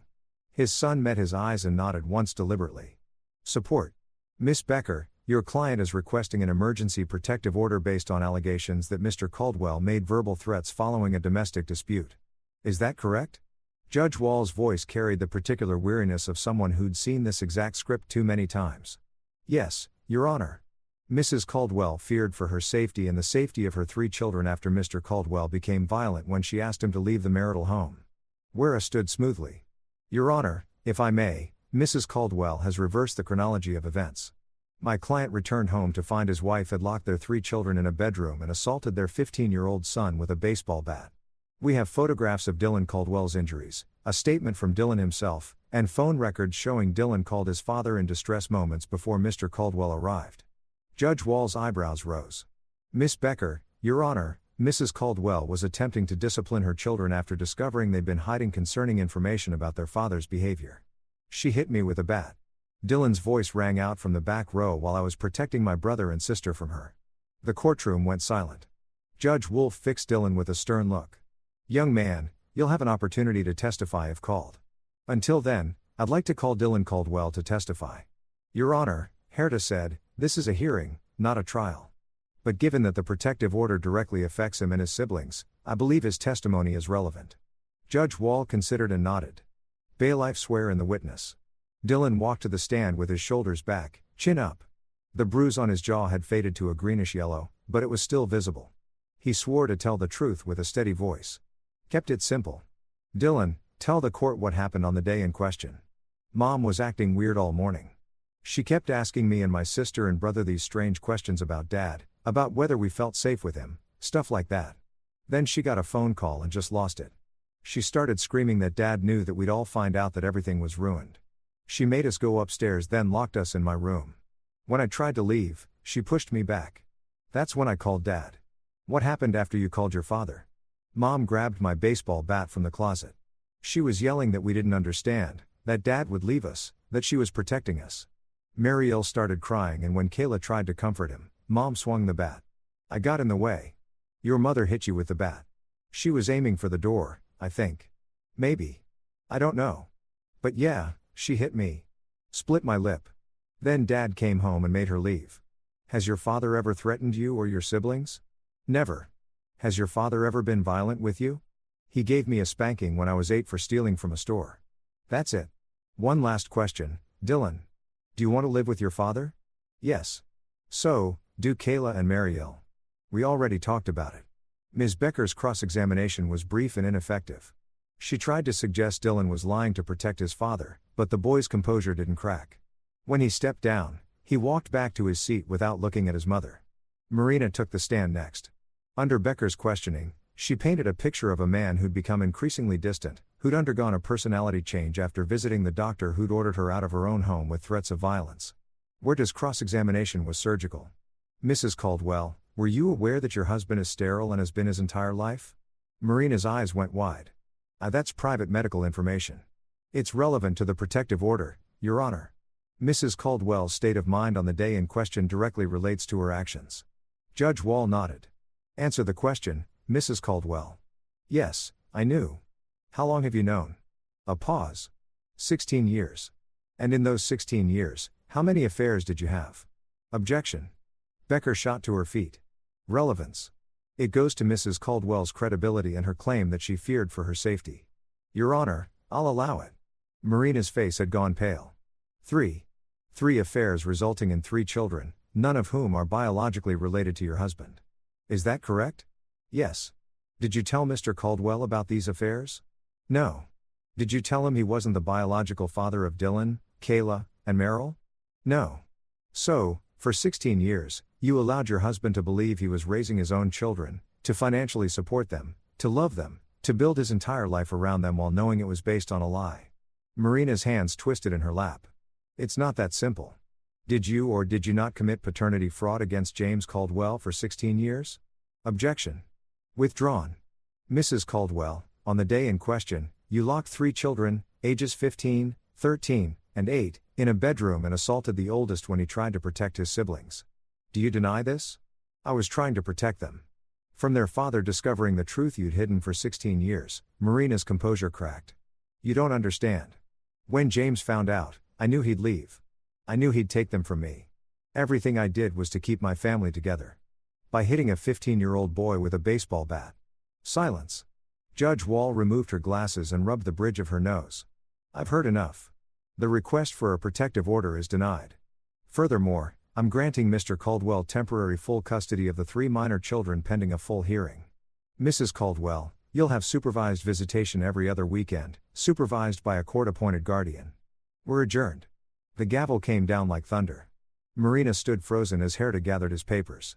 James saw the moment she realized what had just happened. Her gambit to keep the children had not only failed but backfired spectacularly. She'd lost them entirely. Outside the courtroom, Dylan hugged James hard enough to hurt. "You came through always," James said. Then quieter. "Go wait in the car. I'll be there in a minute." He found Marina in the hallway outside. Amber Becker speaking to her in low urgent tones. When Marina saw James approaching, she dismissed her attorney with a gesture. "Come to gloat." Her voice was brittle. "Come to make you an offer." James kept his voice level controlled. "Drop the divorce proceedings. Give me full custody. Sign over your parental rights voluntarily. You're insane. In exchange, I won't pursue fraud charges. I won't sue you for the money I spent raising children you knew weren't mine. I won't tell Dylan, Kayla, and Mariel the names of their biological fathers until they're adults and can make their own decisions about contact." He paused. "And I'll give you $50,000 to start over somewhere else." Marina laughed bitterly. "That's it. 20 years of marriage and you're buying me out for 50 grand. 20 years of lies, Marina. I'm being generous. What about my house? My life? Those are my children. Biologically, they're not mine. Legally, they are. And after what you did to Dylan, after you locked them in a room like animals, you're lucky I'm offering you anything." James's voice dropped to barely above a whisper. "Take the deal because if we go to trial, I'll make sure everyone knows exactly what you did. Your family, your friends, your employer. I'll make sure those 3 men know they have children they never claimed. I'll burn your entire life down and salt the earth behind you. You can't. I'm an architect, Marina. I plan for the long term. I build things meant to last. And right now, I'm building a case that will bury you so deep you'll never see daylight again." He straightened his jacket. "You have 48 hours to decide. After that, the offer expires and I go scorched earth." He walked away without looking back, his hands trembling with adrenaline. The hard part was maintaining control, not letting the rage show. Everything had to be calculated, measured. He'd learned that in architecture, emotion was the enemy of precision. Behind him, he heard Marina start to cry. He didn't turn around. The house settled into a new rhythm. Over the following weeks, James hired Dolores Ramos, a recommended nanny and housekeeper who helped manage the chaos of 3 kids while he worked. The firm had been understanding about his reduced hours, but he couldn't stay away forever. His current project, a mixed-use development downtown, needed his attention. But the evenings belonged to Dylan, Kayla, and Meryl. Homework at the kitchen table, dinner together every night, movies on weekends. They didn't talk about Marina much. Her supervised visitations were awkward, brief affairs at a neutral location where she and the kids sat in uncomfortable silence while a social worker took notes. She hadn't signed the papers yet. The 48 hours had passed, then a week, then 2. Herta assured James this was normal. People needed time to accept that they'd lost. But James knew Marina better than that. She was planning something. The answer came on a Tuesday evening. James was reviewing blueprints in his home office when his phone rang. Unknown number. Portland area code.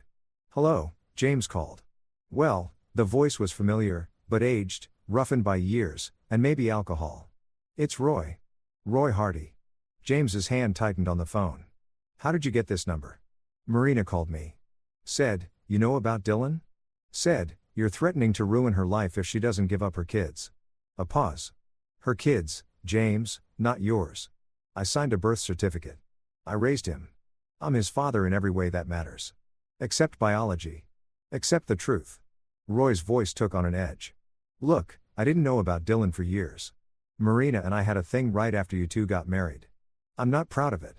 When she told me she was pregnant, I assumed it was yours. And she called me 8 years ago, told me the truth, asked for money. You gave it to her.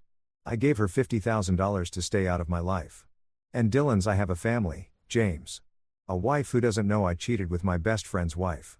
Kids who don't know they have a half-brother. I paid for my silence and I paid for hers." James felt the puzzle pieces rearranging. "She blackmailed you. Call it what you want, but now you're threatening to blow up my life anyway and I can't let that happen. So, here's my offer. You back off, Marina. You don't pursue this vendetta. You don't tell Dylan who his biological father is, and I'll make sure you're compensated for your trouble." "How much trouble am I worth?" $200,000. Clean wire transfer. Untraceable. James laughed without humor. You think this is about money? Everything's about money, James. You're an architect. You know that better than anyone. Buildings, marriages, families. It's all just capital and contracts. No, the word came out flat and final. You don't get to buy your way out of this. You slept with my wife. You fathered my son. And you paid her to keep quiet while I raised him. That makes you complicit. I'm offering you a fortune. I'm offering you a choice. You can come clean to your family voluntarily. Establish a relationship with Dylan if he wants one when he's older and face the consequences of your actions like an adult. Or I can make sure everyone you know discovers exactly what kind of person you are. Your wife, your employers, your kids. I'll put ads in the Portland papers if I have to. You're bluffing. Try me. I've already lost everything that mattered.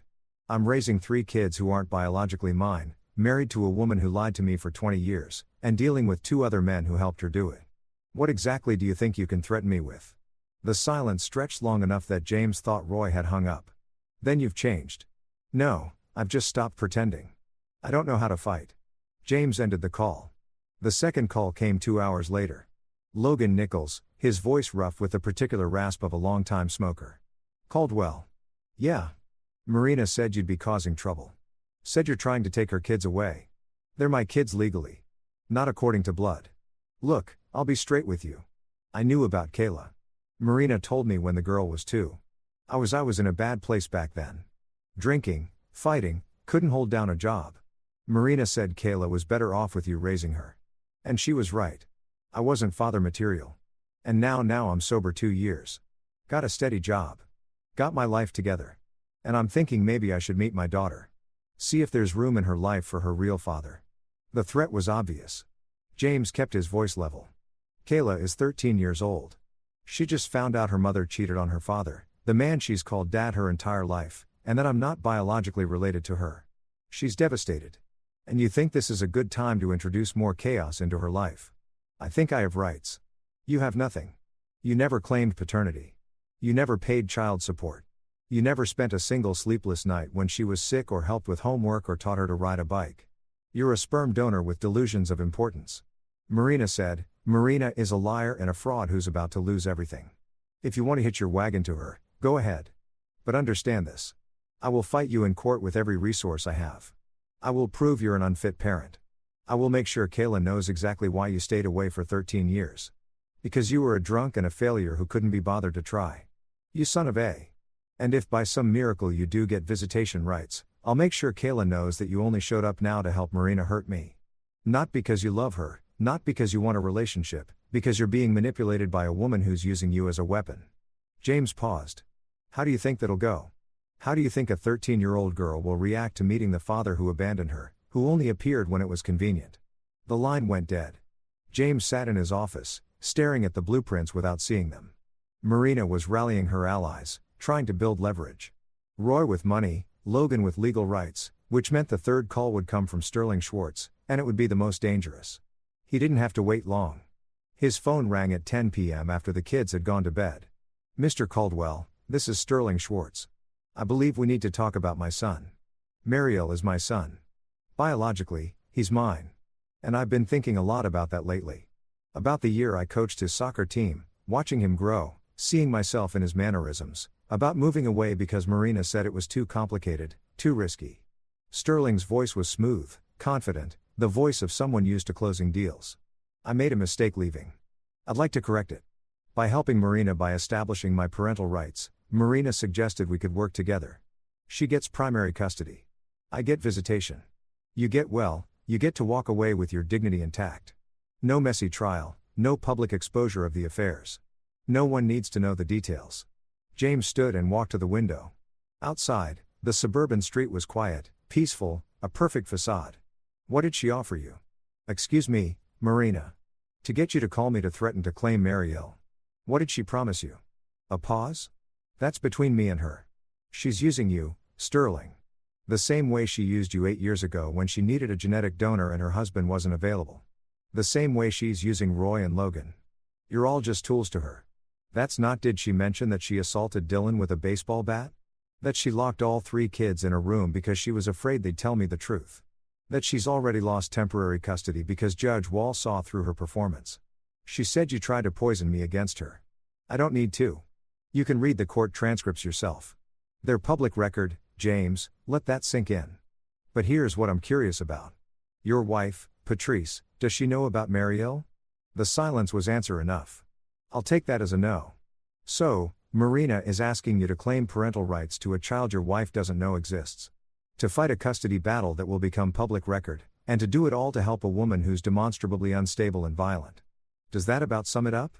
Mr. Caldwell, you're a real estate developer. Sterling, you understand contracts and leverage. So, here's mine. Stay out of this. Let me continue raising the boy I've been raising for 8 years, and I'll make sure Patrice never finds out about your affair. Walk away quietly and everyone keeps their secrets. And if I don't, then I'll make sure everyone knows. Your wife, your clients, your business partners. I'll let the soccer league know that you coached your biological son without telling anyone. I'll create such a comprehensive storm that your reputation will never recover. James' voice went cold. And then I'll still win custody of Merrill because I'm his legal father and you're a home wrecker who's been hiding a child from his wife for 8 years. You'll lose everything and gain nothing. You're threatening me. I'm offering you a choice. The same choice I offered Roy and Logan. Walk away or burn your call. James hung up and turned off his phone. His hands were shaking. Adrenaline flooding his system. 3 calls, 3 threats. 3 men who'd helped destroy his marriage now trying to take his children. He wouldn't let them. In the morning, he'd call Hura and brief him on the conversations. They'd adjust strategy, prepare for Marina's next move. But for now, James walked upstairs and checked on the kids. Dylan asleep with headphones still in his ears. Kayla curled around her stuffed elephant, the one James had won for her at a carnival when she was 5. Mariel sprawled across his bed like a starfish. Blankets kicked to the floor. His children, not by blood, but by every single day for 15, 13, and 8 years, respectively. No one was taking that away from him. No one. The divorce hearing was scheduled for 6 weeks later. In the intervening time, Marina had signed a lease on an apartment across town, started a new job as a medical receptionist, and begun attending court-ordered therapy. Her supervised visitations with the kids remained awkward and brief. Mariel cried. Kayla stayed silent. Dylan answered questions in monosyllables. AITA had filed a countersuit demanding sole custody, division of assets, and reimbursement for child-rearing expenses. It's aggressive, he told James. But we're not trying to win the money. We're trying to show that you're serious, that you won't be intimidated, and that her lies have real financial consequences. Marina's attorney, Amber Becker, had responded with a motion to compel DNA testing, establishing legal paternity for Roy, Logan, and Sterling. AITA had blocked it on grounds that the children's welfare took precedence over biological curiosity and that forcing them to undergo testing would cause psychological harm. Judge Wall had agreed with one caveat. She wanted to speak to each child privately before making a final custody determination, which was how James found himself sitting in a courthouse hallway on a Friday afternoon, watching Dylan disappear into the judge's chambers. Sat beside him, reviewing notes. Kayla and Mariel waited with Dolores at the far end of the hall, playing a card game to pass the time. Stop worrying, AITA said without looking up. Dylan's a smart kid. He'll tell the truth. That's what worries me. What if the truth isn't enough? 20 minutes later, Dylan emerged. He gave James a small nod. Okay, it said. I did my part. Kayla went next, her thin frame seeming even smaller as she followed the bailiff into chambers. James wanted to follow her, to protect her, to make sure she didn't feel alone. But all he could do was wait. When Kayla emerged 30 minutes later, her eyes were red but dry. She walked straight to James and hugged him hard. I told her everything, she whispered. About Mom. About how you've always been my dad. About how I don't want to live with her. You didn't have to. Yes, I did. You've been fighting for us. It's time we fought for you. Mariel's interview was shorter. 15 minutes. When he came out, he was crying. James scooped him up despite the boy's protest that he was too old to be carried. What happened? The judge asked if I loved Mom. Mariel said into James' shoulder. I said, yes, but I'm scared of her. I told her about the bat, about how Mom's eyes looked wrong that day. James held his youngest son while the boy cried, aware that this was one of those moments that would define both their lives. Mariel would remember being scared, but he'd also remember being held. Judge Wall called them all back into chambers an hour later. This time, it wasn't the courtroom, but her actual office lined with law books and framed degrees. Marina sat in one chair, James in another. Becker and Herta flanked their respective clients. I've spoken with all three children, Judge Wall began, removing her glasses. I've reviewed the case files, the police reports, the medical records, the financial statements. I've considered the arguments from both sides, and I've made my determination. Marina's hands clenched in her lap. Mrs. Caldwell, I want to be very clear about something. I understand that family situations are complex. I understand that marriages fail and people make mistakes, but what you did, assaulting a 15-year-old boy, locking three children in a room, creating an atmosphere of fear and instability, that is not a mistake. That is abuse. Your Honor, my client was under extreme emotional duress. Miss Becker, I'm not interested in excuses. I'm interested in the welfare of three children who deserve better than this. Judge Wall turned back to Marina. You committed paternity fraud.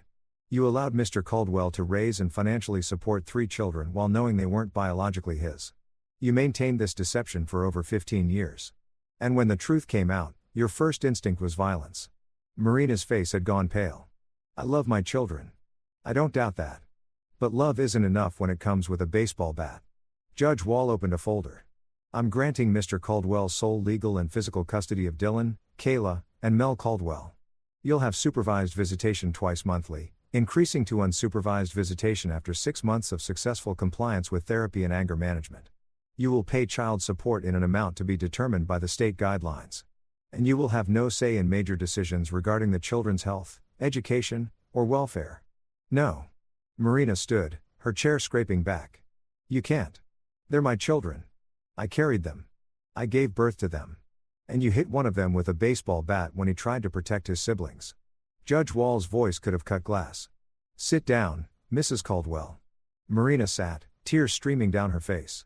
As for the property division, I'm awarding the marital home to Mr. Caldwell given that he'll be the primary custodial parent and the children's stability should be prioritized.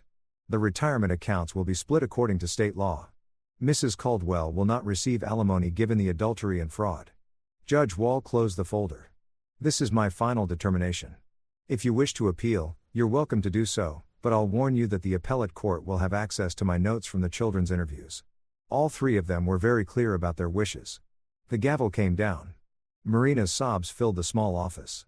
Becker put a hand on her shoulder, but Marina shook it off. She looked at James with such raw hatred that it actually made him step back. I hope you're happy, she spat. You've taken everything from me. You took everything from yourself, James said quietly. I just made sure you couldn't take the kids, too. Outside the courthouse, James called the kids. Dylan answered on the first ring. Dad, it's done. You're staying with me.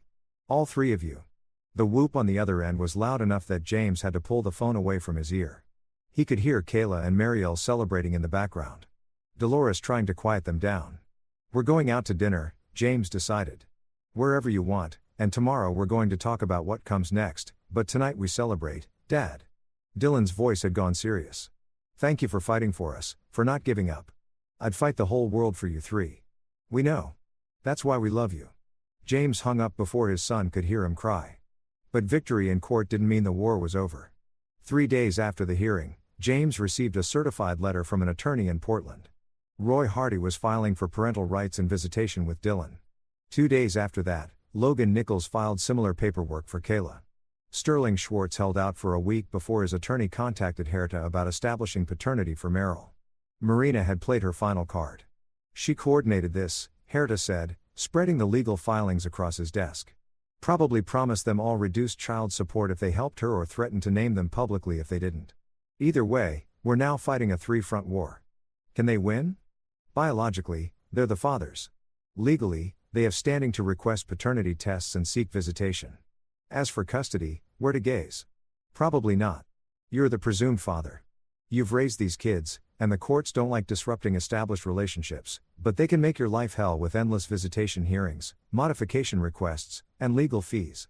James stared at the paperwork. 3 men who'd never changed a diaper, never attended a parent-teacher conference, never sat up all night with a sick child, now demanding rights to the children they'd helped create and then abandoned. What if we flip the script? Get a looked up. What do you mean? They're claiming parental rights. Fine, let them. But parental rights come with parental responsibilities. They want to be fathers.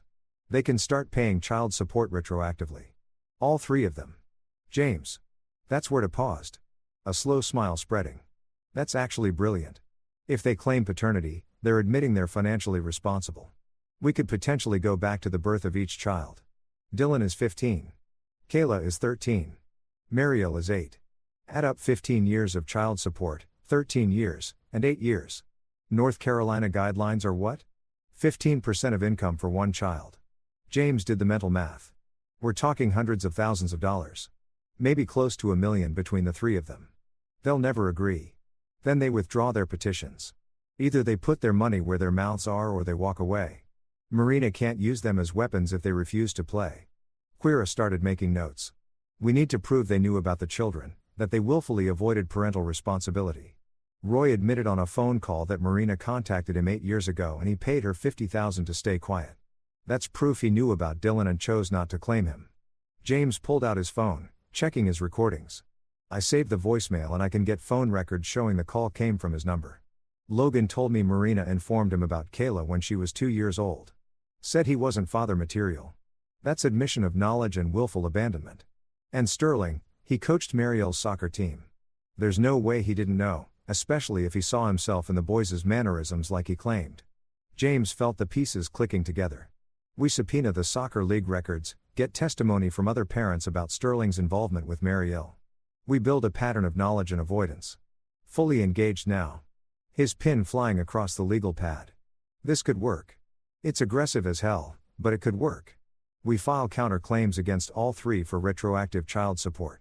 We attach liens to their property if necessary. We make this so expensive and painful that they run for the hills. And if they don't run, then they pay. Either way, you win. James leaned back, the weight of the past week settling on his shoulders. I want this done, Nick. I want them gone. I want my kids to have stability and peace and a life that isn't defined by their mother's lies and their biological father's cowardice. Then we go scorched earth. No mercy, no quarter, no compromise. Where met his eyes. You sure about this? Once we start, there's no going back. I've never been more sure of anything in my life. The countersuit was filed the next morning. By noon, James' phone was ringing. Roy Hardy, his voice tight with panic. Are you insane? You're suing me for $600,000. 15 years of child support adjusted for your income bracket plus interest. That's what you owe for Dylan. You want parental rights? Start paying like a parent. I can't. My wife will. This will destroy my marriage. Then you should have thought about that before sleeping with mine. Withdraw your petition, Roy. Walk away or pay. I don't have that kind of money. You're a venture capitalist. You made $3 million last year according to your LinkedIn. You can afford it. The question is whether you want to.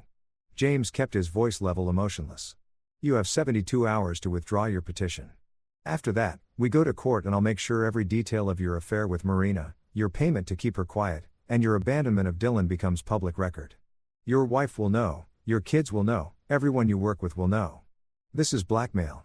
This is consequences. Welcome to them. Logan Nichols called 2 hours later drunk and belligerent. You think you can scare me with money? I don't have anything for you to take.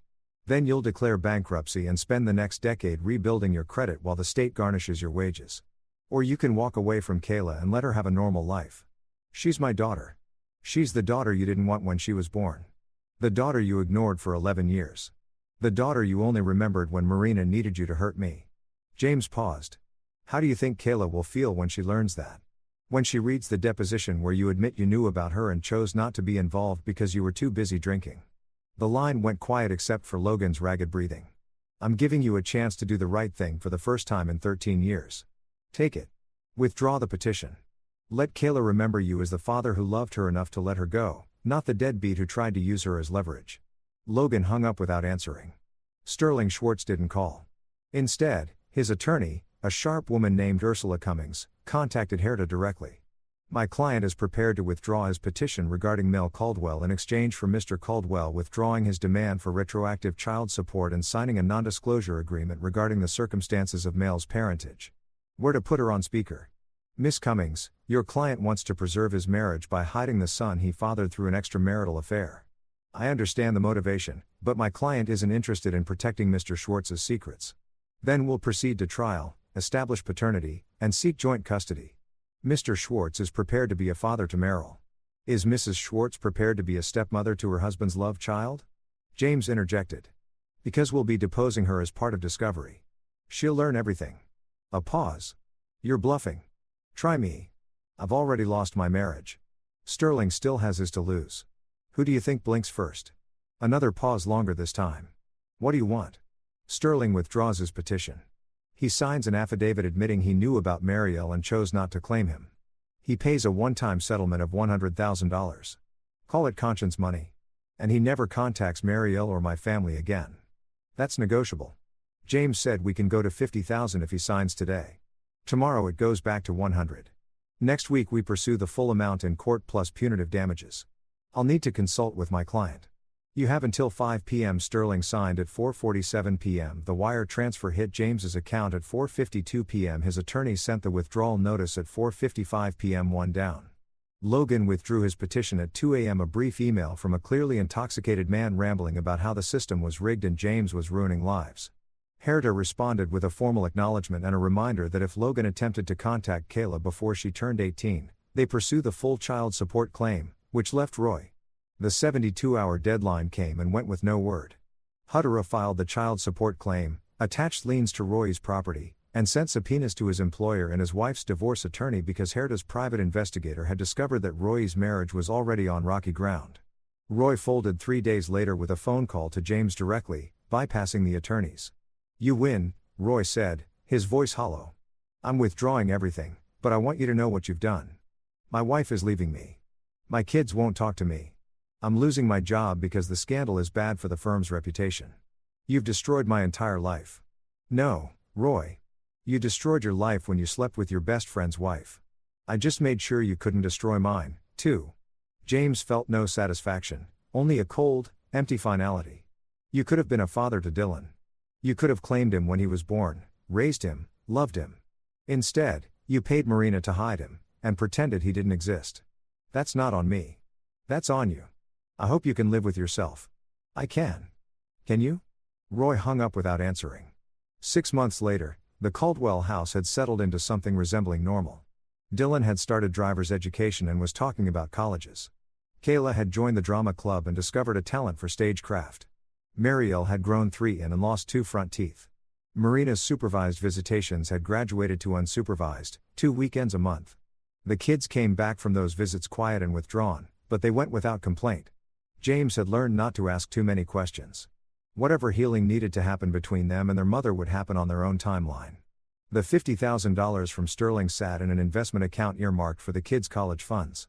James had added to it from the life insurance policy he'd cashed in and the savings he'd accumulated. It wouldn't cover everything, but it was a start. On a Saturday morning in late spring, James was working in the garage when Dylan appeared in the doorway, his phone in his hand. Dad, can we talk? James set down his tools. Always. What's up? I've been thinking about my biological father. Roy. Dylan's voice was carefully neutral. I know you said I could decide when I'm older whether I want to know him, but I'm curious. Not because I want him to be my dad or anything. You're my dad, but because I want to understand where I come from. James' chest tightened, but he kept his expression calm. Okay. What do you want to know? Everything. Who he is, what he's like, why he stayed away. And Dylan looked down at his phone. I want to know if I can contact him. Just to talk, to ask him questions. This was the moment James had been dreading and preparing for. The moment when his kids started seeking their own truths, their own connections. He wanted to say no to protect Dylan from the disappointment and pain that Roy would inevitably cause. But that wasn't his right. Roy Hardy lives in Portland. He's going through a divorce because his wife found out about you. He lost his job for the same reason. Last I heard, he was working as a consultant and living with his brother. James pulled out his phone, found Roy's contact information, and handed it to Dylan. This is his email and phone number. If you want to reach out, I won't stop you. But I want you to understand something first. What? Roy made choices. He chose to have an affair with your mother. He chose to hide when she got pregnant. He chose to pay her off instead of claiming you. And when he finally did try to be part of your life, it was because your mother manipulated him into it. Not because he woke up one day and decided to be a father. James met his son's eyes. I'm not saying this to turn you against him. I'm saying it so you go in with your eyes open. Roy isn't the person you might hope he is. Dylan nodded slowly, but you're okay with me talking to him? I'm okay with you making your own decisions. You're 15, Old enough to handle complicated truths. Just James' voice caught. Just remember that biology doesn't make a father. Time does. Presence does. Love does. And no matter what Roy tells you, no matter what relationship you might develop with him, you're my son. That doesn't change. Dylan crossed the garage and hugged James hard. I know, Dad. I've always known. They stood like that for a long moment, surrounded by tools and half-finished projects. While outside, the spring sun warmed the driveway where James had taught Dylan to ride a bike 7 years ago. I might not even contact him, Dylan said, stepping back. I just wanted to know I could, that it was my choice. It always was.